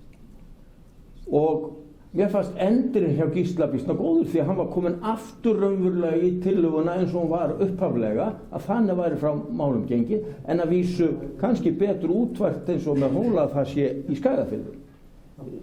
Þetta hefði verið, þetta kannski betur útfært á þann hátt og ég get tekið undir með núna, það var ákveðin gallið þetta í tillögunni sem var samþykkt gagnvart þessu bili sem hefði getað skapast á því að það kemur nýr vígslubiskup en prestsembættið næst staðnum ekki laust. Þannig að það hefði þurft að finna þarna einhverja brú og það þetta nauðsynlegt, en það ekki óleysanlegt frekar en margt annað að gera það. Þannig að ef það eitthvað sem að nefndin fór út fyrir þá breytt hún þessu með sem sagt, að vígslubiskup skyldi sitja á stöðunum. Svo getum við deilt það, það mikil breyting eða það lítil breyting? Ég held að við Stefán séum saman það sé mikil breyting vegna þess að það var svona á þeim grundvellir umverulega sem við byggðum tillöguna meðal annars að það væri þannig. Þannig að þetta auðvitað mál eins og Rúnar rakti afskaplega vel sem búið að vera svona í deilum allt og lengi og það þarf að leysa þetta og kom í huga mér líka vinna sem við vorum í síðastliðið sumar þegar vorum að endurskoða þingsköpin þá ræddum við svolítið það að efla störf nefndana þannig að við gætum reynt að klára mál sem allra best inn í nefndum og þess vegna í samráði við hinna nefndina skiljiði, þannig að við værum ekki að koma með mál hér í bullandi ágreiningi sem tekur kannski heilan og hálfan dagaræð. Það væri betra að gera það meira á vettvangi nefndana og nefndirnar eiga að styrkjast að mínu mati og vinna betur saman og við þurfum að finna einhvern takt sem við getum skilað okkur áfram vegna þess að vera að deila meira og minna aftur sömu málin eins og Rúnar benti ágætlega á að þá tillaga hér sem liggur fyrir sem bara það að tillaga sem var samþykkt á sama þingi verði bara skúpað undir borð en mér fannst Gísli gefa þetta kynna að hann væri sem sagt opinn fyrir því að stíga svolítið átt af upphaflegu tillögunni að þetta sé á sama stað og það fylgir því þá einhver pressembætti að sinna einhverju pressembætti og ég veit að Gísli sjálfur hefur reynslu af þeirri blöndu þannig að ég held að við eigum að reyna að skoða það í nefndarstarfinu að finna þessa brú sem þyrfti þarna vera á milli og reyna að klára þetta mál í miklu mun meiri sátt heldur en ég heyri að núna og við sáum í síðustu atkvæðagreiðslu. Þannig að ég held það þetta að vera megin markmið nefndarinnar, teka undir það þarf að vanda það og forseti ég hef nú áhyggjur af því að ef við ætlum að vanda það mikið að það væri mikið álag á þá nefnd sem fær þetta mál að vera í alla nótt kannski við að vanda sig við það. Skiljiði þannig að ef við ætlum að klára það núna þannig að það spurning hvort það verður að fara fram á haustið en það gæti verið einhver hluti skiljiði fram á haustið því að það er nýtt kjörtímabil. Já, skiljiði akkurat þannig að það verður þá endurflytja en það er líka spurning hvort að væri einhver hluti af skiljiði tillögum sem þyrfti að samþykja núna til þess að hluti getur gengið eðlilega fyrir sig. Þetta þarf bara nefndin að meta. Forseti verður nú svona að fara að ljúka mælendaskrá því að það hratt líður stund en til máls tekur vígslubiskupen á Hólum Gísli Gunnarsson og eftir honum talar Axel Árnason Njarðvík. Forseti það bara örstutt. Ég vil aðeins út frá orðum Einars Más að ég hef gert mikið úr því hverju fluttu tillöguna. Biðjast afsökunar ef honum fundist það. Ég bara var að útskýra sögulegan feril tillögunar, þar kemur fram hverju fluttan að þetta geta allir lesið í skjölum kirkjuþings þannig að mér fannst óeðlilegt að geta þeirra ekki sem áttu upphafið af þessu. En ég stend hérna upp til þess að bera mig sakir því að Rúnar var að aðyrða mig fyrir það eða finna því að ég væri hér með tillögu og Einar kom inn á það líka sem hérna gengi þvert á þessa tillögu. Og ég vil bara aðeins útskýra það. Starfshópur Rúnars átt að skila af sér 1. febrúar. Ég veit svo sem ekki hvenær þeir gerðu það, en ég sá þetta fyrst á vef kirkjuþings 5. mars. Og hérna var búin að bíða eftir þessu, skoða þetta dagan og undan. Þannig að þetta var 4. eða 5. mars sem þetta kemur inn. Og svona mikið breytt tillaga hefði náttúrulega þurft að afgreiðast hér með afbrigðum, finnst mér, því að það er svo stuttu tími og ég gat ekkert brugðist við þessu fyrr en þetta kom og þetta kom svo seint og ég hafði samband við lögfræðing kirkjuþings og sagði honum að ég myndi bregðast við þessu. Hefði þetta komið inn á eðlilegum tíma þá hefði mín tillaga líka komið inn á eðlilegum tíma. Og ég er búinn að vera hér mjög lengi á kirkjuþingi og hef yfirleitt reynt að fylgja þingsköpum eins vel og hægt en þetta er ástæðan fyrir því. Seinkunin hjá nefndinni var til þess að þetta mál kom svona seint fram hjá mér og af því að þessu var svo mikið breytt þá fannst mér að ég yrði að koma með bregðast við því. Takk. Til máls tekur Axel Árnason Njarðvík og síðast tala þá Bryndís Malla Elídóttir og eftir henni framsögumaður. Forseti, ég er með 188 orð eða svo og vildi beina því til okkar í þessu tiltekna máli kemur fram megingalli þessa eina atkvæðis sem breytti stöðu vígslubiskupana og það er að við viljum bæði hafa þá eins og þeir voru og ekki hafa þá eins og þeir voru. og þversagnir verða þannig til. Upphafið var pólitík sem við flest erum alveg ókunnug frá 1992-3 kannski, vígslubiskupar urðu sjálfstæða stjórnendur þjóðkirkjunnar á sínum svæðum. Við leysum þetta mál ekki fyrir en plaggið endurskoðun á þjónustu kirkjunnar liggur fyrir og sé lokið. Og ég held að þetta snúi henni vígðu þjónustu sem á að vera á hendi biskups Íslands, en það var til dæmis ekki kjarninn í niðurlagningu kirkjuráðs og stofnun rekstrarstofu. Ég held að kjarninn hafi legið þarna í að aðskilja eina vígðu þjónustu og hinn rekstrarlega þátt. Það kemur aftur að mér finnst og sýnist að þau okkar sem hafa ekki með skipulag hinna vígðu þjónustu erum að setja fingurinn á skipulag hinna vígðu þjónustu eins og það sé okkar. Ég nefni með leyfi forseta að vísa til niðurlagningar Saurbæjarprestakals á einu bretti á sinni tíð og alls konar snúnir hlutir spruttu af. Það væri hins vegar kirkjuþings að tryggja að hinn vígða þjónusta gengi eftir, en ekki hver hún væri eða hvernig. Og ég held að þetta mál kristalli það afskaplega skýrt, jafnvel með einu atkvæði. Takk. Til málstöku Bryndís Malla Elídóttir og eftir henni talar Steindór Runuberg Haraldsson og þá lýkur umræðinni.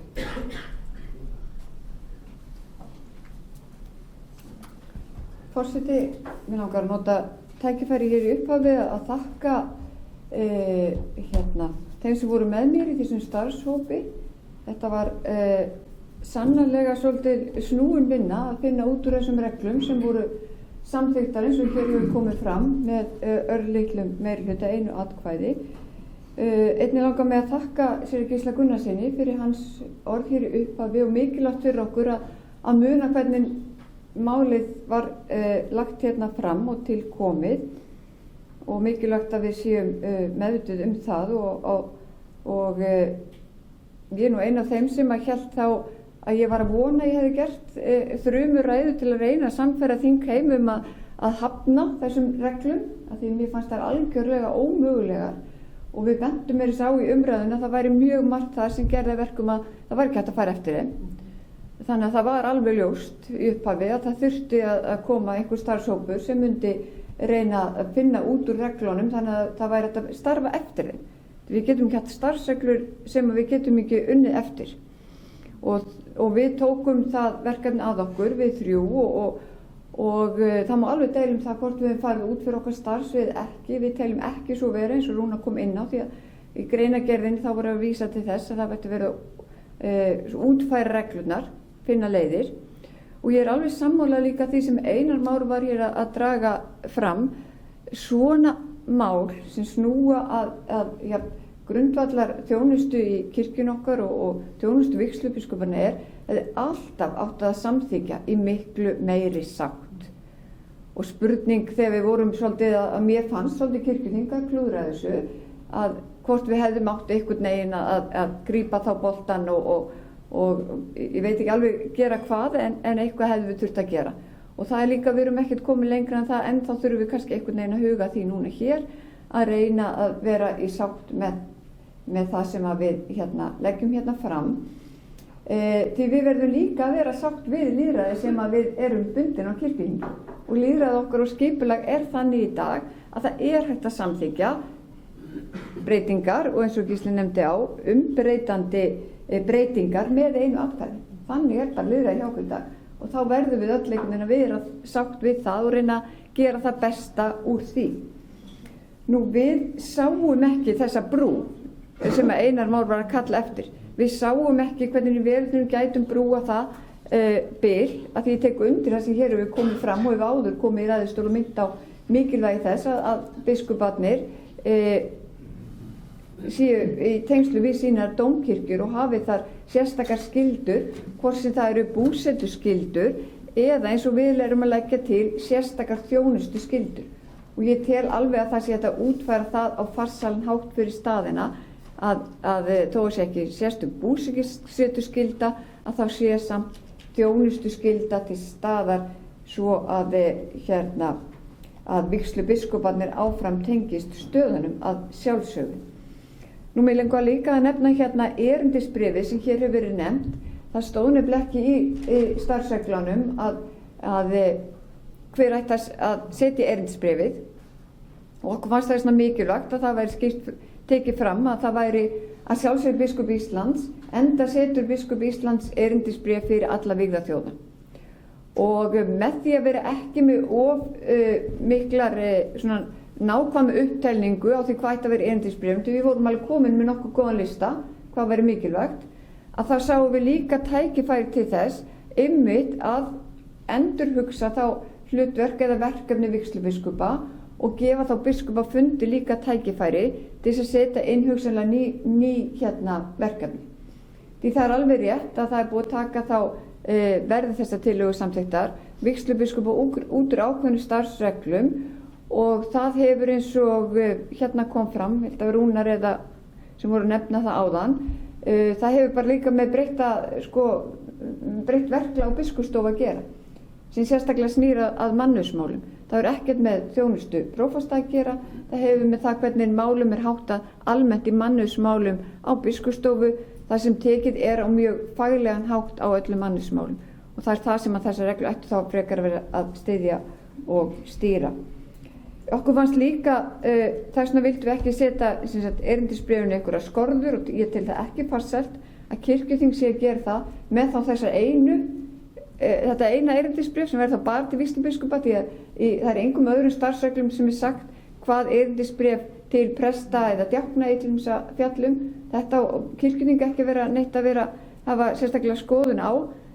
Treystum bara biskup og biskupafundi til þess að leggja þá inn einhverja hugsanlega nýja síð til þess að grípa svolítið tækifæri. Jú, það er verið og búið að breyta þjónustu vígslubiskupana, sannarlega það var gert, og mér langaði þess að við ræðu Stefáns Magnússon áðan, þá hugsaði ég bara að þú varst að tala, byrja, af hverju veröldinu varst að leggja fram þessar reglur ásamt þínum meðflutningsmönnum, því mér varst einhvern veginn alveg að koma nánast í ring.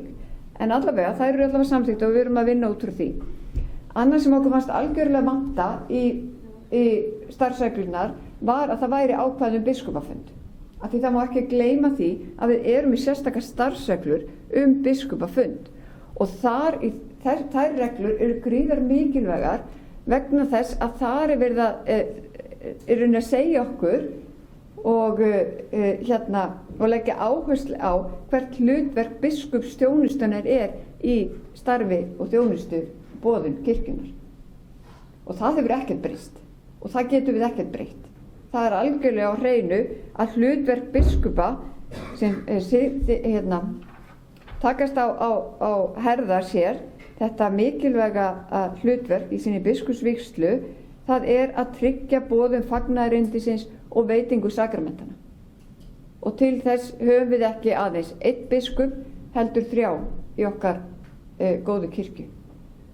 Og við getum reynt að styrkja þetta hlutverk þó að það sé búið að breyta þessum embættum, og þau eru ekki lengur sjálfstæð embætti, þá getum við reynt að lyfta þessum þætti upp með því að styrkja biskupafund, og það reyndum við að gera þegar við vorum að setja það inn í starfsregluna að þeim bæri að setja biskupafund. Það var ekki að því við verum að láta einhver 2 starfsreglur stangast á, heldur einmitt til þess að styrkja og tryggja að við breytum ekki kenningarlegum grundvelli biskupsembættanna. Það er alveg ljóst hjá okkur. Við getum sett alls konar svona veraldlegar skorður, sitt á hvað, en grundvöllurinn sem snýr kenningunni er óbreyttur, og það er mikilvægt að hafa það ávallt í huga. Aðeins varðandi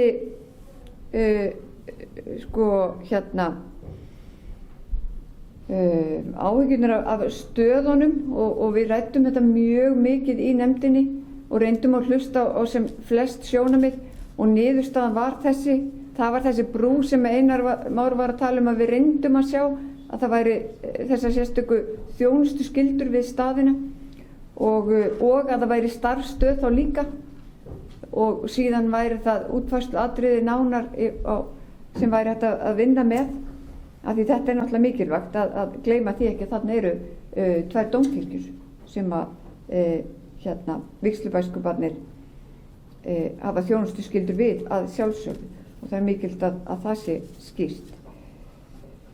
Nú, Arna kom aðeins inn á launakjör og annað slíkt, en það er ekki verið að taka, það er bara verið að taka út úr starfsreglunum að kjaranefnd úrskurði laun, en það stendur líka ákveðið varðandi starfskjör, og við ræddum við formann kjaranefndar og það er ennþá inni. Þannig að einingarnar sem að verða við þessa þjónustu, ef þetta verður samþykkt svona, að þær eru ennþá tryggðar, að kjaranefnd ákveði einingarnar. Annað sem er líka, við mögum heldur ekki gleyma, að vígslubiskupar eru staðgengna biskups Íslands. Væru við sátt við það að einhver ein sóknarnefnd myndi kjósa biskup Íslands? Þannig að þessi tillaga gengur engan veginn upp, til dæmis, að það sé einhver sóknarnefnd sem myndi kjósa vígslubiskupana. Þess vegna vildum við líka gefa þessu tíma varðandi kosningamál, að við förum ekki það þarf helst í haust að útfæra það hvernig vígslubiskupar verða kosnir til framtíðar. Það er alveg grundvallaratriði, þannig að við getum heldur ekki verið að setja einhvern of stífan ramma þar eitthvað sem er ómögulegt. Þannig við erum heldur ekki að gleyma því að vígslubiskupar eru að staðgengna biskup Íslands og hafa önnur og eigum frekar að segja aukin hlutverk innan kirkjunnar okkar ef við tryggjum grundvöll biskupsþjónustunnar eins og hún er skilgreind í kirkjunnar okkar. Þá lýkur framsögumaður máli sínu og hann tekur til máls Steindór Haraldsson. Forseti, þessi umræða er þá á enda komin í fyrir umræðum. Þakka fyrir það. Aðeins að byrja á því að víkja að því sem að vígslubiskupinn Hólm nefndi áðan, að forsætisnefnd hefur bara tekið við þess og gert þetta sínu. Forsætisnefnd þingsins, hún verður að vera forseti allra þingmanna og hún leggur fram mál, hvort sem hún er samþykkt því eða ekki, því að þetta mál var unnið af nefnd sem skipað var að þinginu og kirkjuþinginu og það hvað á það að nefndin skyldi skila forsætisnefnd tillögum sínum sem hún gerði. Það hefur aldrei gerst að mér vitandi, og er ég nú með elstu mönnum hérna inni, eða elstu eða langelstu. Ég man aldrei eftir því að forsætisnefnd taki mál frá nefnd og breyti því. Ég held að það sé bara ekki þannig. Og forsætisnefnd, hún afgreiðir mál og það skiptir ekki máli hvað skoðun ég hef á því. Ég vil bara að fara eftir þeim reglum og sem eru og allir sitja við sama borð. Ég læt aldrei mínar eigin skoðanir ráða gjörðum mínu við forsætisnefnd. Svo það sé sagt hér. Ok, nú ætla ég að gera smá breytingu og breyta mér og forsætisnefndarmanni yfir í venjulegan kirkjuþingmann. Ég get það alveg og ég má það alveg. Þetta mál er þetta dálítið erfitt fyrir okkur sem búum fyrir norðan. Og ég veit þið skilja það öll. Og eins og vígslubiskupinn kom hérna inn í sinni ræðu. Það er allt lofandi. Það var haldin auka hérna í síðustu viku. Var haldin auka sóknarnefndarfundur heima hjá mér. Á rýmisins komur reyndar í ljós annað þar en ég segi ykkur frá því seinna. En sko þar var þetta bara heitasta málið. Og það er sko eðlilegt að fólk hugsi svona sem að er í næri umhverfinu og í stiftinu reyndar öllu.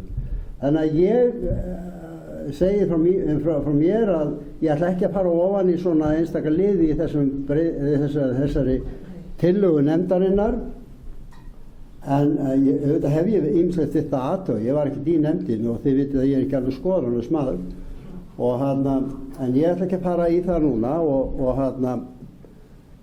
láta mig þetta gott heita. En ég ætla að skipta aftur yfir í að vera varaforseti og ég ætla að óska eftir því að það verði samþykkt á kirkjuþingi að vísa þessu til annarrar umræðu og til löggjafarnefndar og allsherjarnefndar. Takk fyrir. Þá er umræðu lokið. Lagt er til að málið fari í síðar umræðu þess sem geta samþykkt tækjarisofgemerki. Takk fyrir því allar hendur á lofti. Lagt er til að málið fari til bæði í löggjafarnefnd og allsherjarnefnd þess sem geta samþykkt tækjarisofgemerki. Takk fyrir. Er einhver á móti? Það er einn á móti. Það er samþykkt að það fari í þessar 2 nefndir. Nú ætlaði ég að gefa hann og Guðna Má næst orðið en hann er líklegast ekki. Já, en það er spurning hvort hann er á leiðin ykkar núna. Er hann ekki á skjánum? Hann er ekki á skjánum.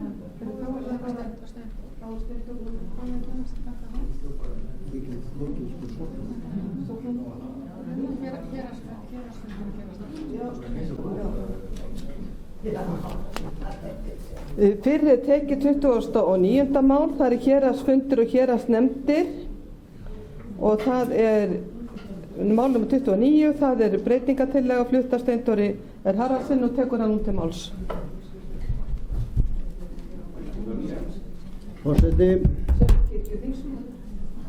Forseti, inn á þetta. Jæja.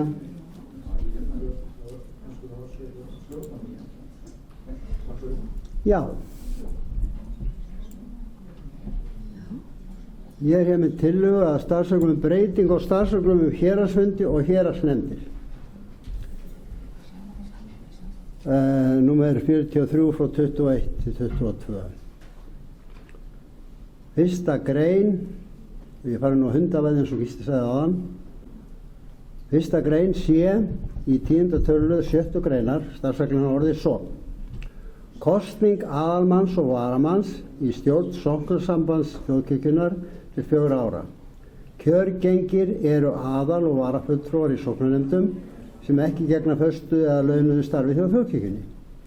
Önnur grein, starfsreglur þessar eru settar með heimild í 8. grein laga þjóðkirkjuna nr. 77 frá 21 og öðlast gildi við birtingu. Hefðbundið. Greinargerðin í núgildandi starfsreglum í héraðsfundi og héraðsnefndir nr. 43 frá 21 til 22 er ákvæði í starfslið sé í 10. tölulið 7. greinar sem mælir fyrir kosningu fulltrúa og varamanna þeirra á leikmannastefnu.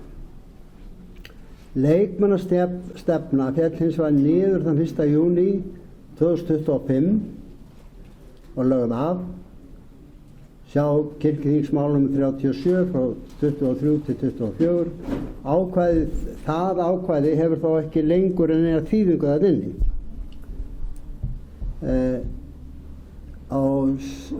Ég ætla ekki að lesa það sem var samþykkt hér á þið þekkið það að við vorum búin að styðja það að þessi, ég ætla bara að fara í hausinn á mér og tala bara beint. Við vorum búin að styðja það á fundi hér, á þingfundi hér og samþykkt þingsályktunartillaga að styðja það að leikmannastefnan og sóknarsambandið næðu saman að búa til samtök sem að kæmi í staðinn fyrir bæði sóknarsambandið og leikmannastefnuna. Það var samþykkt samhljóða hér þingsályktun það hér á þinginu. Nú er svo komið að það er eiginlega búið að vinna mikla undirbúningsvinnu undir þetta allt saman og það er samdóma álit okkar allra sem að þessari sameiningu hafa komið að réttast væri að hafa stjórnarkjör í þessum samtökum tengda kirkjunni eins og það var í leikmannastefnunni. Og það apparat sem við höfum, sem er hvað næst grasrótinni, eru héraðsfundir. Við höfum ekkert annað. Þannig að það er lagt til að þetta verði að skipa í þessi nýju samtök sem að geta alveg breytt nafn þó að þetta sé kallað svona núna. Því að það þarf að kalla saman fyrst fund eftir að búið að kjósa stjórnina. Og þess vegna kemur þetta fram núna, þetta kom reynda fram síðast, þetta er ekki með afbrigðum, ég hef búin að leggja þetta fram Það var bara ekki afgreitt á síðasta þingi og ég bið ykkur að samþykkja þetta til þess að við getum haldið áfram þessari vinnu. Og við erum sammála um það að þetta séu nauðsynlegt að svona samtök séu til og að því að það er álit okkar að það sé besti vettvangurinn að það séu héraðsfundirnir sem kjósa í stjórnina eins og var gert fyrir leikmannastefnun á sínum tíma og það er eiginlega það næsta sem við komum að grasrót þjóðkirkjunnar, það er í gegnum héraðsfundina. Við höfum ekkert annað. Og ég bið ykkur þess vegna að samþykkja þessa tillögu og vona að hún þurfi ekki að fara inn með einu umræðu. Takk fyrir. Lagt til að máli fari í eina umræðu, geta þingmenn samþykkt það? Einhver á móti? Það er samþykkt, málstekur Árni Helgason.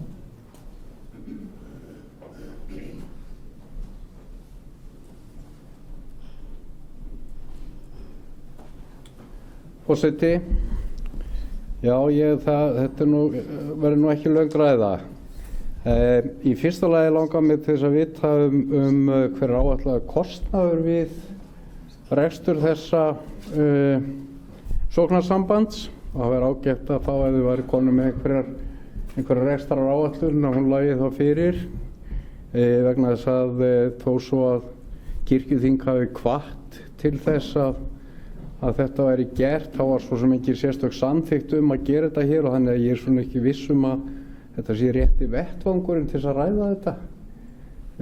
Þetta hefði frekar átt að vera á vettvangi bara sóknanna og við fengum reyndar eitthvað bréf daginn út af því sem ég skilst að hafi ekkert verið mikil andsvör við, ég þekki það nú reyndar ekki. En svo vil ég benda á hitt að það er gert ráð fyrir því að kjörgengir séu í 1. greininni aðal- og varafulltrúar í sóknarnefndum sem ekki gegna föstu launuðu starfi hjá þjóðkirkjunni og þá vaknar náttúrulega fyrsta spurningin það hvað átt er við með því. Þetta á ljóslega auðvitað við prestarinn en svo er spurningu stjórn þjóðkirkjunnar sem er í föstu launuðu starfi, þannig að hún væri þá ekki kjörgeng í þetta ef ég skil þetta rétt, sem er ekkit vandamál út af fyrir sig en það er bara rétt að menn áttu sig á því hvaða afleiðingar það hefur. Og hitt líka að þarna er gert ráð fyrir því að menn séu aðal- eða varafulltrúar í sóknarnefndum og það er kosið til 4 ára en sóknarnefndarmenn eru kosnir á 2 ára, eða það er að segja til 4 ára með 2 ára millibili. Þannig að þeir gætu verið dottnir út úr sóknarnefnd áður en að kjörtímabilið er að lýkur. Þannig að það þarf allavega að huga að því hvort að þeir eru þá gjaldgengir í stjórninni eða ekki. Þetta er nú svona tæknilega atriði og sem að svo sem leiða hugana því sem ég hef sagt áður hér að ég er ekkit sérstaklega hlynntur því að þessi samkoma sé að setja ítarlega starfsreglur það sem að við höfum verið að gera eins og vorum að ræða hérna áðan vígslubiskupsmálið sem að var náttúrulega minn galla frá upphafi og ég er ekki betur flutningsmaður væri búinn að snúa alveg við blaðinu þar. En mér finnst álanga eðlilegast að þetta sé bara gert inn á biskupsstofu það sem á við og hvað þá að við séum að setja reglur sóknarsamband sem heyrir ekkert undir kirkjuþing. Takk. Til máls tekur Axel Árnason Njarðvík.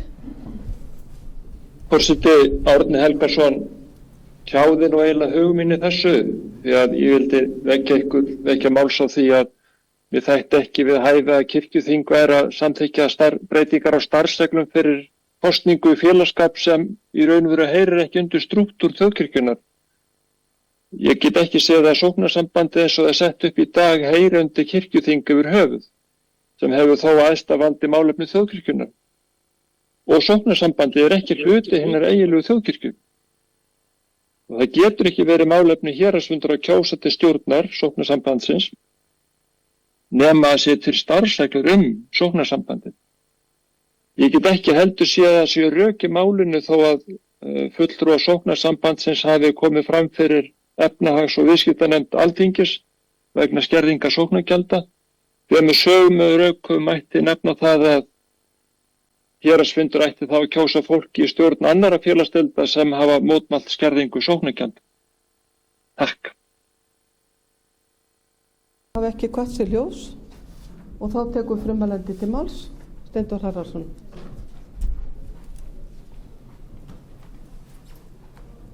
Forseti, hver hefur sína skoðun, það er eðlilegt. En til að svara svona að miskuð þess matni kom fram með að þá hefur sóknarsambandið aldrei fengið pening frá þjóðkirkjunni og stendur ekki til að það verði svo. Við erum ekki að fara á fjárlög hér.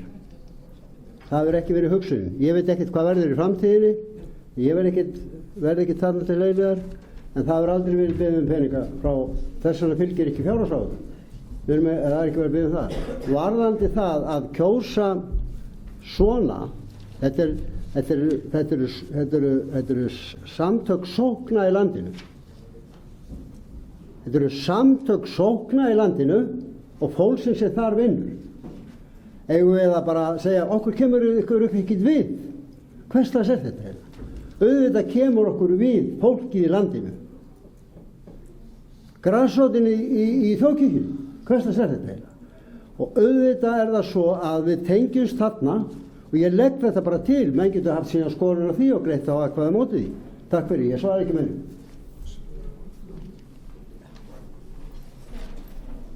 Axel Árnason Njárvík hefur beðið aftur orðið.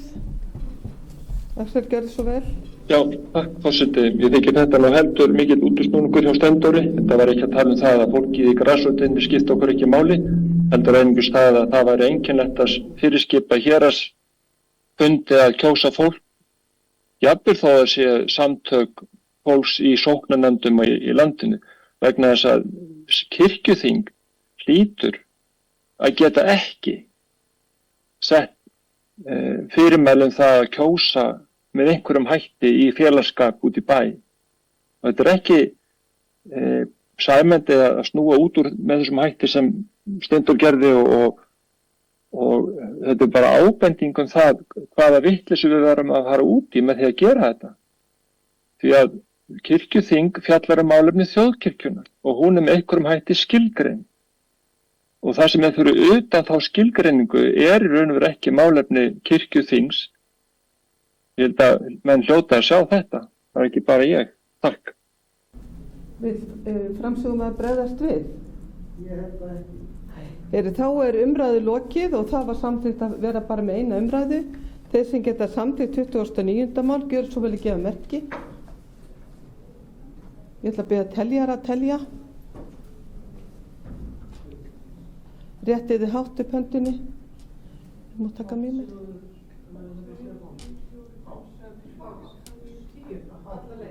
1, 2, 3, 4, 5, 6, 7, 8, 9, 10, 11, 12, 13.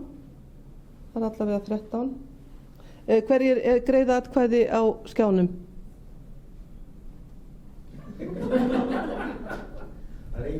Það eru 13 með. Þeir sem eru á móti gjör svo vel ekki að merki. Það er 1, 2, 3, 4, 5. 2, 3. Já, og þá er það 6. Er ekki rétt hjá mig 7? En þá er 29. mál samþykkt með 13 atkvæði gegn 7 og er þannig afgreitt frá kirkjuþingi. Fyrir tekið 31. mál og 32. mál og það er tilgangur og hlutverk aðgerðateymis og úrskurðarnefndar þjóðkirkjunnar. Það er skýrsla starfshóps og kynningar Steindór Runeberg Haraldsson og síðan er það tillaga ýmsar breytingar á starfsreglum úrskurðarnefnd og aðgerðateymis, það er bandormurinn og það fluttar Steindór Runeberg Haraldsson. Nú talar það sem varaforseti og tekur til máls. Virðulegur forseti, takk fyrir það. Takk fyrir það. Hvað þið segið sko, já hvaða mál?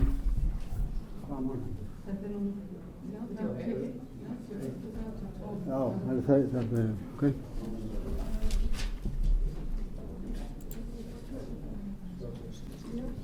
Já, virðulegur forseti, Ég fyrir til skýrslu starfshópsins um aðgerðateymi og úrskurðarnefnd þjóðkirkjunnar.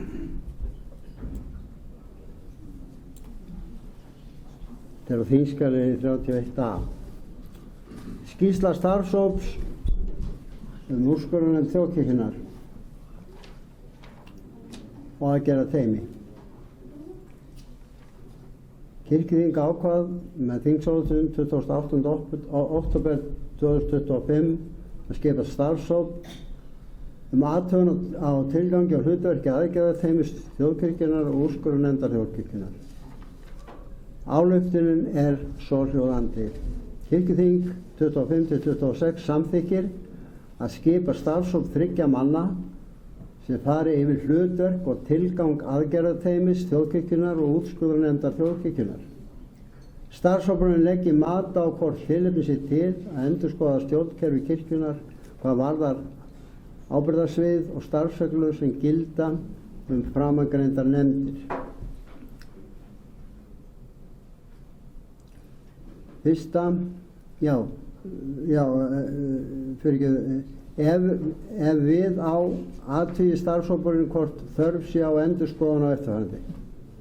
Fyrsta, ákvæði 2. greinar starfsreglna úrskurðarnefnd þjóðkirkjunnar nr. 36 frá 22-23 samanber 7. mál 67. kirkjuþings frá 25-26.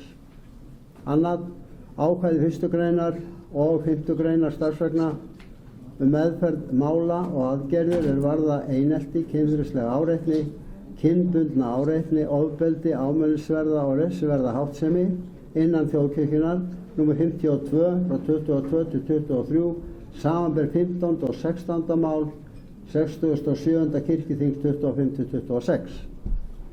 Starfshópurinn skili skýrslu með tillögu sínum til kirkjuþings fyrir 1. febrúar 2026.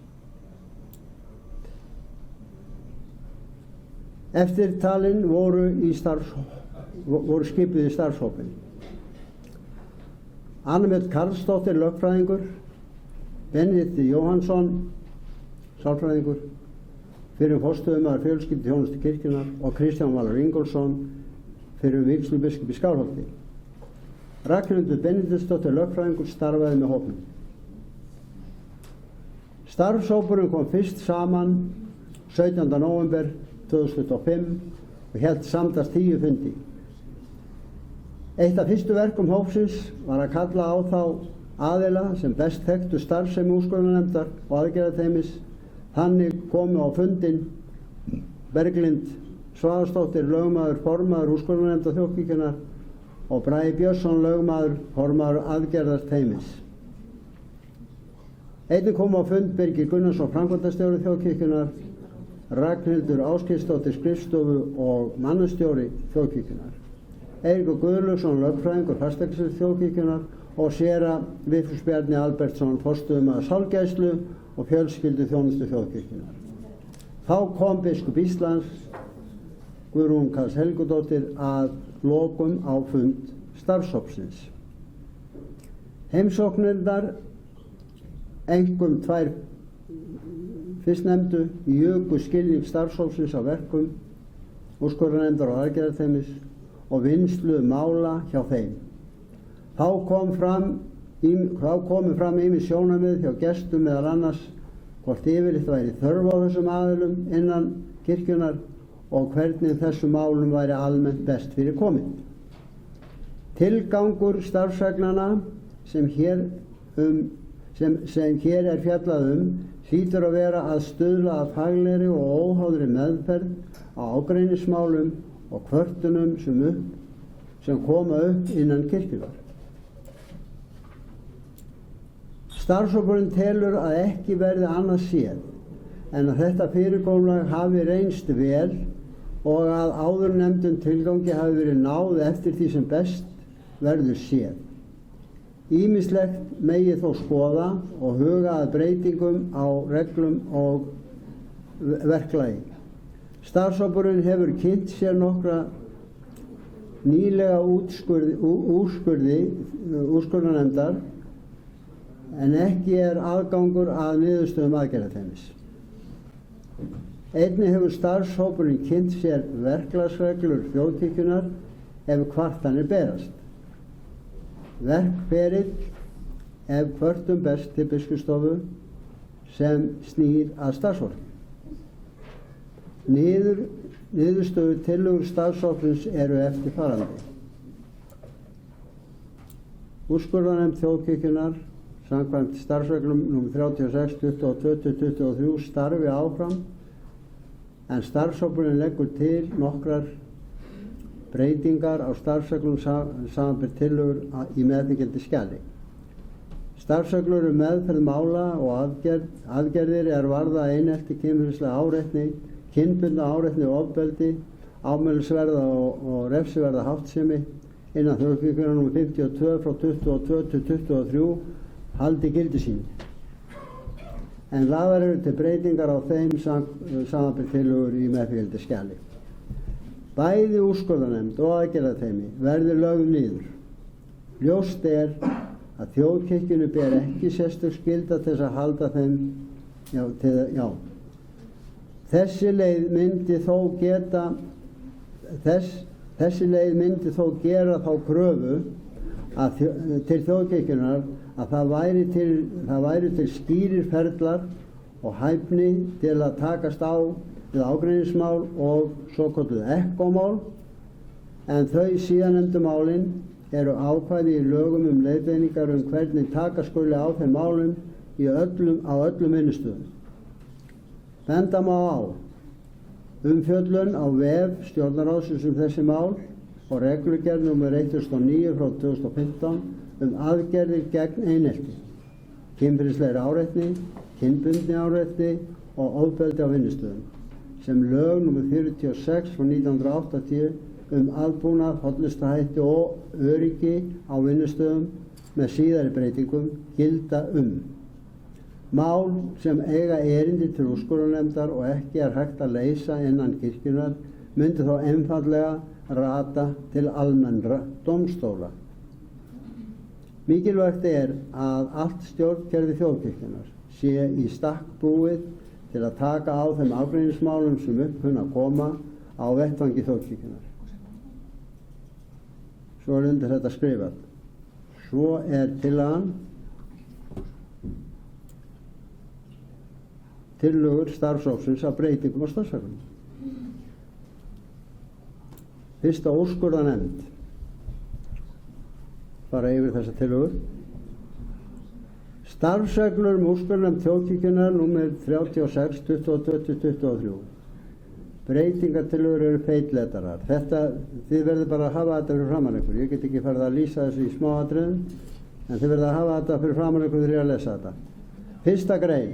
Úrskurðarnefnd þjóðkirkjunnar skal úrskurða í málum vegna ágreinings ákvarðanir eða verklag við ákvarðanatöku á kirkjulegum vettvangi og skera úr hvort ákvarðanir eða verklag sé í samræmi við lög og starfsreglur.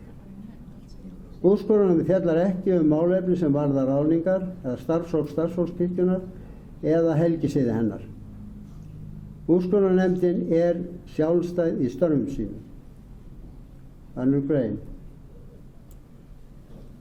Aðilar máls og þeir sem að lögvarða hagsmuni eiga að gæta geta borið máli undir úrskurðarnefnd, svo sem kirkjustjórnin, forseti kirkjuþing, biskup Íslands, stjórn þjóðkirkjunnar og sóknarnefndir, einstakir starfsmenn kirkjunnar og aðrir sem starfa innan kirkjunnar. Svo 11. grein. Úrskurðarnefndin skal kveða upp úrskurð svo fljótt sem kostur og að jafnaði innan 4 vikna frá því að gagnaöflun lokið. Dragist málsmeðferð fyrir nefndinni lengur en ákvæði þessi gerir ráð fyrir, skal sá dráttur skýrður í áliti nefndarinnar. Tilkynna skal málsaðlegum aðilum dráttin. Þegar nefndamenn eru ekki sammála, ræður meiri hluti niðurstöðu máls, en sá sem í minnihluta skilar sér óti. Þegar úrskurðarnefnd hefur lokið samningu úrskurðar síns, skal hún senda hann til máls aðila. Úrskurður nefndarinnar sendist einnig til þjóðkirkjunnar. Það er feilletrað og viðbót. Úrskurðir úrskurðarnefndar þjóðkirkjunnar eru endanlegir og bindandi innan þjóðkirkjunnar. Brottfall 12. greinar starfsreglna þar sem agabrot heyra undir biskup eða aðra yfirmenn eftir því sem við á. Umfjöllun þau á fremur heima í aðgerðateymi sem kemur þá með tillögu til yfirmanns og biskups. Svo er hér skýringar. Starfshópurinn leggur til breytingar á 1. grein starfsreglunnar sem fjallar hlutverk nefndarinnar. Hlutverkinu verði breytt þannig að nefndin fjalli ágreining ákvarðanir eða verklag við ákvarðanatöku á kirkjulegum vettvangi og sker úr hvort ákvarðanir og verklag sé í samræmi við lög og reglur. Lagt er til að úrskurðarnefndin fjalli ekki agabrot á kirkjulegum vettvangi og því falli 2. málsgrein 1. greinar brott. Þá er lagt til að 12. grein starfsreglna falli brott þar sem agabrot heyra undir biskup eða aðra yfirmenn eftir því sem við á. Ákvæði þar að lútandi gætu fremur átt heima í starfsreglum aðgerðateymi. Svo er það hérna fylgiskjal 2, það er aðgerðateymið. Þú þarft ekki að fara yfir fylgiskjalið. Þarf ég ekki að fara yfir fylgiskjalið, ok. Það er bara fínt, þau eru það bara með. Það Svo sjálfa tillögurnar bara. Já, það er bara næst. Býtum við, hvað var það? Númer hvað þá? 40.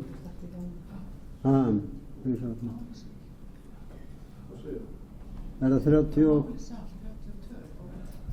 Það taka bara máli sjálf. Og bara tillögurnar. Já, það er bara, þá er það 32. mál sem ég les þá upp. Í kirkjuþing. Þetta er tillaga starfsreglum við breyting á starfsreglum og úrskurðarnefndir þjóðkirkjunnar. Vertu hjá hann. Og reglur verður hjá þér? Já, ég skil ekki þetta. Þú ert búin að lesa bara úrskurðarnefndar. Já. Þú gerir það í fylgiskjalinu. Ok. Nú sleppur því og fer yfir aðgerðateymið. Ekki vel að gera þetta einfalt fyrir mér. Nú fer það. Ok, er ekki komið? Nei. Það er ekki hérna. Þetta er besti við í heimi. Er þetta? Það átt að prenta þetta fyrir þig. Hérna byrja það. Byttu. Nei, ertu búin að loka þessu? Ekki þú þetta? Hérna. Breyting á starfsreglum og nú getur þú sleppt sko. Nei, byrjaðu þessu. Já, ég var að byrja það. Já, ok. Og slepptu þá hinnu úrskurðarnefndin þú búin að lesa það. Já, hvaðan er það? Það er fyrir neðan þá. Sér það ekki. Nú, hérna er greinargerðin. Svo heldur áfram. Nú byttu, má sjá. Nei, það er ekki. Já, ég tókti þetta þá bara. Hérna er úrskurðarnefndin sko. Já. Farðu áfram. Og ég var bara hérna. Þú ert búin að lesa þetta er það ekki. Þú varst að lesa breytingartillögurnar úrskurðarnefndina. Hvað er tillagan þá þetta? Úrskurðarnefnd þjóðkirkjunnar og með það mála. Nú skaldu fara að sleppa þessu. Það er rólega bara. Hægt, 2, 3, 4. Býtu, stoppa hérna. Byrjaðu hér. Já, þetta eru breytingar á starfsreglum þetta sko. Já. Já, fyrirgefið því, forseti, kirkjuþing. Ég er hérna, það er eins og öðruvísi sett þetta maður er vanur, ég er bara ekki skarpar en þetta, eins og allir veit. En ég byrja þá hérna á réttum stað.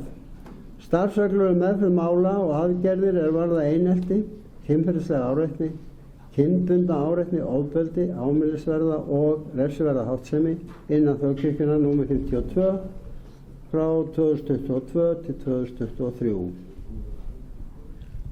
Og þá er það bara 5. grein, 1. grein orðið svo.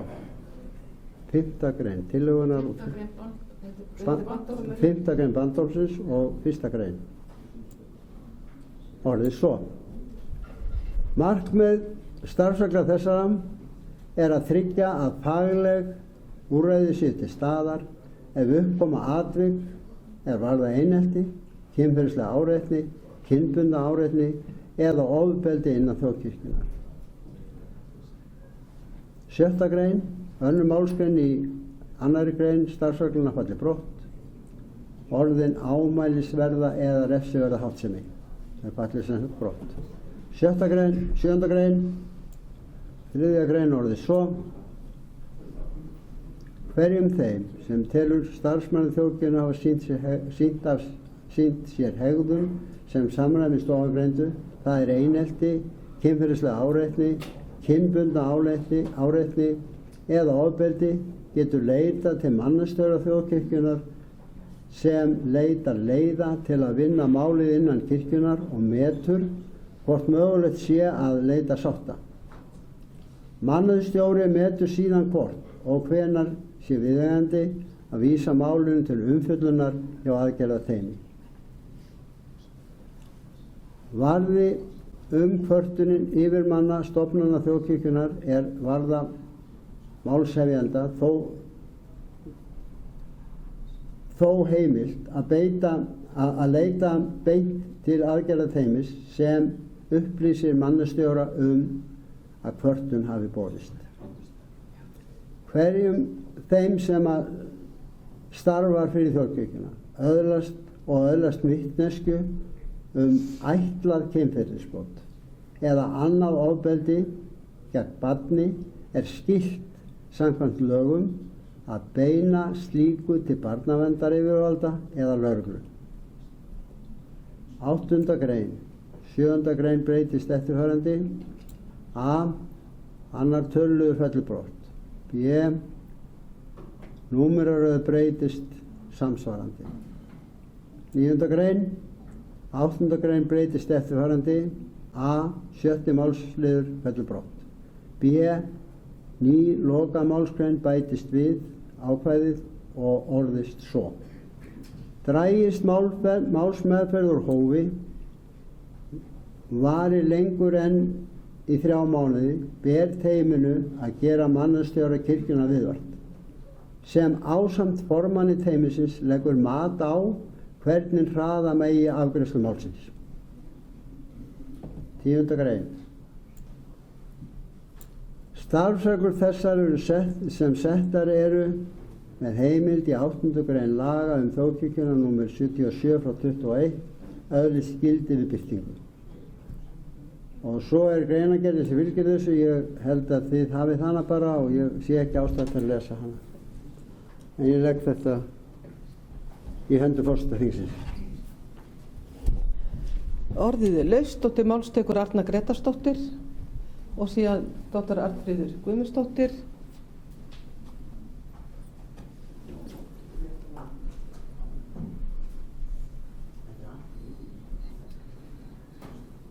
Forseti, það liggja hérna fyrir alveg, liggur fyrir þær 2 starfsreglur sem eru bara ofboðslega stór og mikil mál. Og ég verð svolítið rugluð að fara að tala um þetta, tala um bæði í einu, en ég ætla að byrja alltaf að tala um teymið, starfsreglunar teymið. Þar er ágætisbreyting þar sem mannauðsstjóra er falið að vinna faglega til að byrja með og faglegu vinnubrögðin fjalla það að það séu teknar inn kvartanir inn til mannauðsstjóra og mannauðsstjóri meti alvarleika kvartanina. Þetta er bara mjög fagleg og góð vinnubrögð og þetta sé góð breyting. Það er eitt orð þarna sem varðar sátt sem á bara ekkert við í dag. Sátt í svona málum sem eru komin í þennan farveg á sér stað miklu síðar í ferlinu og á ekkert að koma inn á borð þess að þeim. Það er bara mitt mat og ég held þetta sé meira segja faglegt mat sem ég heyrti á okkur fagaðilum, fyrirgefningaferli og þetta sem við þekkjum svo vel, það á ekkert sér stað meðan að málið er í storminu. Bara svo að það sé svona, svo við skoðum það orð svolítið og áttum okkur á því inn í hvað það er að tala þarna í þessum starfsreglum. Þannig að ég gerir svo sem ekkert athugasemdir við þetta teymi. Ég var á þeirri skoðun að það ætti bara að leggja þetta aðgerðateymi niður, en það er búið að fókusera þetta niður á þessi ekko-málefni sem að þýðir að mér finnst bara niðurstaðan ásættanleg og sérstaklega vegna þess að gert ráð fyrir að ferlið eigi sér stað hjá þeim sem eru sérstaklega ráðnir til þess að fara með málefnin. Svo ekkert meira en það að segja. Svo kemur varðandi úrskurðarnefndina sjálfa. Þá er ég á því og þeirri skoðun að það er að leggja þessa úrskurðarnefnd niður og það hefði þá þegar átt að gera það leið og áfrýjunarnefndin var lögð niður. Við erum komin út úr gömlu kirkjunni og þetta eru leifar af henni. Þetta eru leifar af þær voru tvær saman, úrskurðarnefndin og áfrýjunarnefndin. Úrskurðarnefndin komst að einhverju niðurstöðu og það var þess að vísa til áfrýjunarnefndar. Og þetta var lagt niður þegar gömlu þjóðkirkjulögin voru lögð niður. Þannig að mér finnst við vera að halda í eitthvað gamalt embættismannakerfi þar sem að prestarnir, þá ætla ég að segja það sérstaklega, voru það sjálfstæðir í embættinu sínum að það var bara erfitt að aga á til. Við erum ekkert þar lengur, við erum bara ráðin með 6 mánaða uppsagnarfresti. Og þetta er í dag sett eins og þetta er upp núna, fyrsta greinin að úrskurðarnefnd þjóðkirkjunnar skuli úrskurðaði málum vegna ágreinings ákvarðanir og verklag við ákvarðanatöku á kirkjulegum vettvangi og skera úr hvort ákvarðan og verklag sé samræmi við lög og starfsreglur. Vitið hvað þetta heitir í dag? Þetta heitir gæðastjórnun og eftirlitsnefnd. Og við erum að setja þetta inn í einhvern búning sem að bara þetta er bara langt aftur í öldum, afsaki. Og við erum með þessari nefnd að ýta undir vantraust. Við erum að ýta undir vantraust og við erum að ýta undir kúltúr sem ég kalla klögunarkúltúr. Við eigum að treysta fólkinu sem er ráðið til þeirra starfa eða kosið til þess að taka á þeim ágreiningsmálum sem uppkoma. Síðan er það sérstaklega tekið fram að þetta eigi ekki við þau agamál sem að heyra undir biskup Íslands. Hvað stendur þá eftir? Já, það er kannski einhver sóknarnefnd sem fór á stað og ákvað að byggja kirkju og glemdi að tala við stjórn þjóðkirkjunnar. Nei, ég er bara svona, þú veist, ég er búin að vera í nokkra daga að býta hvaða mál gæti þetta þá verið að það er líka búið að spísa þessa nefnd niður í það að þetta fjalli bara kirkjufólk. Þetta fjalli bara, það er ekki almenningur lengur sem getur núna með þessa breytingatillögu skoti málum til úrskurðarnefndar. Heldur bara, mér sýnist að þetta sé bara prestar, djáknar, vígslubiskupar og biskup Íslands, stjórn þjóðkirkjunnar og sóknarnefndir, kirkjuþingsfulltrúar. Þetta er bara þetta mengi sem ætlar að halda áfram að ræri einhvern graut og klaga hvort annað. Gæðastjórnun, skýrir verkferlar, fagleg vinnubrauð eru svörin við þessu. Síðan erum við bara með fólk sem er annarkvort ráðið að kosið til að taka ákvarðanir.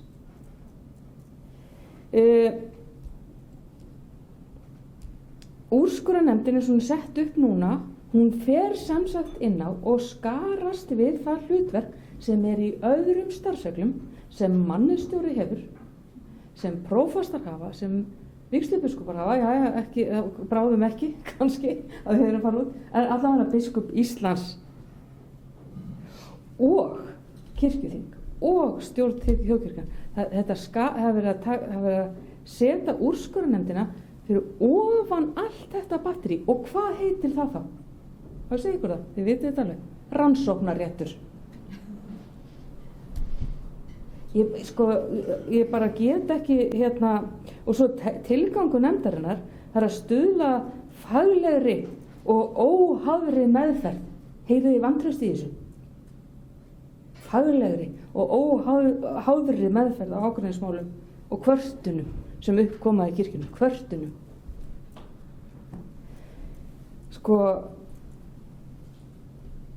Og svo er eina niðurstöðum hópsins, og ég ætla bara að minna ykkur á það, eina niðurstöðum hópsins er að leggja þetta niður. Eina niðurstöðum hópsins er að leggja þessa úrskurðarnefnd niður, enda báða nefndirnar, teimi líka. En þá segir í greinargerðinni, hlustiði nú, ef sú leið væri farin, og nú beint tilvitnum í greinargerðina, þessi leið myndi þó gera þá kröfu til þjóðkirkjunnar að þar væru til skýrir ferlar og hæfni til að takast á við ágreiningsmál og svo heldur áfram ekkamál. Ég bara, það eins og sé bara vanvitar í störfi minna fyrir kirkjuna. Ég var að byrja með afsökunar, ég bara miður minn yfir þessu. Og þetta, við getum bara ekki unnið svona í dag. Nútíma vinnubrögð kalla á það að hver einasta manneskja í starfi í dag vel menntuð, annaðhvort úr guðfræðideild Háskóla Íslands eða með aðra mentur úr Háskóla Íslands eða öðrum háskólum, með alls konar reynslu og hæfni til þess einmitt að vinna faglega eftir ferlum og taka ákvarðanir.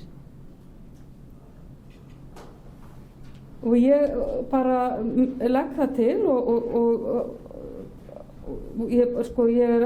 að þessi úrskurðarnefnd verði bara lögð niður og starfsreglur úrskurðarnefnd þjóðkirkjunnar númer 36 2022-2023 bara falli brott. Það verður mín breytingartillaga og í ljósi alls þessa sem ég búin að segja. Við samþykkjum það að við vinnum ekki faglega ef við samþykkjum þessar reglur. Takk.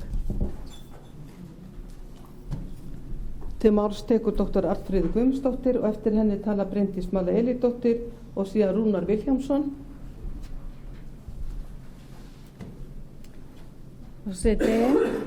Ég ætla aðallega að beina máli mínu eða að fókusera, eins og það heitir á góðri íslensku, á starfsreglur aðgerðateymi. En mér langar bara fyrst að segja þetta varðandi þessa tillögu varðandi úrskurðarnefnd, að þá finnst mér vanta sárlega að gera ráð fyrir tímatakmörkunum fyrir vinnu úrskurðarnefndar. Mér finnst það bara mjög mikilvægt. En varðandi tillögu að breytingu á starfsreglum aðgerðatími, þá eru fyrst athugasemdir varðandi starfshópinn og verklag hans. Ég vil í fyrsta lagi lýsa furðu minni yfir samsetningu starfshópsins. Punktur. Í öðru lagi, ég spyr hvernig hægt að leggja mat á meðferðum kynferðisbrot og kynferðisofbeldi og áreitni ef ekki hægt að hafa aðgang að gögnum sem þessi mál varða. Ég skil það ekki. Það hlýtur að vera hægt að krefjast þagnarskyldu af fulltrúum sem að kosnir í svona starfshóp til þess að leggja mat á meðferð þessara mála. Og í þriðja lagi þá finnst mér líka mikilvægt að gera alvarlega athugasemdir við þau sem voru, eða þann takmarkaða hóp sem voru kölluð á fund starfshópsins. Sem sagt, til að fá almennilega yfirsýn yfir málið þá var algjörlega nauðsynlegt að kalla fleiri að borðinu, fleiri sem að höfðu betri yfirsýn yfir þessi mál. Varðandi þetta að málið sé fyrst sett í eitthvað mat á því hvort að hægt að leita sátta, þá held ég að það geti sannarlega átt við í einhverjum tilvikum og það hefur ekkert með fyrirgefningu að gera. Að leita sátta er bara að fá fólk til að setjast niður og segja býtu hvað snýst þetta mál. Sé verið að leggja fram kæru eða kvörtun alvarlegt kynferðislegt ofbeldi eða áreitni, þá á það sannarlega ekki við. Þannig að það verður að meta málið í hverju tilviki fyrir sig. Mér finnst að það vanti ákvæði að ekki megi fjalla málið á heimavelli. sé búið að meta það að það sé ekki að mun ekkert koma út úr því að setjast niður og leita sátta. Það er mjög mikilvægt og algjört lykilatriði í raun að málið sé tekið út úr þeirri einingu sem að ræðir. Það er mikilvægt að tryggja faglega meðferð. Segjum að sóknarbarn kvarti undan áreiti eða ofbeldi af hendi sóknarprests eða prests, þá þarf að fjalla málið utan sóknar eða prestakalls. Þetta er lykilatriði í fræðunum. Þú færð ekki viðkomandi, eða sem sagt í svona lítil einingu, þá færðu ekki viðkomandi aðila sem að eiga hlutamáli til þess að fjalla málið. Það bara gengur ekki. Varðandi tímatakmörk þá finnst mér 3 mánuðir allt of langur tími. Það þarf að leggja áherslu á að hraða meðferð þessara mála og þau þarf að forgangsraða. Ég legg til að tímatakmarkanir séu 1 mánuður. Ég minni á nýlegt dæmi úr minnisókn sem við þurfum að læra af. Við þurfum að læra af reynslunni og þeim mistökum sem þar voru gerð. Við þurfum að tryggja það að söfnuðurinn þurfi ekki að búa við óvissu í svo mánuðum skiptir. Það bara einfaldlega gengur ekki. Ég geld varug við því að það sé gert ráð fyrir því að fjölmiðlar get ekki fengið neinar upplýsingar mál sem eru til meðferðar. Við búum í mjög litlu samfélagi og það fréttist ýmislegt eins og við vitum, og tímum títtnefndra falsfrétta þá tel ég mikilvægt að fjölmiðlar fái einhverjar upplýsingar þó að það sé ekki farið út í smáatriði og hvað segja lögfræðingarnir, að rannsóknarhagsmunum sé ekki ógnað. Ef að engar upplýsingar eru gefnar til fjölmiðla þá gefur það til kynna eða mögulega að kirkjan sé að hylma yfir og það ýtir líka undir kjaftagang og óábyrga umræðu. Þá ger ég alvarlegar athugasemdir við það að ekki hafi verið endurskoðuð 5. greinin skipan aðgerðarteymisins. Það er sorglegt og í rauninni fullkomlega galið að mínu viti að áfram sé inni ákvæði að hvorki vígðir þjónar né sérþjónustuprestar séu í teyminu. Ég hef áður fært rök fyrir því af hverju ég tel svo vera og mér finnst það mjög slæmt að sérþekking vígðra þjóna sé útilokuð frá þessu starfi. Ég leyfi mér að fullyrða að það sé vond reynsla af þessu ákvæði sem sett var fram fyrir 8 árum og sorglegt að ekki sé litið til þeirrar reynslu. Einnig ger ég alvarlega athugasemd við það að lögfræðingur sé formaður teymisins. Það er vond reynsla af því og ég ætla bara að leyfa mér að segja það. Það er mikilvægt að það sé löglærður einstaklingur í teyminu eins og hefur verið frá árinu 1999. En viðkomandi á ekki að leiða starf teymisins. Og þá legg ég áherslu á að lögfræðingur sem velst inn í teymið sé með sérþekkingu á þeim málum sem fjallað eins og segir í starfsreglum og að því sé fylgt eftir. Við þurfum að vanda okkur hér. Þetta eru alvarlegustu málin sem hafa komið upp eða komið inn á borð stjórnenda kirkjunnar á síðustu 30 árum. Og það eru allir sem tapa. Þegar svona mál koma upp, kirkjan okkar þarf að vera öruggur staður fyrir okkur öll og að því þurfum við að vinna leynt og ljóst. Mér þykir miður að hafa ekki atkvæðisrétt á kirkjuþingi til að geta greitt atkvæði gegn þessari tillögu. Hún er ekki til bóta og við þurfum að gera betur. Eitt að lokum. Þá kalla ég eftir því að upplýsingar meðferð kynferðisbrota séu aðgengilegri á vef kirkjunnar en þær eru nú. Takk fyrir. Til máls tekur Bryndís Malla Elídóttir og eftir henni talar Rúnar Vilhjálmsson.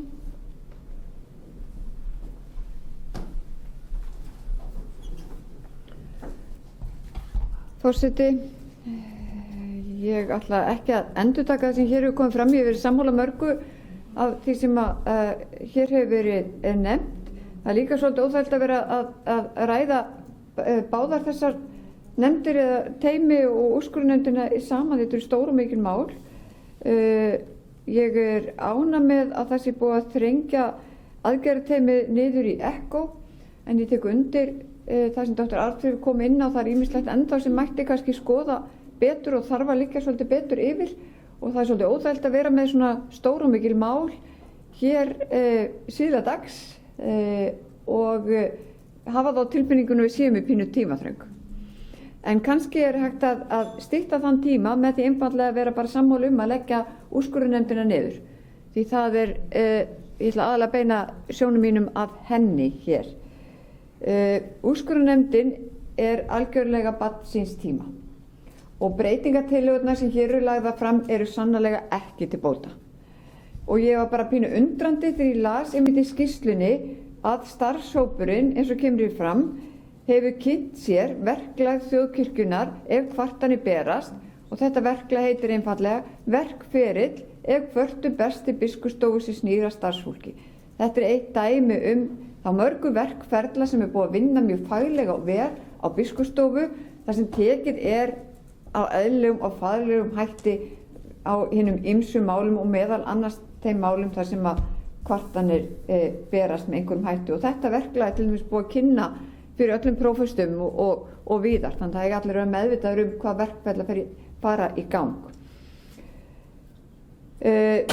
Starfsreglur úrskurðarnefndinni sem þær eru lagðar fram hérna, þessar tillögur, nú er búið að breyta þessu þannig að nú á þetta snúast að ágreiningur ákvarðana eða verklag við ákvarðanatöku á kirkjulegum vettvangi. Og úrskurðarnefndin á að skera úr hvort verklag sem í samræmi við lög og starfsreglur. Við eigum bara öll að vera með þetta á hreinu að við vinnum eftir lögum og starfsreglum. Sannarlega hefur umræða oft á kirkjuþingi hér sýnt okkur fram á að starfsreglur eru þess eðlis að oft er það rými til túlkunar. Og mér getur fundist, ég lesa eitt út úr starfsreglunum og annar lesa eitthvað annað, þá eru stundu gott að grafa upp gamla greinagerðir sem er lögskýringargagn, þar eru oft varpa ljósi á þetta. Þannig að við eigum bara að vinna eftir þessu, og þetta er engin, á ekkert að vera eitthvað vafamál þetta, og ef það eru ágreiningur að þá er hann einfaldlega ræddur á viðeigandi vettvangi. En það eins og segir í annarri greini, þegar málið var fyrst lagt hérna fram, þá nefndi ég þetta líka og ætla að fá að endurtaka það, því við erum kannski ekki, munum það kannski ekki alveg, en það er þetta að tekið sér fram hverjir eiga að geta borið mál undir úrskurðarnefndina. Nú er enda búið að draga það fram hérna að það eru aðila máls og þeir sem hafa lögvarða hagsmuni, en svo er ennþá verið að tala það fram og verið að draga það sérstaklega fram að kirkjustjórnin geti lagt fram mál til úrskurðarnefndar. Er henni lagt fram kæru til úrskurðarnefndar, þetta bara gengur ekki.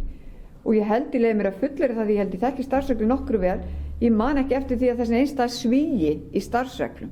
Og hérna erum við búin að setja kirkjustjórnina í sviga til að ítreka það að þessir aðilar, forseti kirkjuþings, biskup Íslands, geti kært eitthvað mál til úrskurðarnefndar. Ég er búin að vera að máta henni ýmsu sviðsmyndir hvenær í veröldum gæti þetta gerst. Og þetta bara stenst ekki. Kerfið eins og við erum með það í dag, skipurðu hjá okkur, skipurðu allt saman. Að því svo er líka að tala hérna í framhaldinu að, já, sérstaklega tekið fram að kirkjustjórnin einstakir starfsmenn kirkjunnar og aðrir sem starfa innan kirkjunnar. Hérna hljótu þá verið undir sjálfboðaliðar. Þannig áfram er þetta þannig að það geta allir sem eitthvað starfa á kirkjulegum vettvangi kært eitthvað, eða þau eru ekki sammála um einhverja ákvarðanir, til úrskurðarnefndar. Og það verður að vera þannig að það sé hægt að taka erfiðar ákvarðanir sem fólk er ekki allt sammála um. Það er bara þannig. Og það getur verið ágreiningur hvort þetta standist reglur. Þá erum við svo blessunlega heppin að við höfum alltaf verið með mjög færa lögfræðinga í kirkjunni sem að geta skorið úr svona mál. Og ef þetta er of mikið innan hús að þá er bara að leita til lögfræði fyrir utan.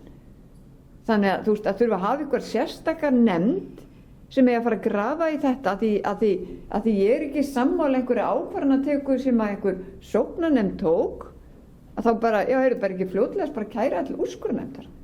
Staðan fyrir að maður sest bara niður með viðkomandi sóknarnefnd og ræði málið, færi utan að komandi aðila við á þurfa að halda, skýrum þetta, tölum okkur saman að niðurstöðu. Þetta er svo sammála Örnu að þetta er algjörlega farvegur fyrir eitthvað sem að ég vil leyfa mér að fullyrða það bara er ekki lengur heima hjá okkur og við erum bara komin á allt annan stað. Við erum bara dugleg að vinna úr erfiðum málum, við erum dugleg að tala okkur saman að niðurstöðu, kunnum það vel og erum með nóg af fagfólki bæði innan kirkjunar og aðnara sem við getum leita til svo sem ekki með svona nefnd sem er líka eins og bent hefur verið á svolítið bara opin í allar áttir. Þannig að ég held að og þegar við lögðum úrskurðarnefndina niður á sín tíma, það var ekki á þessu kjörtímabilinu þar á undan, þá lögðum við úrskurðarnefndina niður því hún var líka orðin barn síns tíma og þá fannst áfrýjunarnefndina þegar við lögðum áfrýjunarnefndina fyrir afsökunar þá fannst okkur bara það fannst kirkjuþingi of stórt skref að taka úrskurðarnefndina líka út af borðinu. En ég held að það skref sé bara mjög heillavænlegt núna að leggja úrskurðarnefndina niður og það er ekki þar með sagt að þeir sem eru óánægðir með ákvarðanatöku eða ósammála hafi ekki góðar leiðir innan kirkjuna til að setja sín mál í faglegan og góðan farveg, en við skulum tryggja að það sé eðlilegur og réttur farvegur en ekki leifar af einhverjum gömlum tíma sem er liðinn, horfum frekar til framtíðar og leggjum úrskurðarnefndina niður. Til máls tekur Rúnar Vilhjálmsson.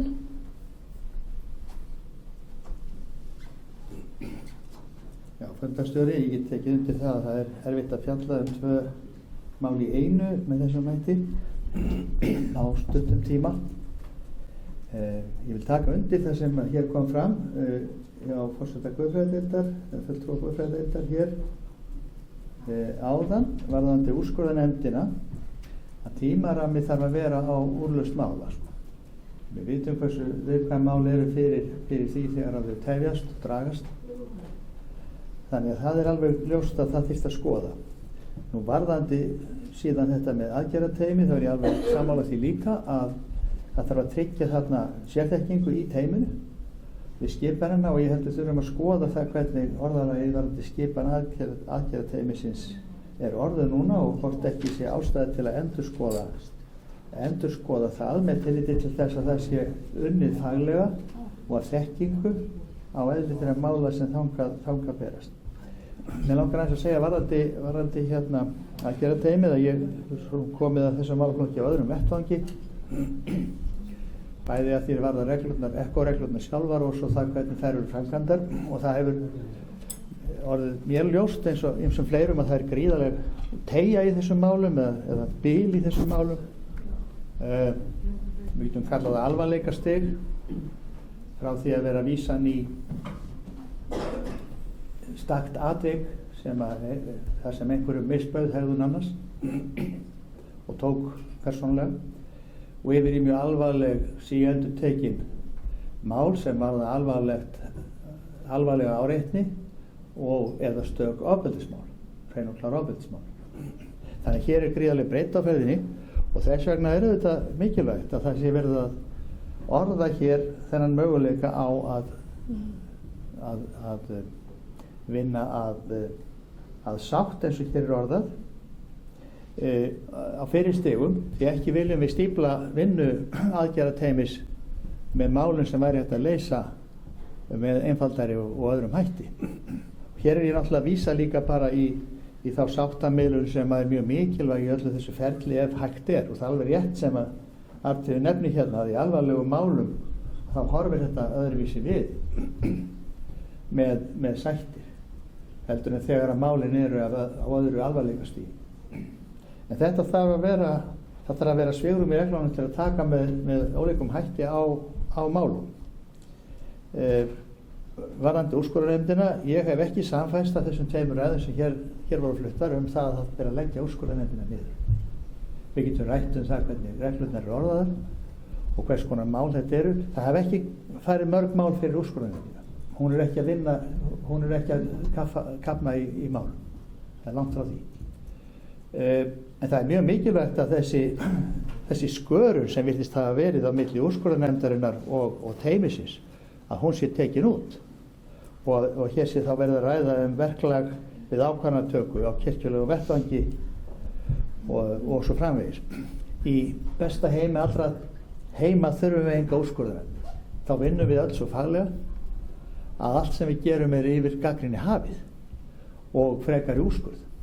Það reyndi nú reyndar á úrskurðarnefnd fyrir ekki mjög löngu síðan í mjög erfiðu máli hér innan kirkjunar sem sneri reyndar að æðsta embætti þjónustu kirkjunar. Sko það geta komið upp mál sem við sjáum ekki fyrir því að við lifum ekki í heimi, besta heimi allra heima og við verðum að hafa úrræði til að grípa til og þetta er ekki, ég er ekki sammála því sem Arna nefni hérna að þetta ýti undir vantraust í sjálfu sér að hafa reglurnar hana. Það getur einmitt þvert á móti lokið málum að fá úrskurði sem staðfestir einhvern skilning og þess vegna held ég að þetta getur verið alveg í hina áttina. En ég bara fagna því að þessi mál fari til frekari skoðunar í nefnd og hlakka til þess að við finnum farsæla lausn í báðum tilvikum. Þá lýkur þessari umræðu framsögumaður Steindór R. Haraldsson.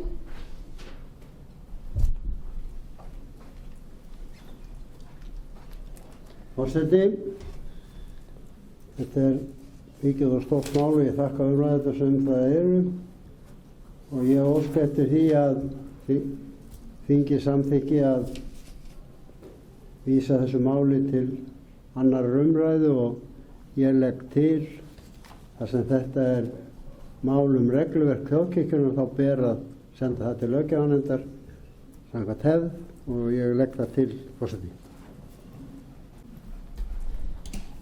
Umræðu málið er lokið og lagt er til að mál 31 og 32 farið í síðari umræðu. Þeir sem geta samþykkt það gjörðu svo vel að gefa merki.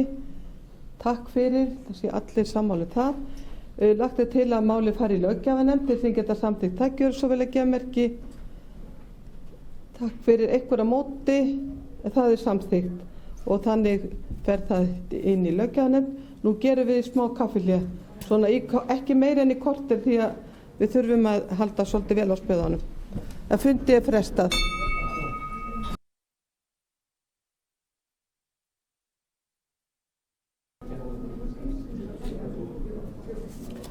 Fundi er framhaldið og hér eru 2 mál sem að forseti þarf að bera upp með afbrigðum af því þau eru það seint fram komin og það er þingskjal 36a og þingskjal númer 37a. Það er tillaga til þingsaluktunar skipun nefndar til umfjöllunar málefni vígslubiskups embættanna. Flutningsmaður Gísli Gunnarsson og síðan er það tillaga starfsreglum vígslubiskupa og flutningsmaður Gísli Gunnarsson og tekur hann út til máls. Já, þeir sem geta samþykkt með afbrigðum að máli verði tekið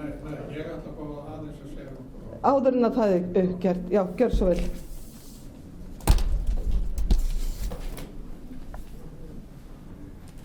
Forseti,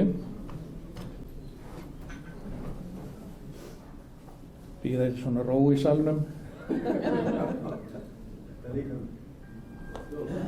Ég vil byrja á því að biðja vin minn, hann séra Magnús Ellingsson, afsökunar á því að vera full stórirtur. Hann hefur náttúrulega alveg leyfi til að segja sína meiningu og flutti hér ágæta ræðu og sendi kæra kveðju vestur, Magnús. Hann glaður. Og þessu fylgir að ég ætla að vinna því að Vestfirði kom inn í Hólaumdæmi.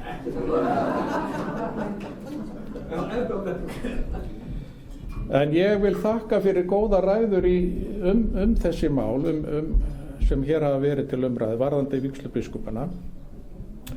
Og mér finnst svona aðeins öðruvísi andi yfir vötnum en var. Mér finnst svona meiri sáttatónn og ég byrjaði nú umræðuna hér fyrr í dag á því að líka þessu við lestaferð og nú einhver að koma með lestinni tilbaka. En ég álpaðist reyndar í lestina líka og komin á fyrsta brautapall. Þannig að ég legg til að við reynum að mætast á miðri leið og finna einhverja útleið úr þessu sem okkur öllum til sóma. Og í trausti þess að þeir sem hér hafa talað muni vinna þannig í nefndunum að við finnum lausn á málinu sem við getum unað við, þá dreg ég bæði þessi mál tilbaka. Og þá ég sennilega vinsælisti maðurinn í partíunu eftir. Algjörlega. Ekki spurning. Já, þannig að þá er þessi mál bara úr sögunni en halda áfram í nefndunum. En þá komið hann Guðna Má og hann með málnúmer 29. Já. Þá komið að 21. máli og það Guðni Már Harðarson sem flutningsmaður og framsögumaður og tekur hann út til máls. Þetta síðasta máli án að fara þér í nefndir. Já, ég alveg að nálgast Grand Hotel en mæti ég kannski bara biðja ykkur að lesa tillöguna eins og hún kemur fyrir eða bara skjalið. Ég hef ekkert mikið annað þetta að segja nema ég held bara að það sé mikilvægt að þingið sendi þau skilaboð að við viljum þá vinnu sem stjórnin farin í og ég tek það fram vinnu sem ég afskaplega glaður með að sé komin. En ég held að sé ágætt að þingið fái líka betur sér augun eða sé umræða. Það einhver sem vill eitthvað tjá sig innri endurskoðun eða hefur einhverja góða punkta fyrir stjórnina og þá vinnu sem KPMG að fara í. Þá held ég að sé bara ágætt að taka umræðu ef einhver vill tjá sig þetta. Það þekkja hann allir, þannig að ég gef bara orðið laust. Einhver sem vill taka til máls? Já, þarf að lesa hana?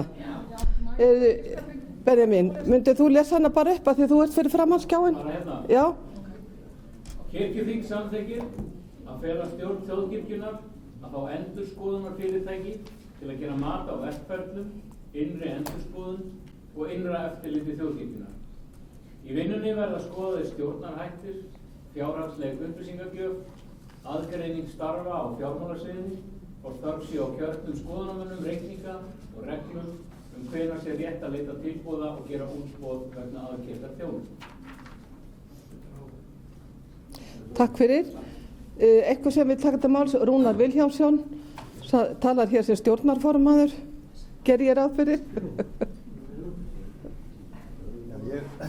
Forseti, ég skil góðan ásetning ábyrgjanda í þessu efni, en minni bara á að við erum þegar með endurskoðun í gangi sem að stjórnin samþykkti á ársreikningum og þeir hafa þegar verið endurskoðir. Við gerðum það samkomulag við KPMG endurskoðun ársreiknings og nánast allt sem það tekið fram undir í þeirri endurskoðun. Svo ég á erfitt með samþykkja þetta mál ofan í það allt saman, þannig að ég sé ekki alveg í hverju ávinningurinn þarna liggur, satt að segja. Takk. Eru fleiri sem að vilja taka til máls? Já, Arna Grétarsdóttir.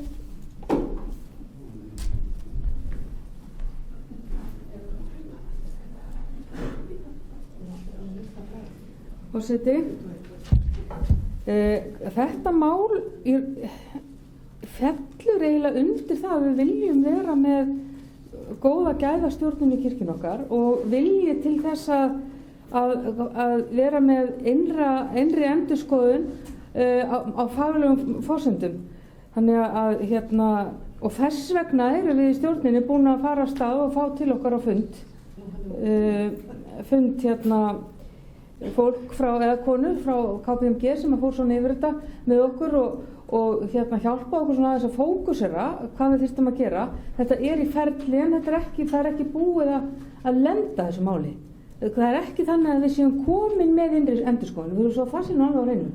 En við erum með þetta í ferli og við viljum að vanda okkur, öll sem að sitjum í stjórnum og ásamt framkvæmdastjóra og viljum hafa þetta í góðu lagi.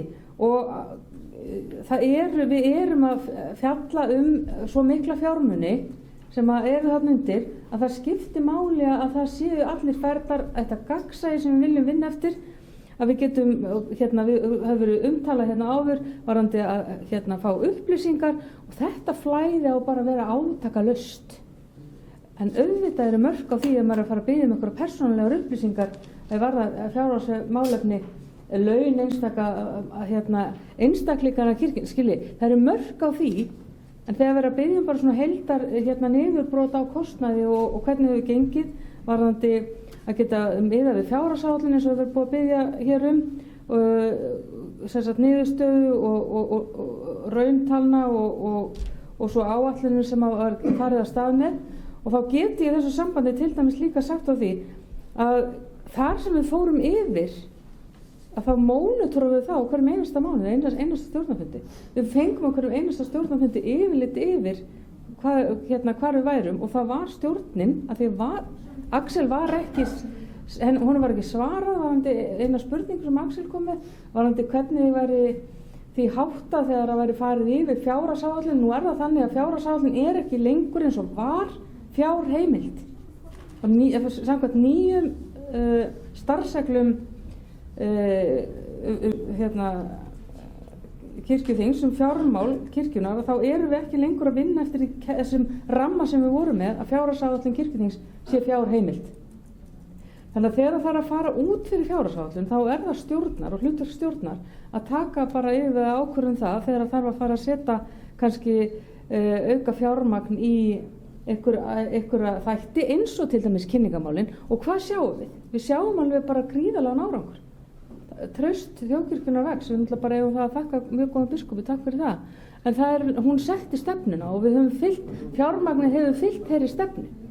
En það kostaði það að bæði varandi fræðslu og kynningamálin að það var farið heilmikið yfir. En það er, svo þessi bara tekin allir vafi þar af að stjórnin kom að þeirri ákvörðun. Bara svo það sé alveg sagt. En innra eftirliti þarf að fara og ég bara vona að við klárum það bara áður en að við förum frá í haust þessi stjórn, það lítur að vera. Það var nú ekki annað, takk. Stefán Magnússon og síðan Steindór Haraldsson.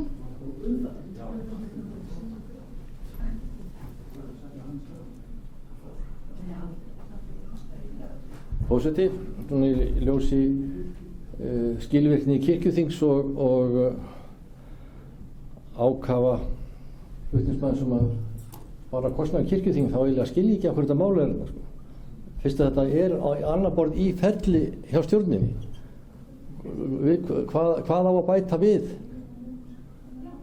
Ég held að það er langt snyrtilegast að draga þetta baka og fylgja svo bara með því hvað stjórnin er að gera og sjá hvað kemur út úr því. Og ef það er ekki nóg, þá getum við kannski skoða málið,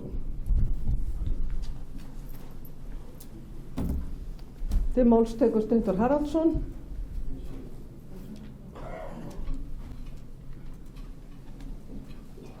Forseti, þetta mál vekur mig aðeins til umhugsunar það hvað eru málefni kirkjuþings og hvað er málefni annarra.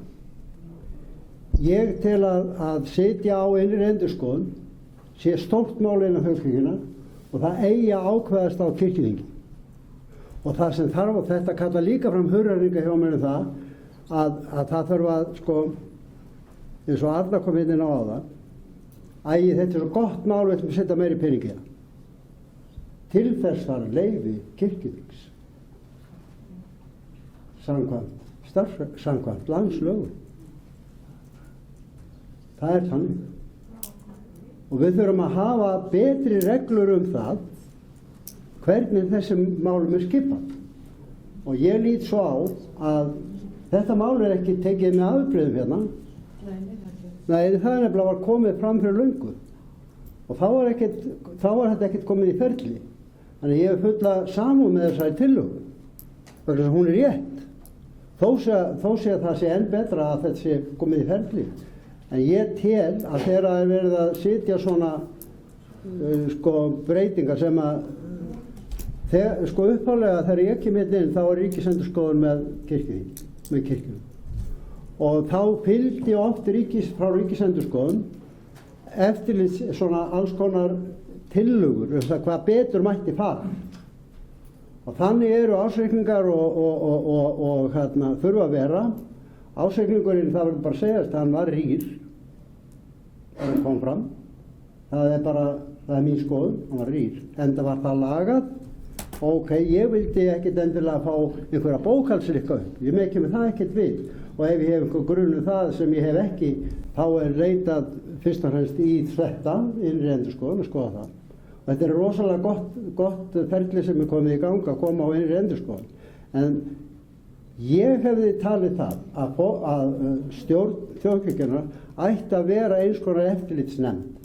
Oft í stórum apparatum eins og þjóðkirkjunni eru skipar eftirlitsnefndir og þær hafa ákveðið hlutverk og það er svona, það er ekki eftirlit, að skipa eftirlitsnefnd er ekki einhver tortryggni út í stjórn fyrir apparatsins eða stofnunar, alls ekki. Þetta er góði stjórnsýsluhættir að hafa endurskoðunarnefnd og eftirlitsnefnd. Og það þarf að koma fram með ársreikningi ábendingum það hvað getur betur farið. Vegna það er ekkert einasta apparat á Íslandi sem er svo vel stjórnað að ekki geti eitthvað betur farið. Og það komu skýrslur heldur betur frá Ríkisendurskoðun og svo Vesta kom 2011. Og ég veit ekki hvað mörg ykkar hafa lesið hana og langt síðan en þetta er að komast í mjög gott ferli reikningsskilin og horfið til mikill að bóta en ég var með fullan skilning á tillögunni enga síður því að hún er til marks það að svona ákvarðanir eiga að takast hér í þessum hóp. Takk fyrir. En nokkur að biðja orðið á skjánum. Stefán Már Gunnlaugsson tekur til máls.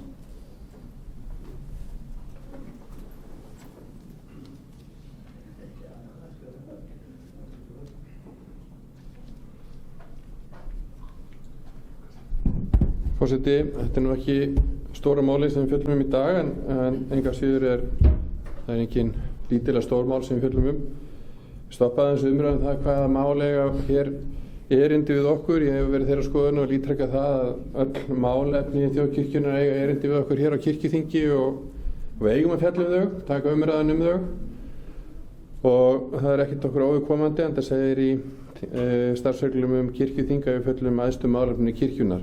Það með öðrum orðum, það er ekkert okkur óviðkomandi. Frekar en þessi tillaga sem ég til bara að vera góða, gott að hún sé komin af stað.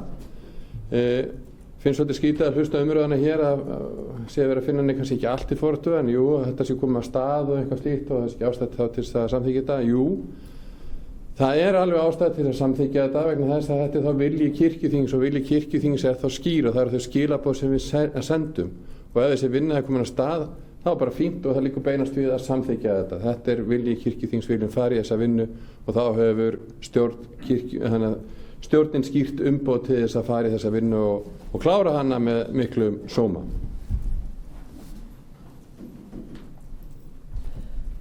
Einar Már Sigurðarson tekur til máls og síðan þá málshefjandi.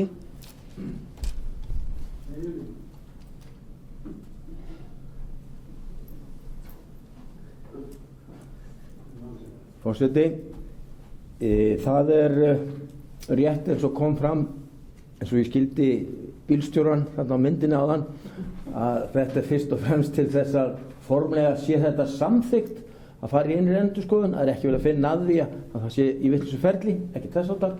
Þannig að ég sé nú ekki margt af því að samþykkja tillöguna og ég heyrði að Steindór var líka á því að það væri sterkara og Stefán að það sé þannig. Það rauninni að þá bara verið að samþykkja stjórnin að fara rétta leið og ótvírætt umboð. Málið náttúrulega þannig að meðan þing stendur þá faktist stjórnin utan. Hún ekki starfandi á meðan þingið Stjórnin starfar á milli þinga. Þingið felur stjórn ákveðna hluti á milli þinga og meðal annars fjárstjórnarvaldi. Þannig að stjórnin hefur ákveðið vald innan ramma og síðan kemur þing saman. Hafi stjórn gert eitthvað af sér þá að sjálfsögðu það þingið sem hefur lokaorðið það.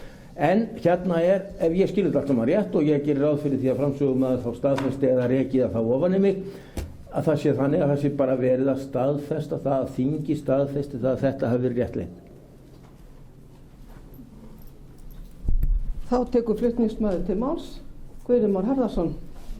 Já, og kannski forseti fengi bara aftur greinargerðina hvað vakti fyrir mér. Þetta svona bara að því leyti að það skiptir mjög miklu máli að hafa innri endurskoðun og við vorum skilin eftir að hafa verið undir ríkisendurskoðun mjög lengi. Þá hefur komið hér fram, ég fannst það gott sem að Kristrún Heimisdóttir sagði einhvern tímann að okkur varst kannski ekki alveg skilað öllu af sér frá ríkinu nógu vel og hún var með eina tillögu hér fyrr á þinginu að setja innri endurskoðanda, stofna það embætti.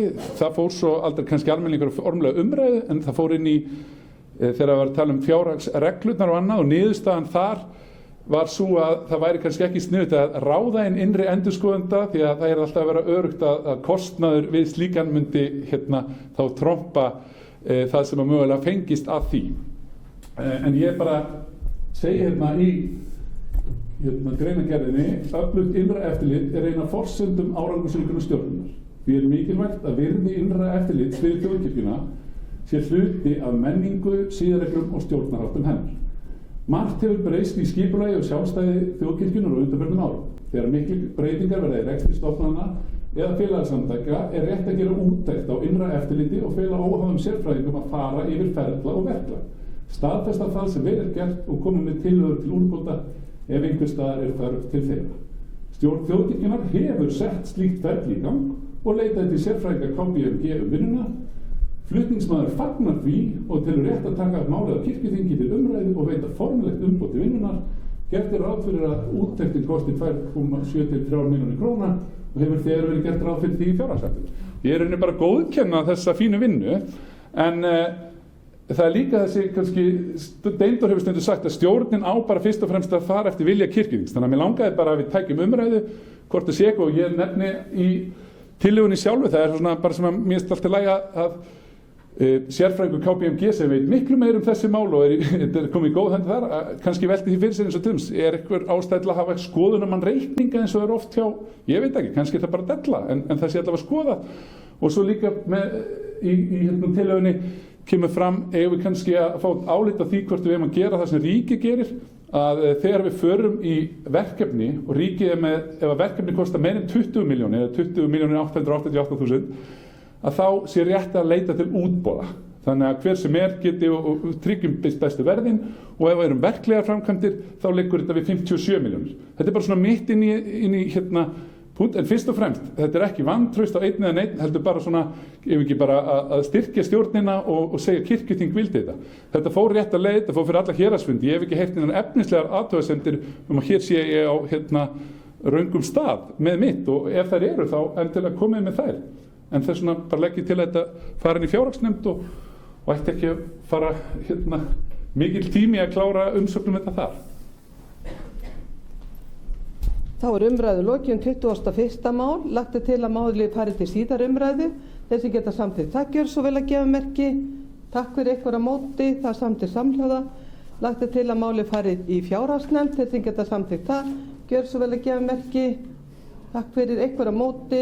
Það er líka samþykkt samhljóða.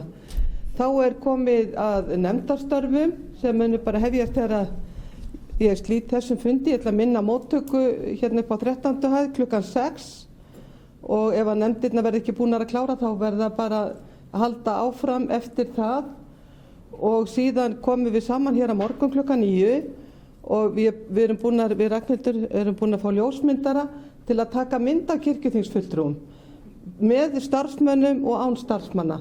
Þannig að það sé nú einhver tíma til mynd af kirkjuþingi svona í alvöru. Þannig að þá er 8. fundi slitið.